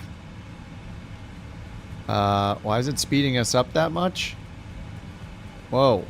Oh, because it went to hold. Oh, that's weird. Wait, let me turn that off. I don't like that at all. It just read where my throttle was. Let me turn that off. Menu, setup, aircraft equipment, maybe? No, it's going to be under simulation options. Options, simulation. Yeah, right here. Auto throttle, manual override. Never. Okay, there we go. It just read the position of my thrust lever and started applying it, so we would have been overspeeding. So now I turn that off so I can... Yeah, I can move my throttles and nothing happens. Okay. Yeah, I understand that's how it works. So you can override it, but the problem is I did not move my throttle. My physical throttle was in the same spot, so it just randomly read where my throttle was for our takeoff roll and moved it there. So instead of it being an idle, so that's the problem. I didn't move it. If I moved it, then I would get it, but I would understand what it's doing. But yeah, I didn't move it at all. It just read the current position and applied it. So I'm going to turn it to never.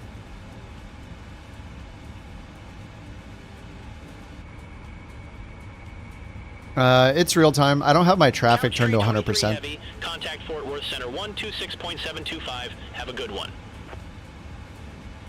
Center on 126.725. Yeah, if it's minor, the airliner would just continue the next flight. If it's a bigger failure, they'd call maintenance. Yeah. Fort Worth Center, couch I think that's fair. I should just leave these on. Like, Descending unless I via can't very fly the flight plane, level I think I just leave 254. them on because it's funnier that way. I mean, it's just all leading to the inevitable catastrophic situation in the plane.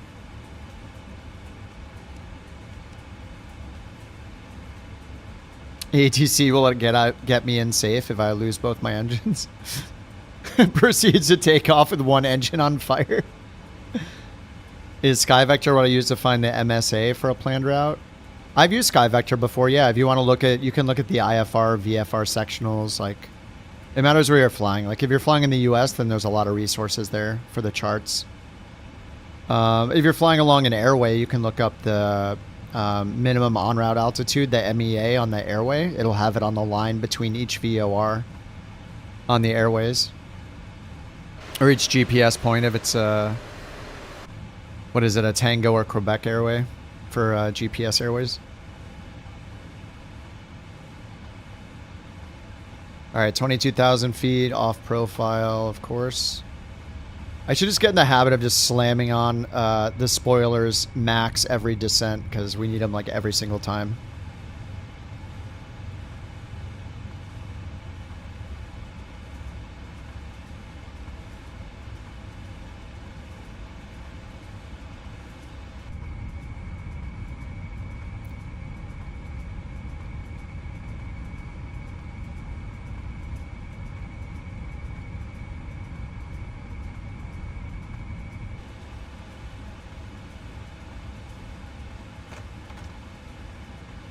All right, let's do our landing calculation here. Getting 3.5 center.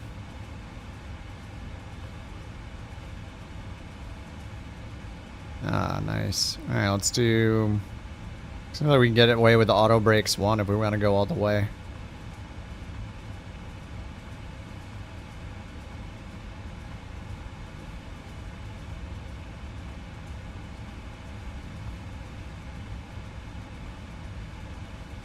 Three-5 center. Yeah, I don't know if where we're gonna be here, so maybe we can get out at Mike 1 right here.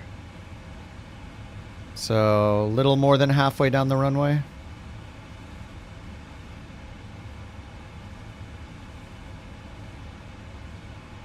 Yeah, let's just do auto brakes 2.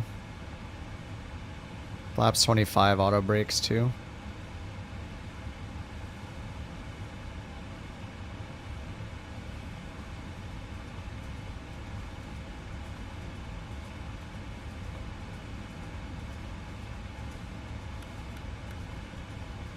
All right, recall checked.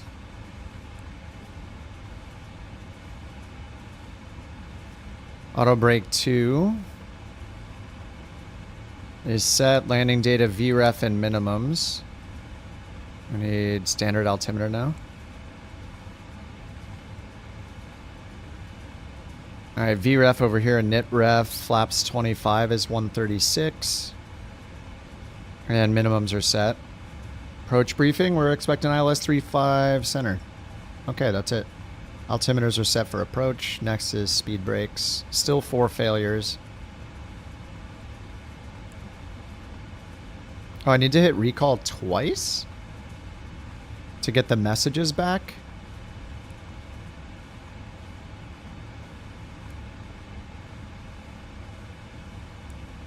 Oh, I click it once, it hides the messages. I click it again, it calls recall. I see, I see. So I actually need to hit it twice. I've only been hitting it once every time, so I've never been doing the recall. Oops.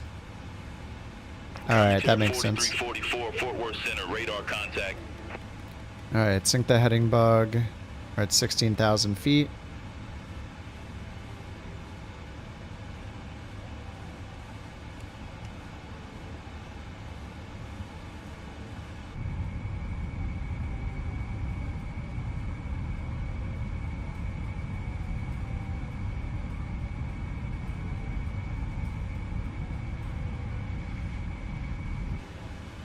Oh, what's up, Regalia?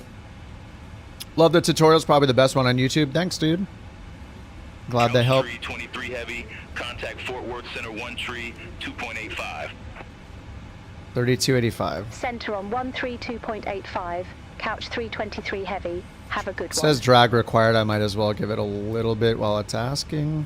Good afternoon, Fort Worth Center, couch 323 heavy, descending via Berry Tree, 1 for 14,900.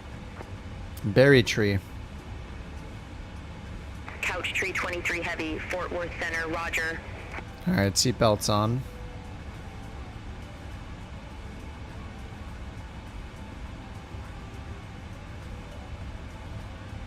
Alright, we're still on our way to Deets. I mean, I don't know what they're gonna like have me break off to the left, I think, and descend way faster, because we're landing north. We're landing here, but this arrival takes us way far north. So they're gonna need to vector us quickly to the left and then right.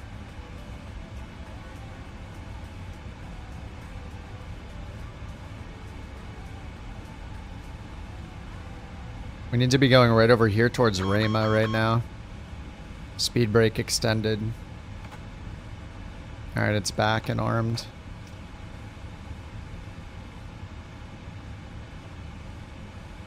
Yeah, you just went into vertical speed? Yeah, I think I should just go direct to Rama right now.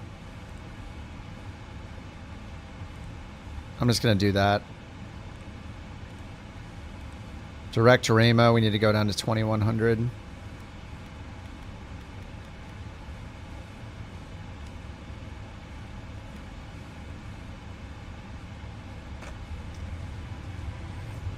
I'm gonna get the speed brakes and flaps 1 down for mega drag. Get the slats out.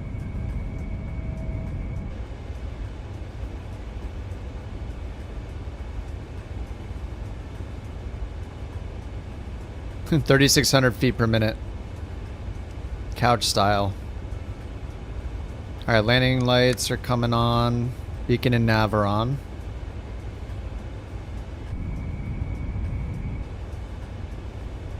So we have airspeed working on both sides still, right? Yeah, 239. Airspeed is still working on both sides, so I guess maybe the pitot tube failure is not breaking it. I don't have this on alternate, though. I think I should. I just wanted to test it. But it's hot here. The outside air temp's like 30 or something.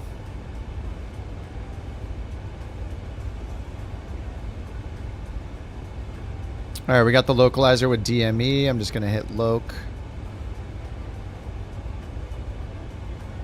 Catching up to the profile, 900 feet, 800 feet. Okay, reduce some of our speed brake. Fort Worth Center. We'll just get rid of it. We have the flaps 1 in already. So are we catching up? Frontier Flight 71. Yeah, we're still slowly catching up. Give it a little bit of speed brake. 59 Sierra Papa, fly present heading, climb maintain 1,000 feet, altimeter tree 008. Spoilers and thruster reversers. The reversers do not, but the spoilers do. The reversers you have to pull manually with these 2 controls right here.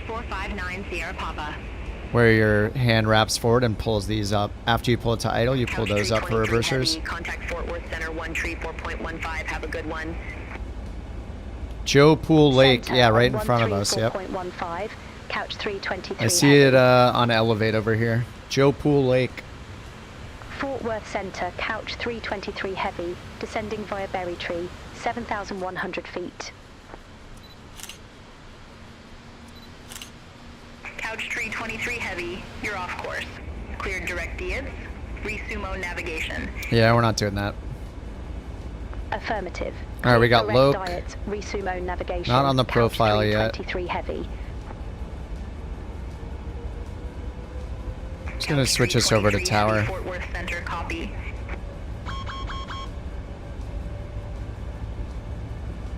We're just going over to tower. DFW tower, couch 323 heavy, visual runway 35 center. Couch 323 heavy, DFW tower, wind 015 at 13, runway 35 center cleared to land. All right, 35 center, clear to land. Runway 35 center cleared to land. Couch 323 heavy.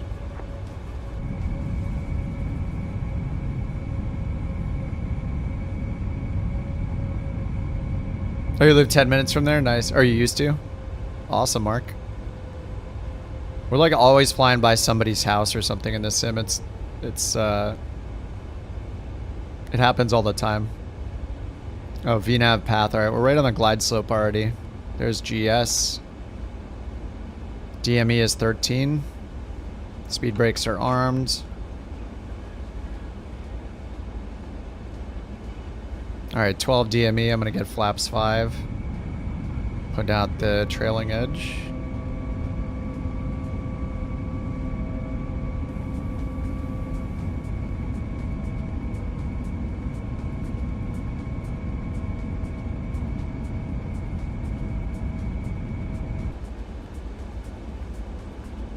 American 1658, ready for departure. Runway 35 left.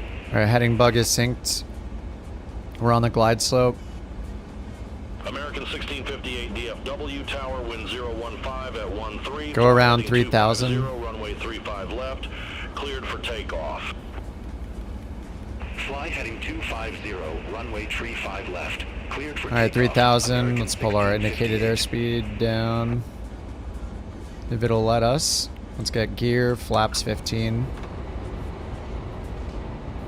It's not speed is not going down. All right, there we go. We're slowing down a bit. 164 VREF is 136 plus 5, 141. All right, we're slowing down now. 2,500. 2,500 AGL. All right, DME is 7.2. There's our runway.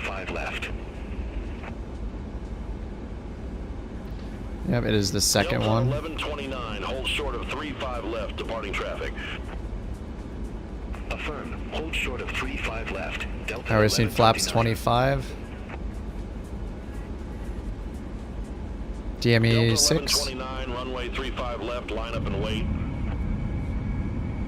Runway 35 left, line up and wait. Delta 1129. Where's the stadium out there? What stadium is that? Is that in Arlington? Fort Worth is over here, it looks like. Like over here.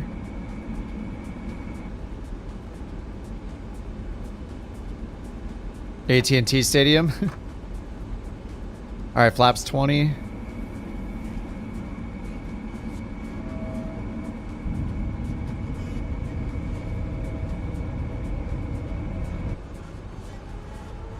And flaps 25. 1400 AGL. 23 knots. We might need to add a little bit to the speed. Well, it's not gusting, but... Runway 35 left, cleared for takeoff. Alright, checklist complete. Heading 250, runway 35 left. 10 knot headwind. Takeoff, Delta 1129. Just gonna add like 2 knots. American 1658, contact Lone Star departure. Have a good flight. Contact Lone Star departure, American 1658. Welcome to Texas. We've got brisket-wide skies and folks who still wave at strangers. Mind your manners, respect the flag, and don't badmouth propane. Yeah, we're getting pushed to VREF with the wind, so I'm adding a couple more knots. Else. Y'all enjoy your stay, but remember this ain't California. Sucks for you. Alright, let's sync our throttles. Use auto land anyway. Or not auto land, but auto throttle. All right, autopilot's off. And we gotta pull up. Okay. Delta 1129, contact Lone Star departure. Have a good afternoon. Contact Lone Star departure, Delta 1129. Wind's died down a bit. I'm gonna pull it back to our original. BREF +5.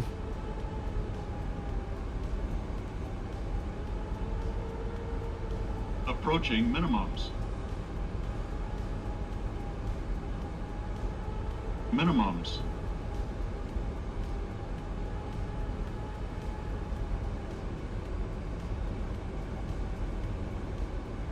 $50, $30, $20, $10.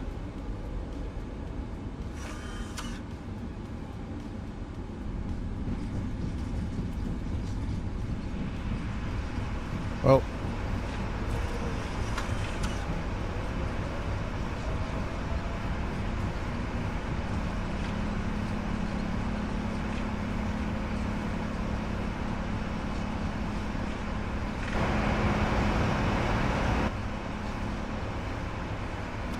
All right, 60 knots. Couch 323 heavy, exit left at Mike 2. Mike 2. Exit left at Mike 2, couch 323 heavy. That's right here. Why does it always put that on that side? Oh no, Mike 2's in front of us. Wait, this isn't Mike 2? Ah, crap. It said Mike 2 is coming up. Not that that was Mike 2. This is Mike 4? Ah, crap. Landing rate's an add-on. It's in the marketplace. Couch 323 it's called landing rate. Contact ground 121.65. It was this one. I thought I missed it. Oh my god. Ground 121.65, couch 323 heavy. Have a good one. Alright, flaps up. Auto brakes off. I should leave the flaps down because I want to do the replay.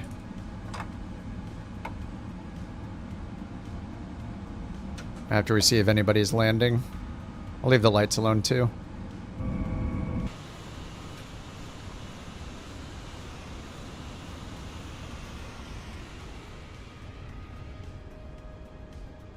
Man, do we all get different runways? Who's closest? I see Slevin. Oh yeah. Thanks for the bits, Evo.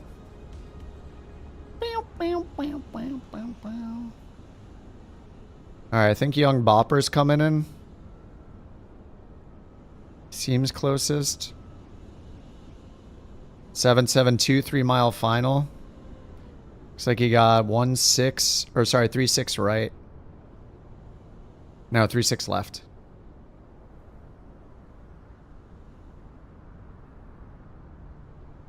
Insight.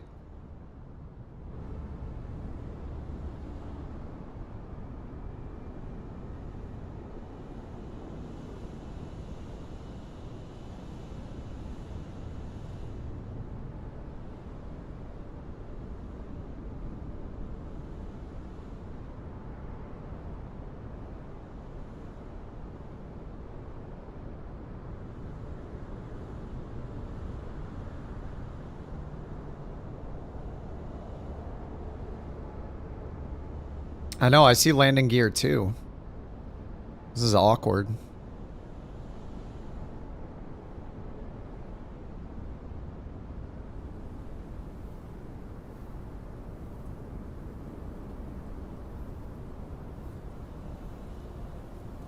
All aircraft be advised, information Romeo now current, altimeter tree 004.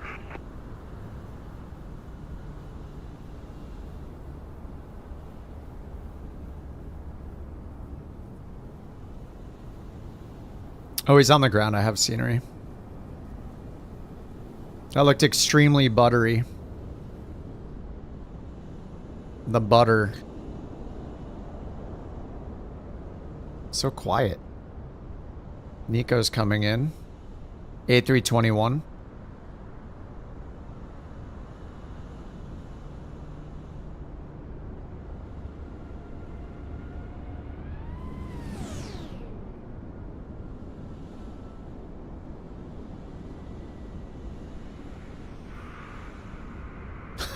Minecraft plane.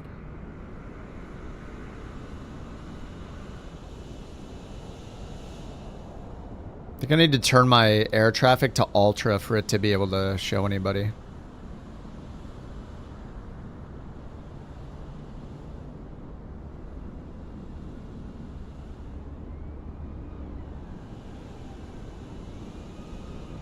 I miss Nico, he just touched down. Another Minecraft plane.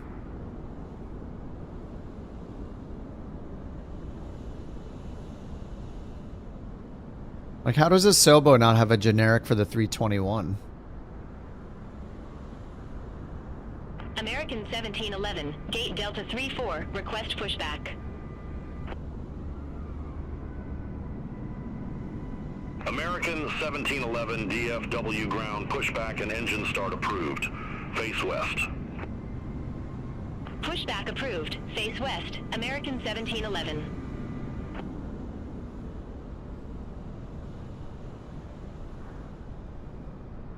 Alright, let's get on the replay.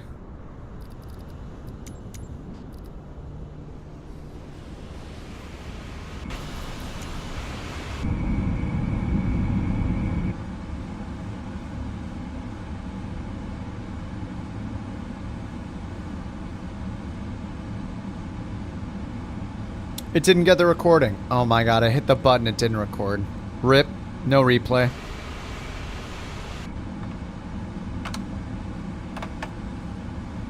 Couch 323 Heavy, request taxi to company gate. A380, it doesn't come with a SIM, it's a free add-on from Fly-by-Wire if you're on PC. Alpha 34 via Mike 4. Fly-by-Wire has a 320 and a 380 for free. Runway 35 left. Couch 323 Heavy. American 420, contact DFW Tower 126.55. Contact Tower 126.55. American 420.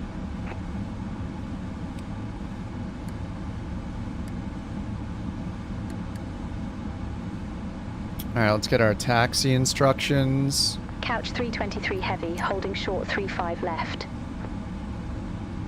0 suitable parkings. Couch 323 Heavy, hold short of 35 left. I'll call you back. Roger, hold short of 35 left. Couch 323 Heavy.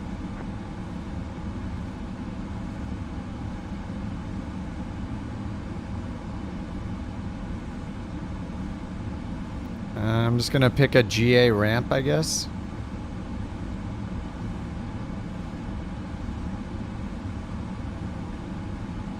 American 1711, request taxi to the active.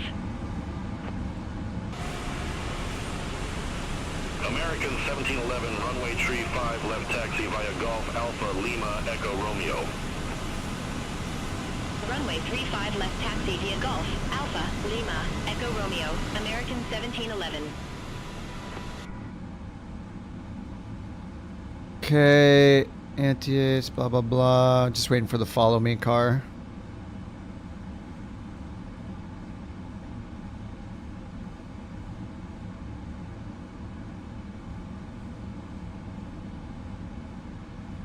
It'll get here eventually.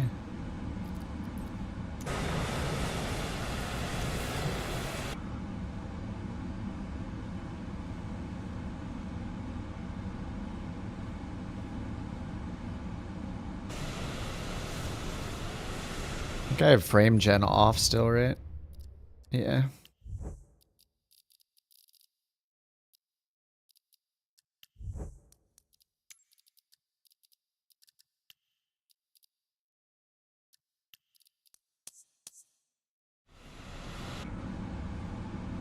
Couch tree 23 Heavy, cross runway tree 5, left at Alpha Tree. Continue taxi via Mike 4, Mike Echo Juliet. Yeah, I have an air cooler, Mark. Cross runway 35 left at Alpha I have Tree. the Continue Thermal taxi Right via Mike 4, Evo Mike Spirit Echo Juliet. with 2 Couch fans on it. 323 Heavy. It's like $50. It's done a good job. I replaced the stock fans with a couple Noctua fans, but I don't think that's really a big deal. A big difference. But yeah, it's just all air cooled. I have like a Fractal Meshify case from like 5 years ago I'm still using. It's been a good case. I might want to get like a North XL or something just to maximize the space and the airflow in it, but I mean, yeah, it runs cool. I don't think I've ever seen anything at 70. It's always like 65. Usually under 70.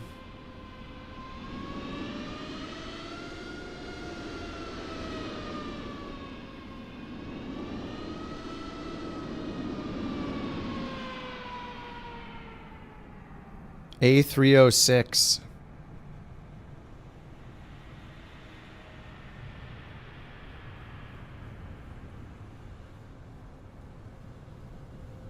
What is that model it's using? Isn't that a... Oh, and he's gone. It looked like a 787-9 or something.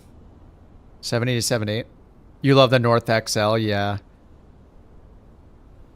Yeah, mine is fine. I don't really need a new one, so I haven't bought it. I'm just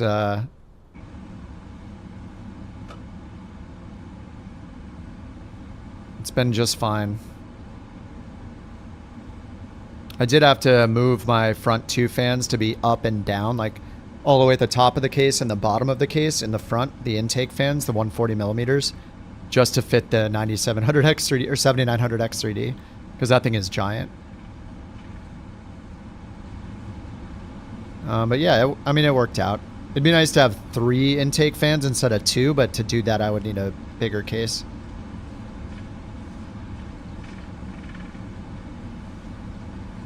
GPU's at 100%, yeah. Never released 100 before you replaced your asset. What the heck? What is wrong with this follow me thing, dude? What is it doing? Oh, I forgot where I was going. Now he's going in the... What the hell?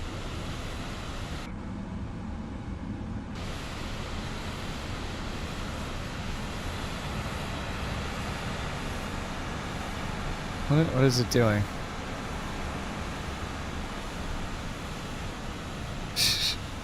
Alright, well, I'm just going to turn right here.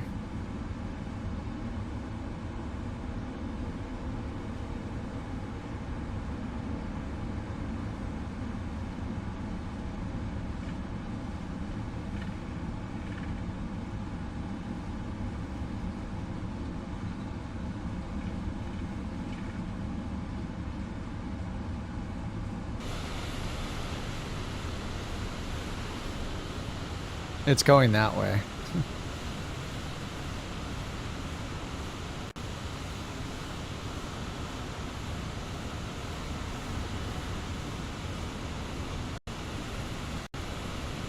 Ooh. It's scary when it does that. I think it's loading in Manny's A350 since I turned it to Ultra.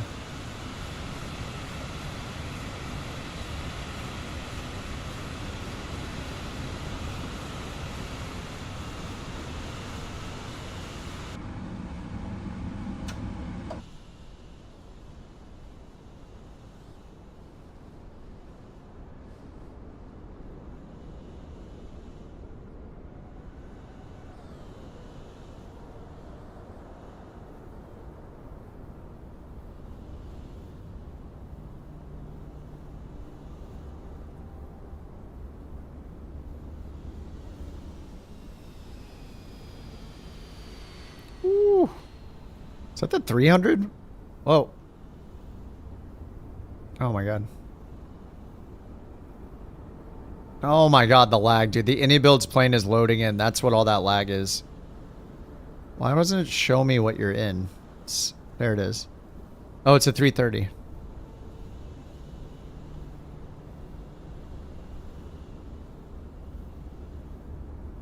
So all that stuttering was probably the AnyBuilds loading in. But at least we'll get to see the AnyBuilds. Over to Tower 126.55, American 1711. The 900 no cabin, that's the way to go. You had a Cooler Master AIO. Yeah, I had like a Corsair AIO. Then it was like 4 years old or so, 5 years old when I replaced it. I think my case might be 6 years old now, I'm not sure. But yeah, I had that thing in it for a long time, and it was it looked kind of beat up, and I just wanted to simplify it and use an air cooler. Air cooling, yeah, no RGB. Yeah, the RGB is so stupid. All those extra cables I wasn't even plugging in that I'd like tie off. Yeah, no RGB.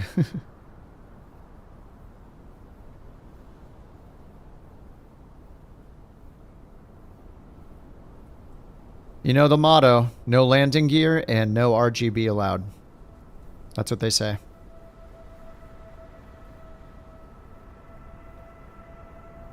This is beyond ATC traffic coming in.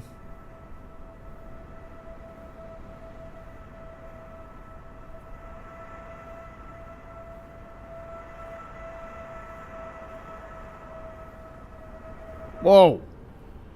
Holy crap.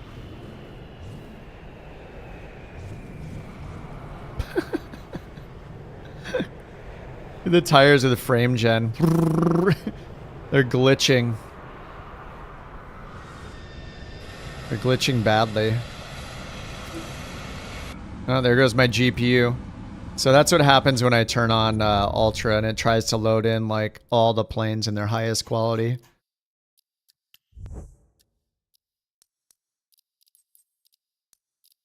If you ever change your air traffic setting here, you can just go to online and then turn multiplayer off, wait for the spinning down here to stop, and then turn it on again, and then it'll remove everybody, and then it'll re-add them in with whatever new air traffic setting you chose.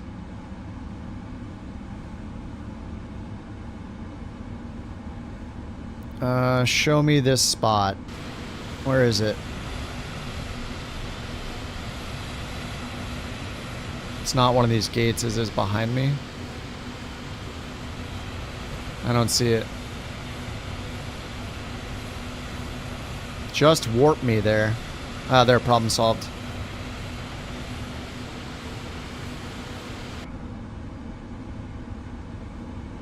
Alright, parking brake is on. APU is already on. Okay, let's get taxi light off. Get the engines off. Still have 4 failures. Parking brake is set. Fuel pumps off and hydraulic panel set. Wait, fuel pumps off? I don't want them... Wait, can I turn them off with the APU on? Oh yeah, it uses left forward pump automatically, huh? It does, okay. Yeah, this one doesn't say pressure, so it does turn the other ones off. Weather radar off. Oh, I did have it on, actually.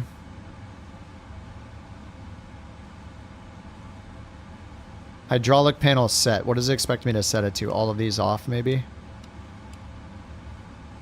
No. Maybe it expects electric hydraulics off. Yep. So actually, if I turn the other ones to auto, and just say the electric hydraulics, wonder if that counts. Yeah, okay. ADRU emergency lights and packs off.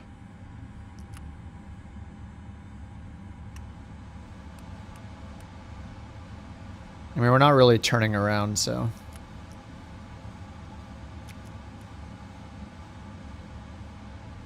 Packs are fine.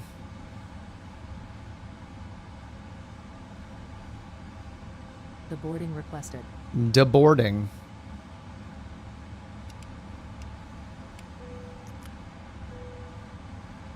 Alright, beacon's off. Let's get the GPU attached. Chocks, GPU connect. Parking brake off. So we got the chocks. GPU's on. And turn these back on.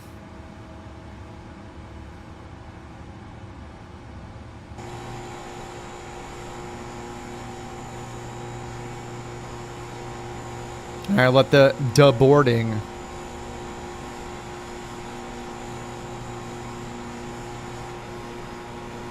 Deboarding requested.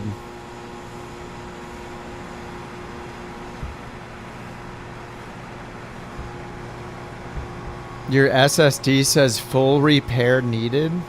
I have no idea. Bus is coming. Back everything up. Anything important that I have that if I lost I would be upset is on Dropbox and stuff like that and Google Drive.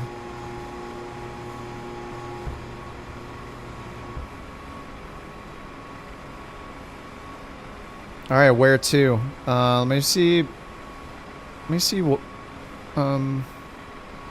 What 777 flights go out of DFW? I mean, back to Miami, back to Charlotte, and we could do a longer flight maybe. We could go to Vegas.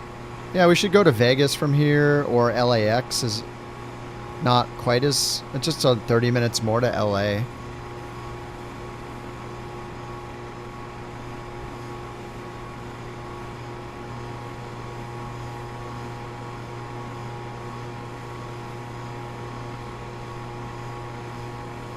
I feel like we've done Denver quite a bit. I could do like San Francisco. Could we land at San Diego in a 777?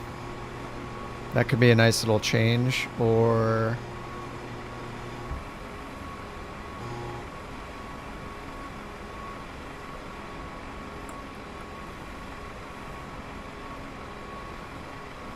yeah, it seems like maybe Vegas and LAX would be real routes. San Diego's doable in a 200. Front loading. This happened last time. I have no idea. What's happening with the back load? The door's not even open. Somehow they're getting stuff out with the doors closed.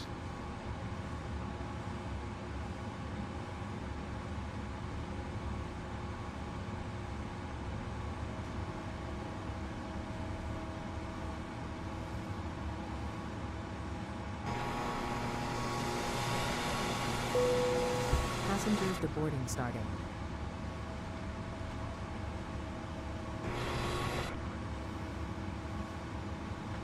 Deboarding. Oh, nice. They just walk out right into all these.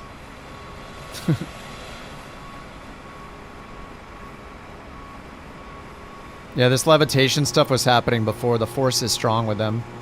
Guess they're loading it onto these, onto the ramp loaders. Looks funny. San Diego. Yeah, DFW to LAX. Yeah, I see that as a route for American in the 772. Or Dallas from here to Charlotte, LAX, and Vegas are all American routes in the 772. I mean, if we want to go a lot farther, we can go to a bunch of other places, mattering how far we want to fly. Then we could go to Alaska. It's like 8 hours.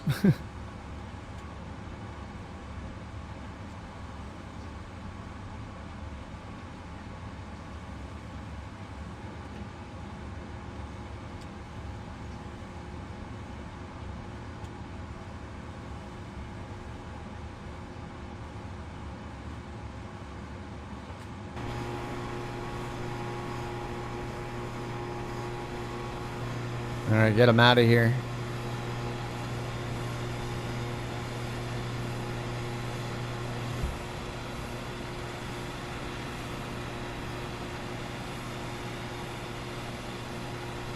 Yeah, I could go back home to LAX.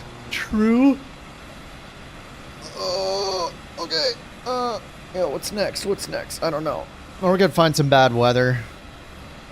Passengers bus is coming. Where in Canada, though? What's the airport code? Where we go?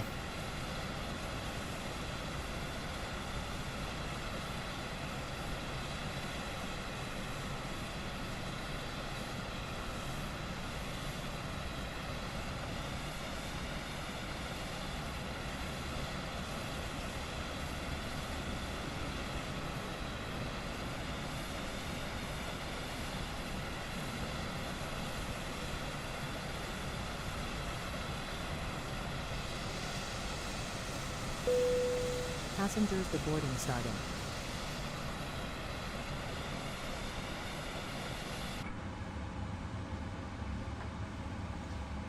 Alaska weather. I mean, it would take us like 8 hours to get to Alaska. I think it would take forever. I mean, we could do like a 4X flight, but it's also nice to do the shorter ones. But yeah, then we can't really get to too many places.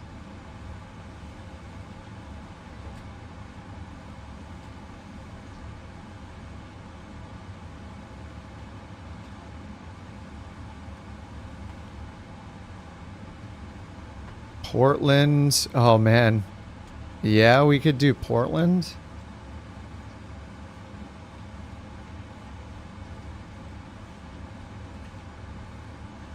Portland is about 4 hours, real time.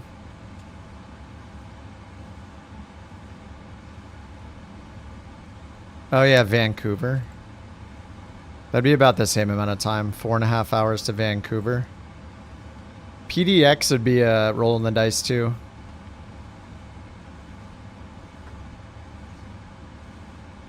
I don't know that there's any parking for us there, but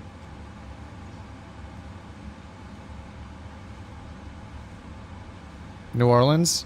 I forget the last time we've been in New Orleans. It hasn't been that long. Within the last couple weeks, I think I went to Portland, or to New Orleans. Portland, then Vancouver, yeah. Or Vegas to Vancouver. Yeah, Vegas is a lot closer. Portland was a troublemaker airport, so I think I should go to Portland. Yeah, let's do Portland. It's 1,400 miles, but we'll just use, I mean, it's 4 hours. We're going to need like a good, you know, good 4X time acceleration. Windsocks. I don't want to kill the failures. I'm not going to back out. So far, so good.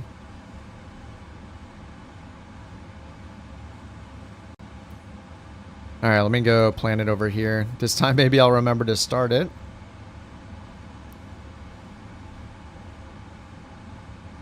Portland to PDX, or DFW to Portland. 200 ER GE engines, 323 packs. It always says 323 and then it gives me like 200 and something, so I don't know.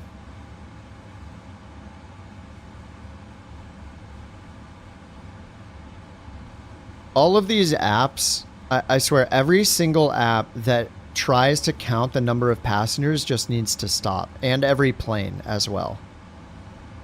We don't need to know the number of passengers we're trying to load. All we need is the weights, because then the plane will do with it what it needs to do to make sure it works for that plane. So we just need to stop with the passenger counts and the... It's just... They all use different units, so it doesn't make any sense.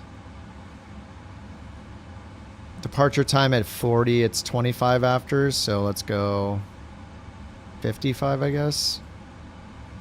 Book flight, generate the flight plan.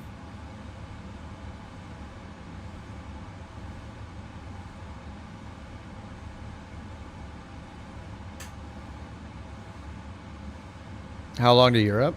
I mean, it'll be whatever the real time is, and then we can use time acceleration, so. All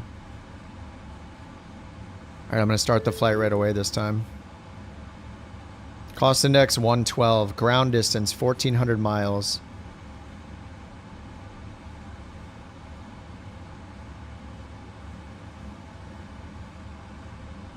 Yeah, long hauls can just get so boring in cruise, though, which is why I don't do them. Why does it... It just said my flight ended. What? No, it didn't.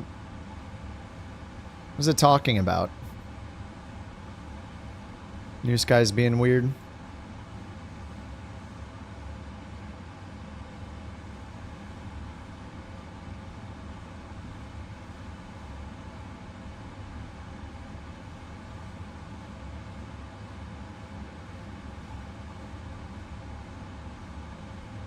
All right, let's reload sim brief. Reposition aircraft.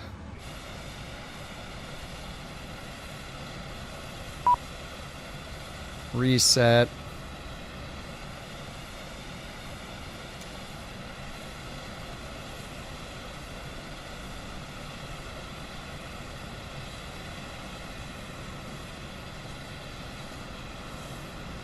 Okay, we're all positioned.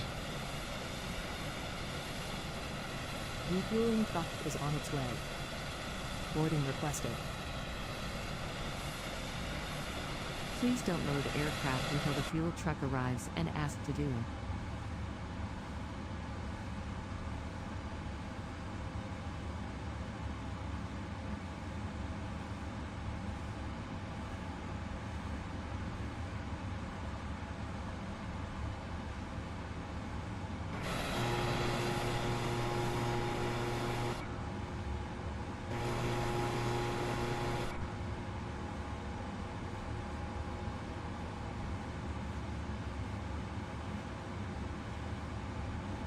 You open the cargo aft. Fuel truck is in position. Fuel trunk's in position. Please don't load aircraft until the fuel truck arrives and ask to do it. Okay, it says it's in position though. So which one is it?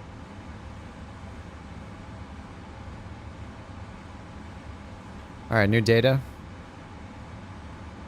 Miami to Portland. Portland weather, 6 knot winds, 10 miles of visibility, few clouds at 6,000, temperature 21. Nice. Init ref. GPS. DFW.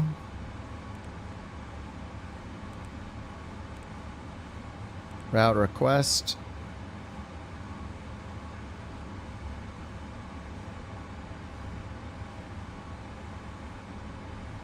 Dude, what is that? Okay, there we go. Set payload, set fuel.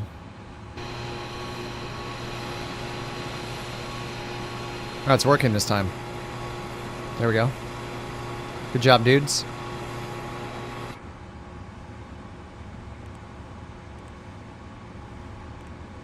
Alright, route requesting.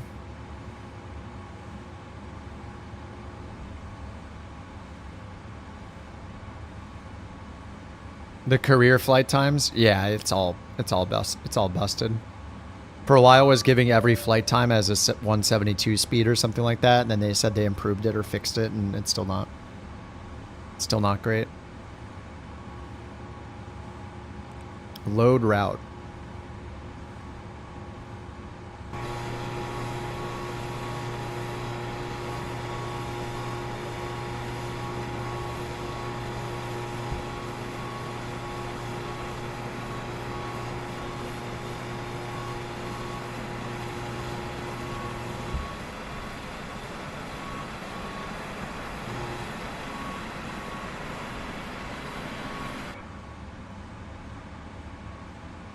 Okay, activate.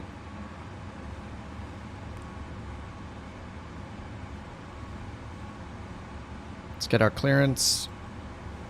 And restart beyond ATC. I feel like just better to restart it every time.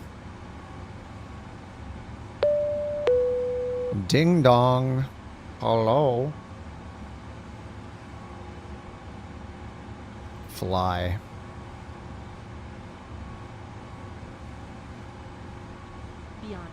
All right, Slavin, have a good one, dude. Oh yeah, see you, Manny.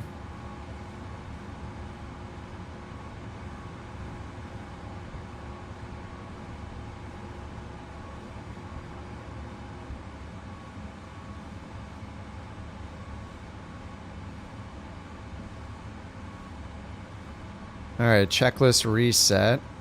Reset normal.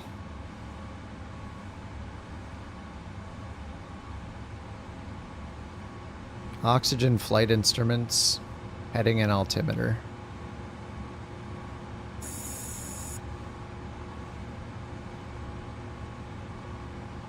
Passenger's bus is coming. All right, let's hit comma for the altimeter, 3004. Let me get rid of that VOR in here. Delete the manual one.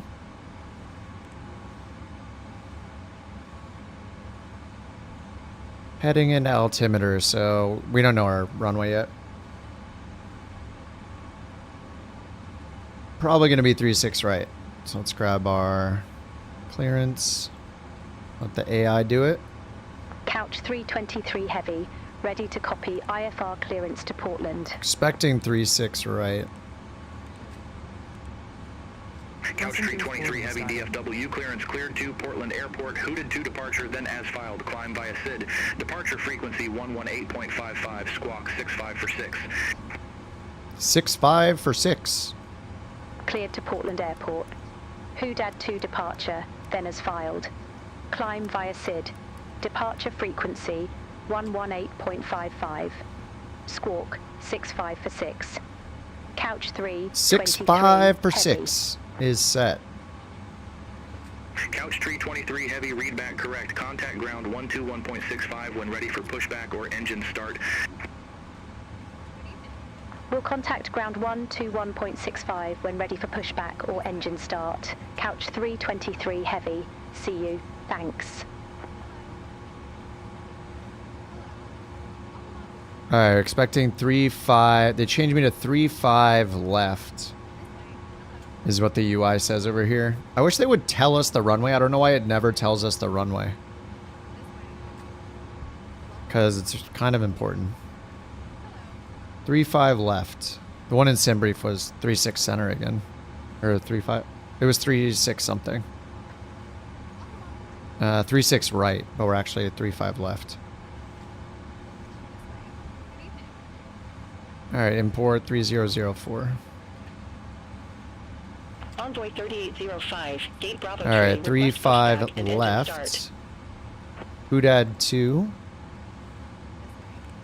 Arrival 28 left. DFW ground pushback and engine start approved. Face west. Bus is coming. Hood 5 Jotba. Pushback approved. Face west. Envoy 3805.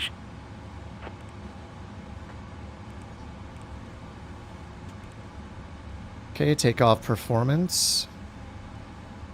We got takeoff 241, flaps 5. Takeoff 241.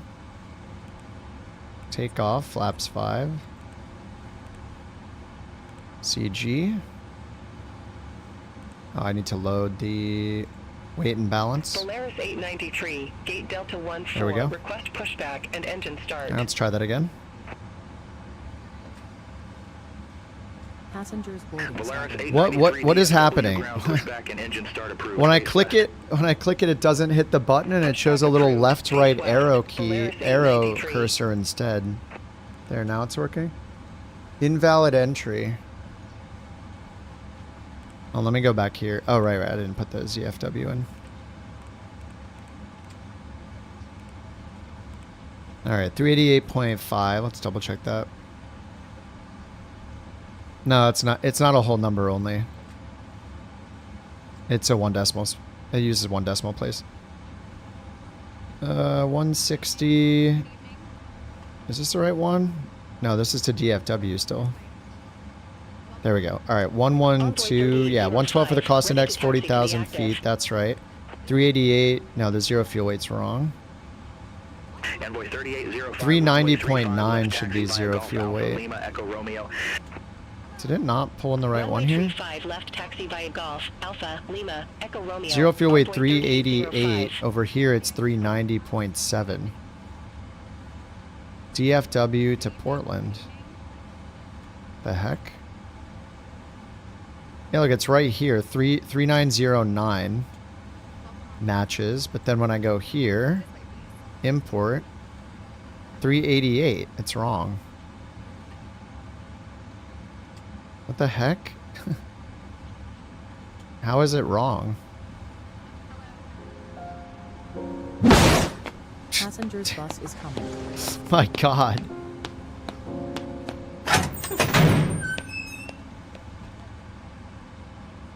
Fuel total 6-1. So the fuel is right. The zero fuel weight is wrong. And it won't let me change it.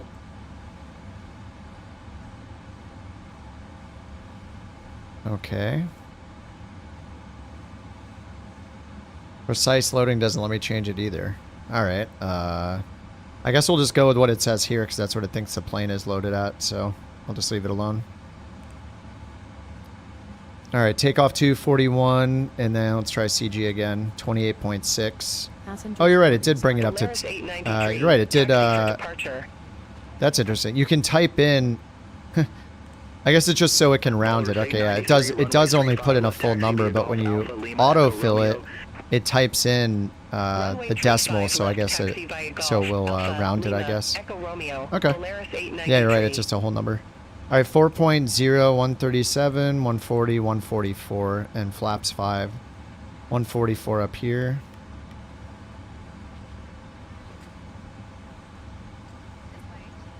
Okay, and then trim 4. Nose down.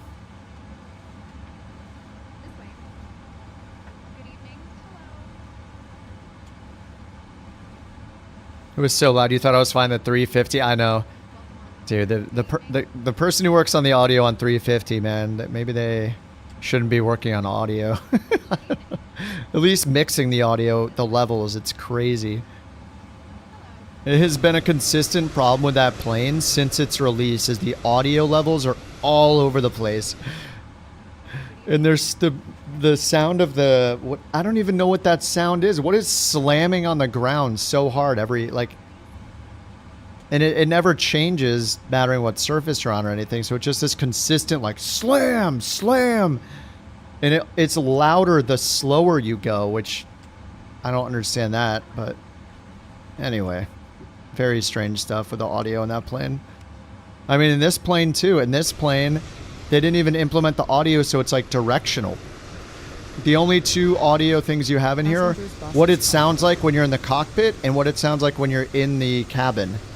And besides that, no matter where you move or where you go, like anywhere you move the drone over here, you move your cameras any other direction, there's no stereo image. It's just like a preset audio track playing when you're, or mix, you're playing, and there's just two of them. So it picks between the two. It's not good. They clearly like took shortcuts with the audio system because even the default planes have way more detailed like stereo 3D-ness to them than this plane does. So I don't know what they did. Some kind of shortcut to not make the audio work how it should. I don't know. It's not great. They could do better for $77.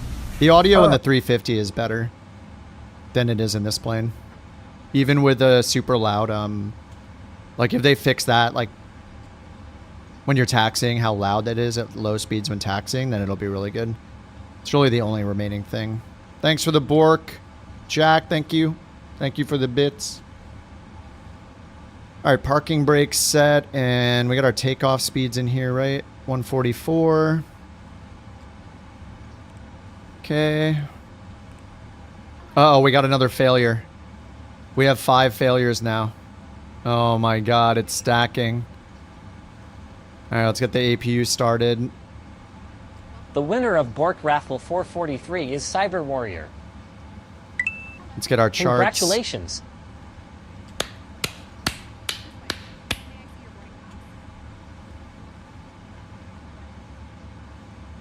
That bug is still there. All right, we got airport. The SID, we have the Hoodad 2.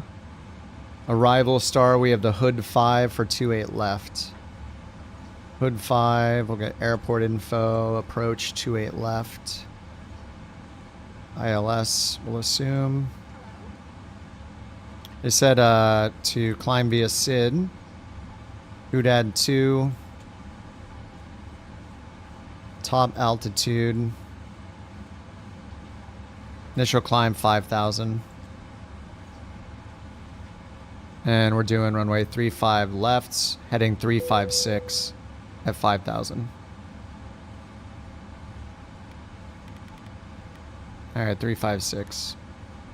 Let's get the flight directors back on. APU's running.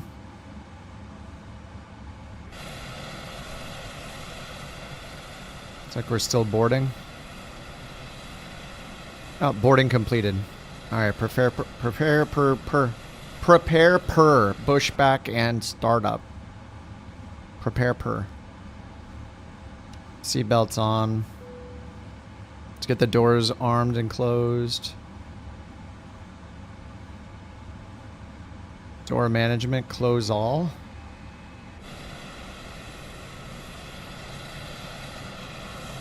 Envoy 3805, contact DFW Tower 126.55. Hello, Captain. We are ready for pushback. Over to Tower 126.55, Envoy 3805. Have a good one.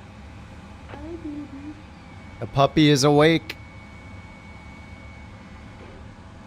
Alright, let's get the parking brake on.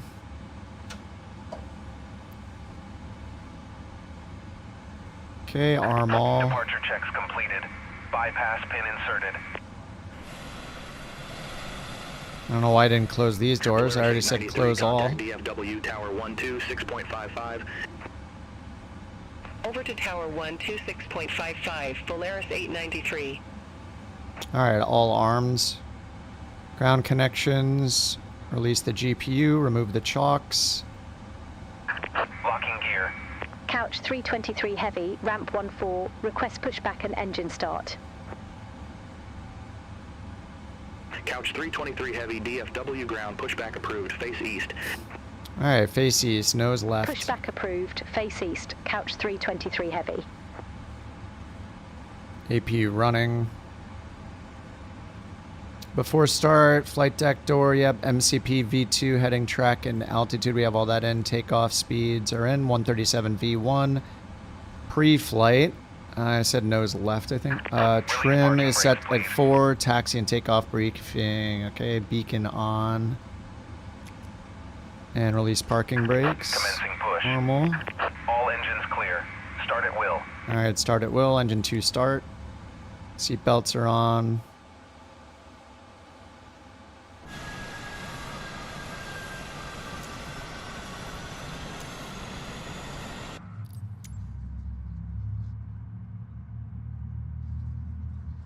They're wizards, they're walking through stuff. Oh.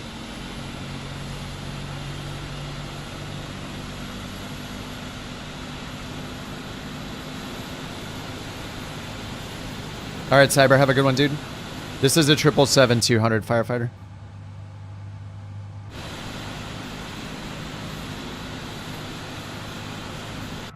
Should get engine info on here. Okay, engine 2 start.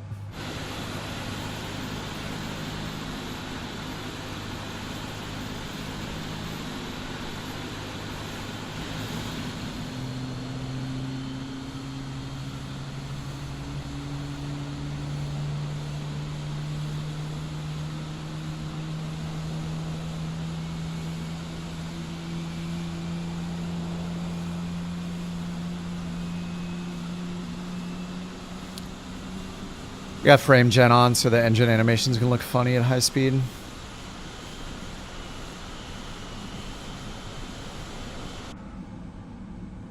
Alright, that looks pretty good. Engine 1.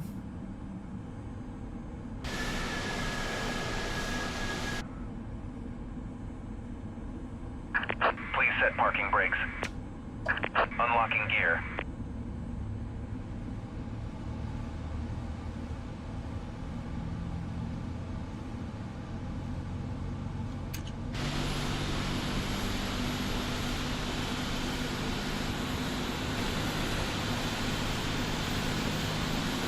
Where is this camera?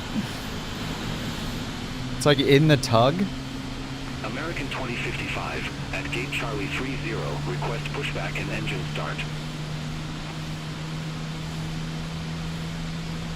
American 2055 DFW ground, pushback approved, face south.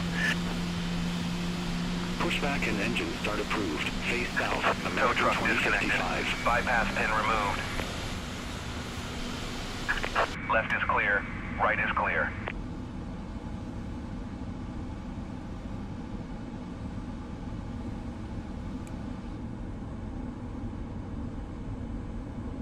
Oh no, what's the problem now? Oh god. Anti-ice engine L4. Wait, do we... Anti-ice loss engine L. Non-normal. Anti-ice engine L is not a problem, right? I thought it was the other checklist. Fuel pressure engine R. Oh god, the failures. We have 5 failures. Oh, I had these off. Wait, this is probably why. The other fuel pumps are off. And the engine started still off 1 fuel pump. Okay. Lots of transferring happening, maybe? Well, let's go back to normal checklist until the generators get on. Okay. So many errors. It's not an add-on, it's part of the plane, but I turned them on. We turned on a bunch of errors for funds.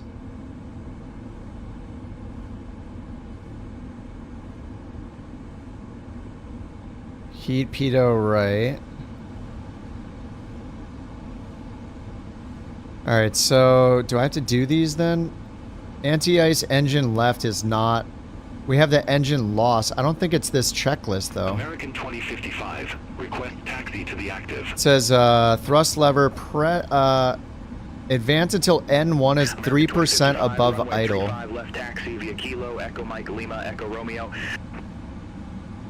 Runway 35. Where would you recommend buying Flight Sim 24 from? Lima, Echo Romeo. I mean, your two options are through Microsoft or through Steam. So if you prefer to have all your games on Steam and you might potentially do like remote share or something with Steam's features, or like Steam Deck maybe someday, who knows, then you'd want to get it on Steam. And if you don't, then I would get it on Microsoft. If you get it on through the Microsoft store, yeah, like BB saying, you could get it through Microsoft Game Pass, especially with like the $1 2-week free trial or whatever they do for the first 2 weeks. Or if you get it from, if you buy it from the Microsoft store outright, then it'll work on both PC and an Xbox if you have one. Like you can use your same account and it shares purchases to the Microsoft store. So it just matters if you're like, I would pick between like, if you may ever have an Xbox, maybe you'll want to get it on through Microsoft store. I have it through Microsoft just because I figured it's a Microsoft game, so I'll get it through Microsoft. But you know, you can get it through Steam as well if you like all your games through Steam. All right, so I guess we need to do this one. It says to advance until N1 is approximately 3 above idle on our left lever. So we're at 22 roughly, so we want to bring it to about 25.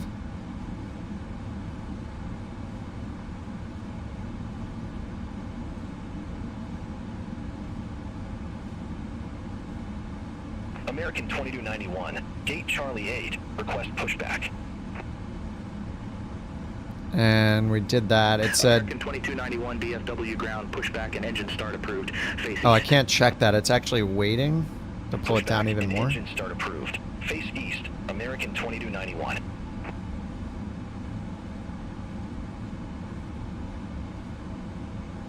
Approximately 3% above.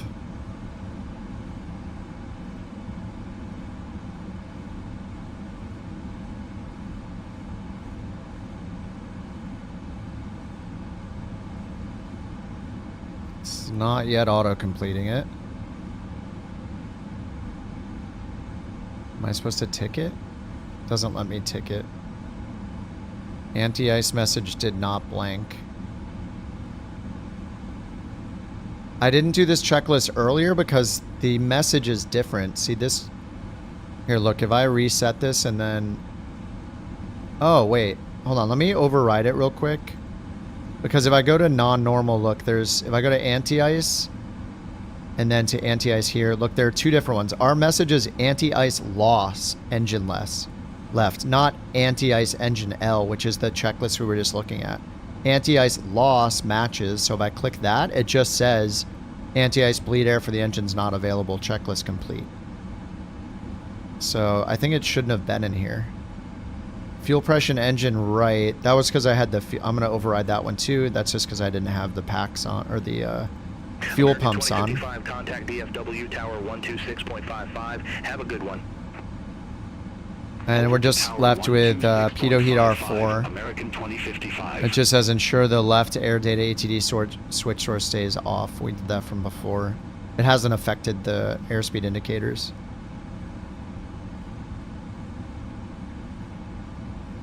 It says checklist complete. I can't get it to do that. Oh, this is where notes are. Okay, down here you just click notes to check the operational notes. Alrighty. Alright, let's go back to normal. Anti-ice is off because it's hot out. Recall checked. American 2291, runway Cancel 35, left recall. taxi via Echo Kilo, Lima, Echo Romeo. Alright, auto brake to RTO, flight controls. I'm gonna skip that because I'm lazy. Flaps 5, that's 1, 5. American 2291. Okay, flaps in transit.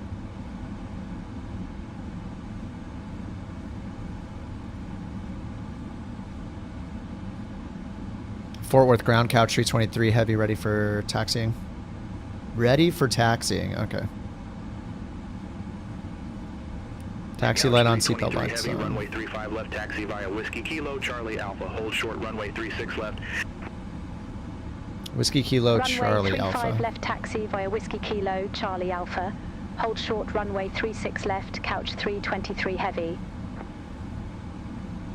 Alright, Whiskey Kilo's right here. Charlie is down here. Where's Alpha? Alpha is down here, I think. We're going to 35 left, which is way over here. This is going to be a long taxi because I'm at cargo. Alright, that checklist is done. Landing gear, that's after takeoff. Let's move this over here. Get our taxi light on. Parking brake off. And to the left. Alright. Performance reliability? No, it's the same software. Regardless of which one you... which way you buy it, you have to sign it with your Microsoft account. I mean, it's the same software.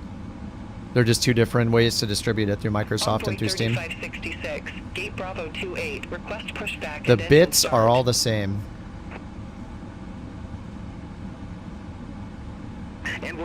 Alright, this is Whiskey Kilo. We're going to turn right here onto Charlie.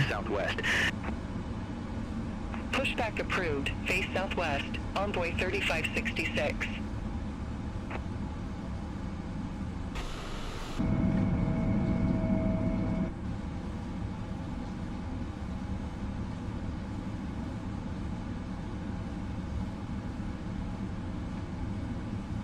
Yeah, no problem, Dave. Some people just love having all their games through Steam, and I get that. They're just, yeah. The benefits are really if you're going to use the other Steam features like remote play or whatever. Or a Steam Deck eventually, then you'll want it on Steam.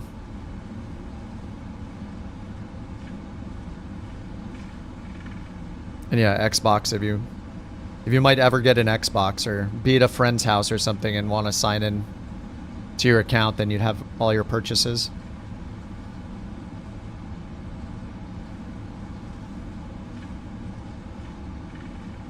Alright, Charlie to Alpha.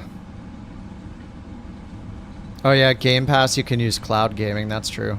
Yeah, that's another good benefit, yeah. Alright, I'm tracking this time. I see Eric on New Sky as well. I think I have him in multiplayer, right? Yeah, so I'll turn him off in New Sky so he doesn't double up. And same with Austin. Envoy 3566, request taxi to be active. Envoy 3566, runway 35 left, taxi via Golf Alpha, Lima, Echo Romeo. Runway 35 left, taxi via Cabin Golf ready. Alpha, Lima, Echo Romeo. Envoy 3566.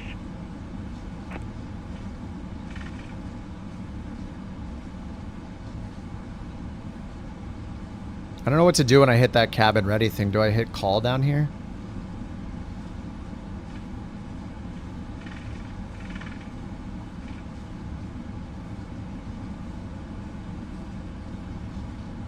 Alright, not this one, but the next one is Alpha. American 2291. And we'll hold DFW, short Tower 3-6 left.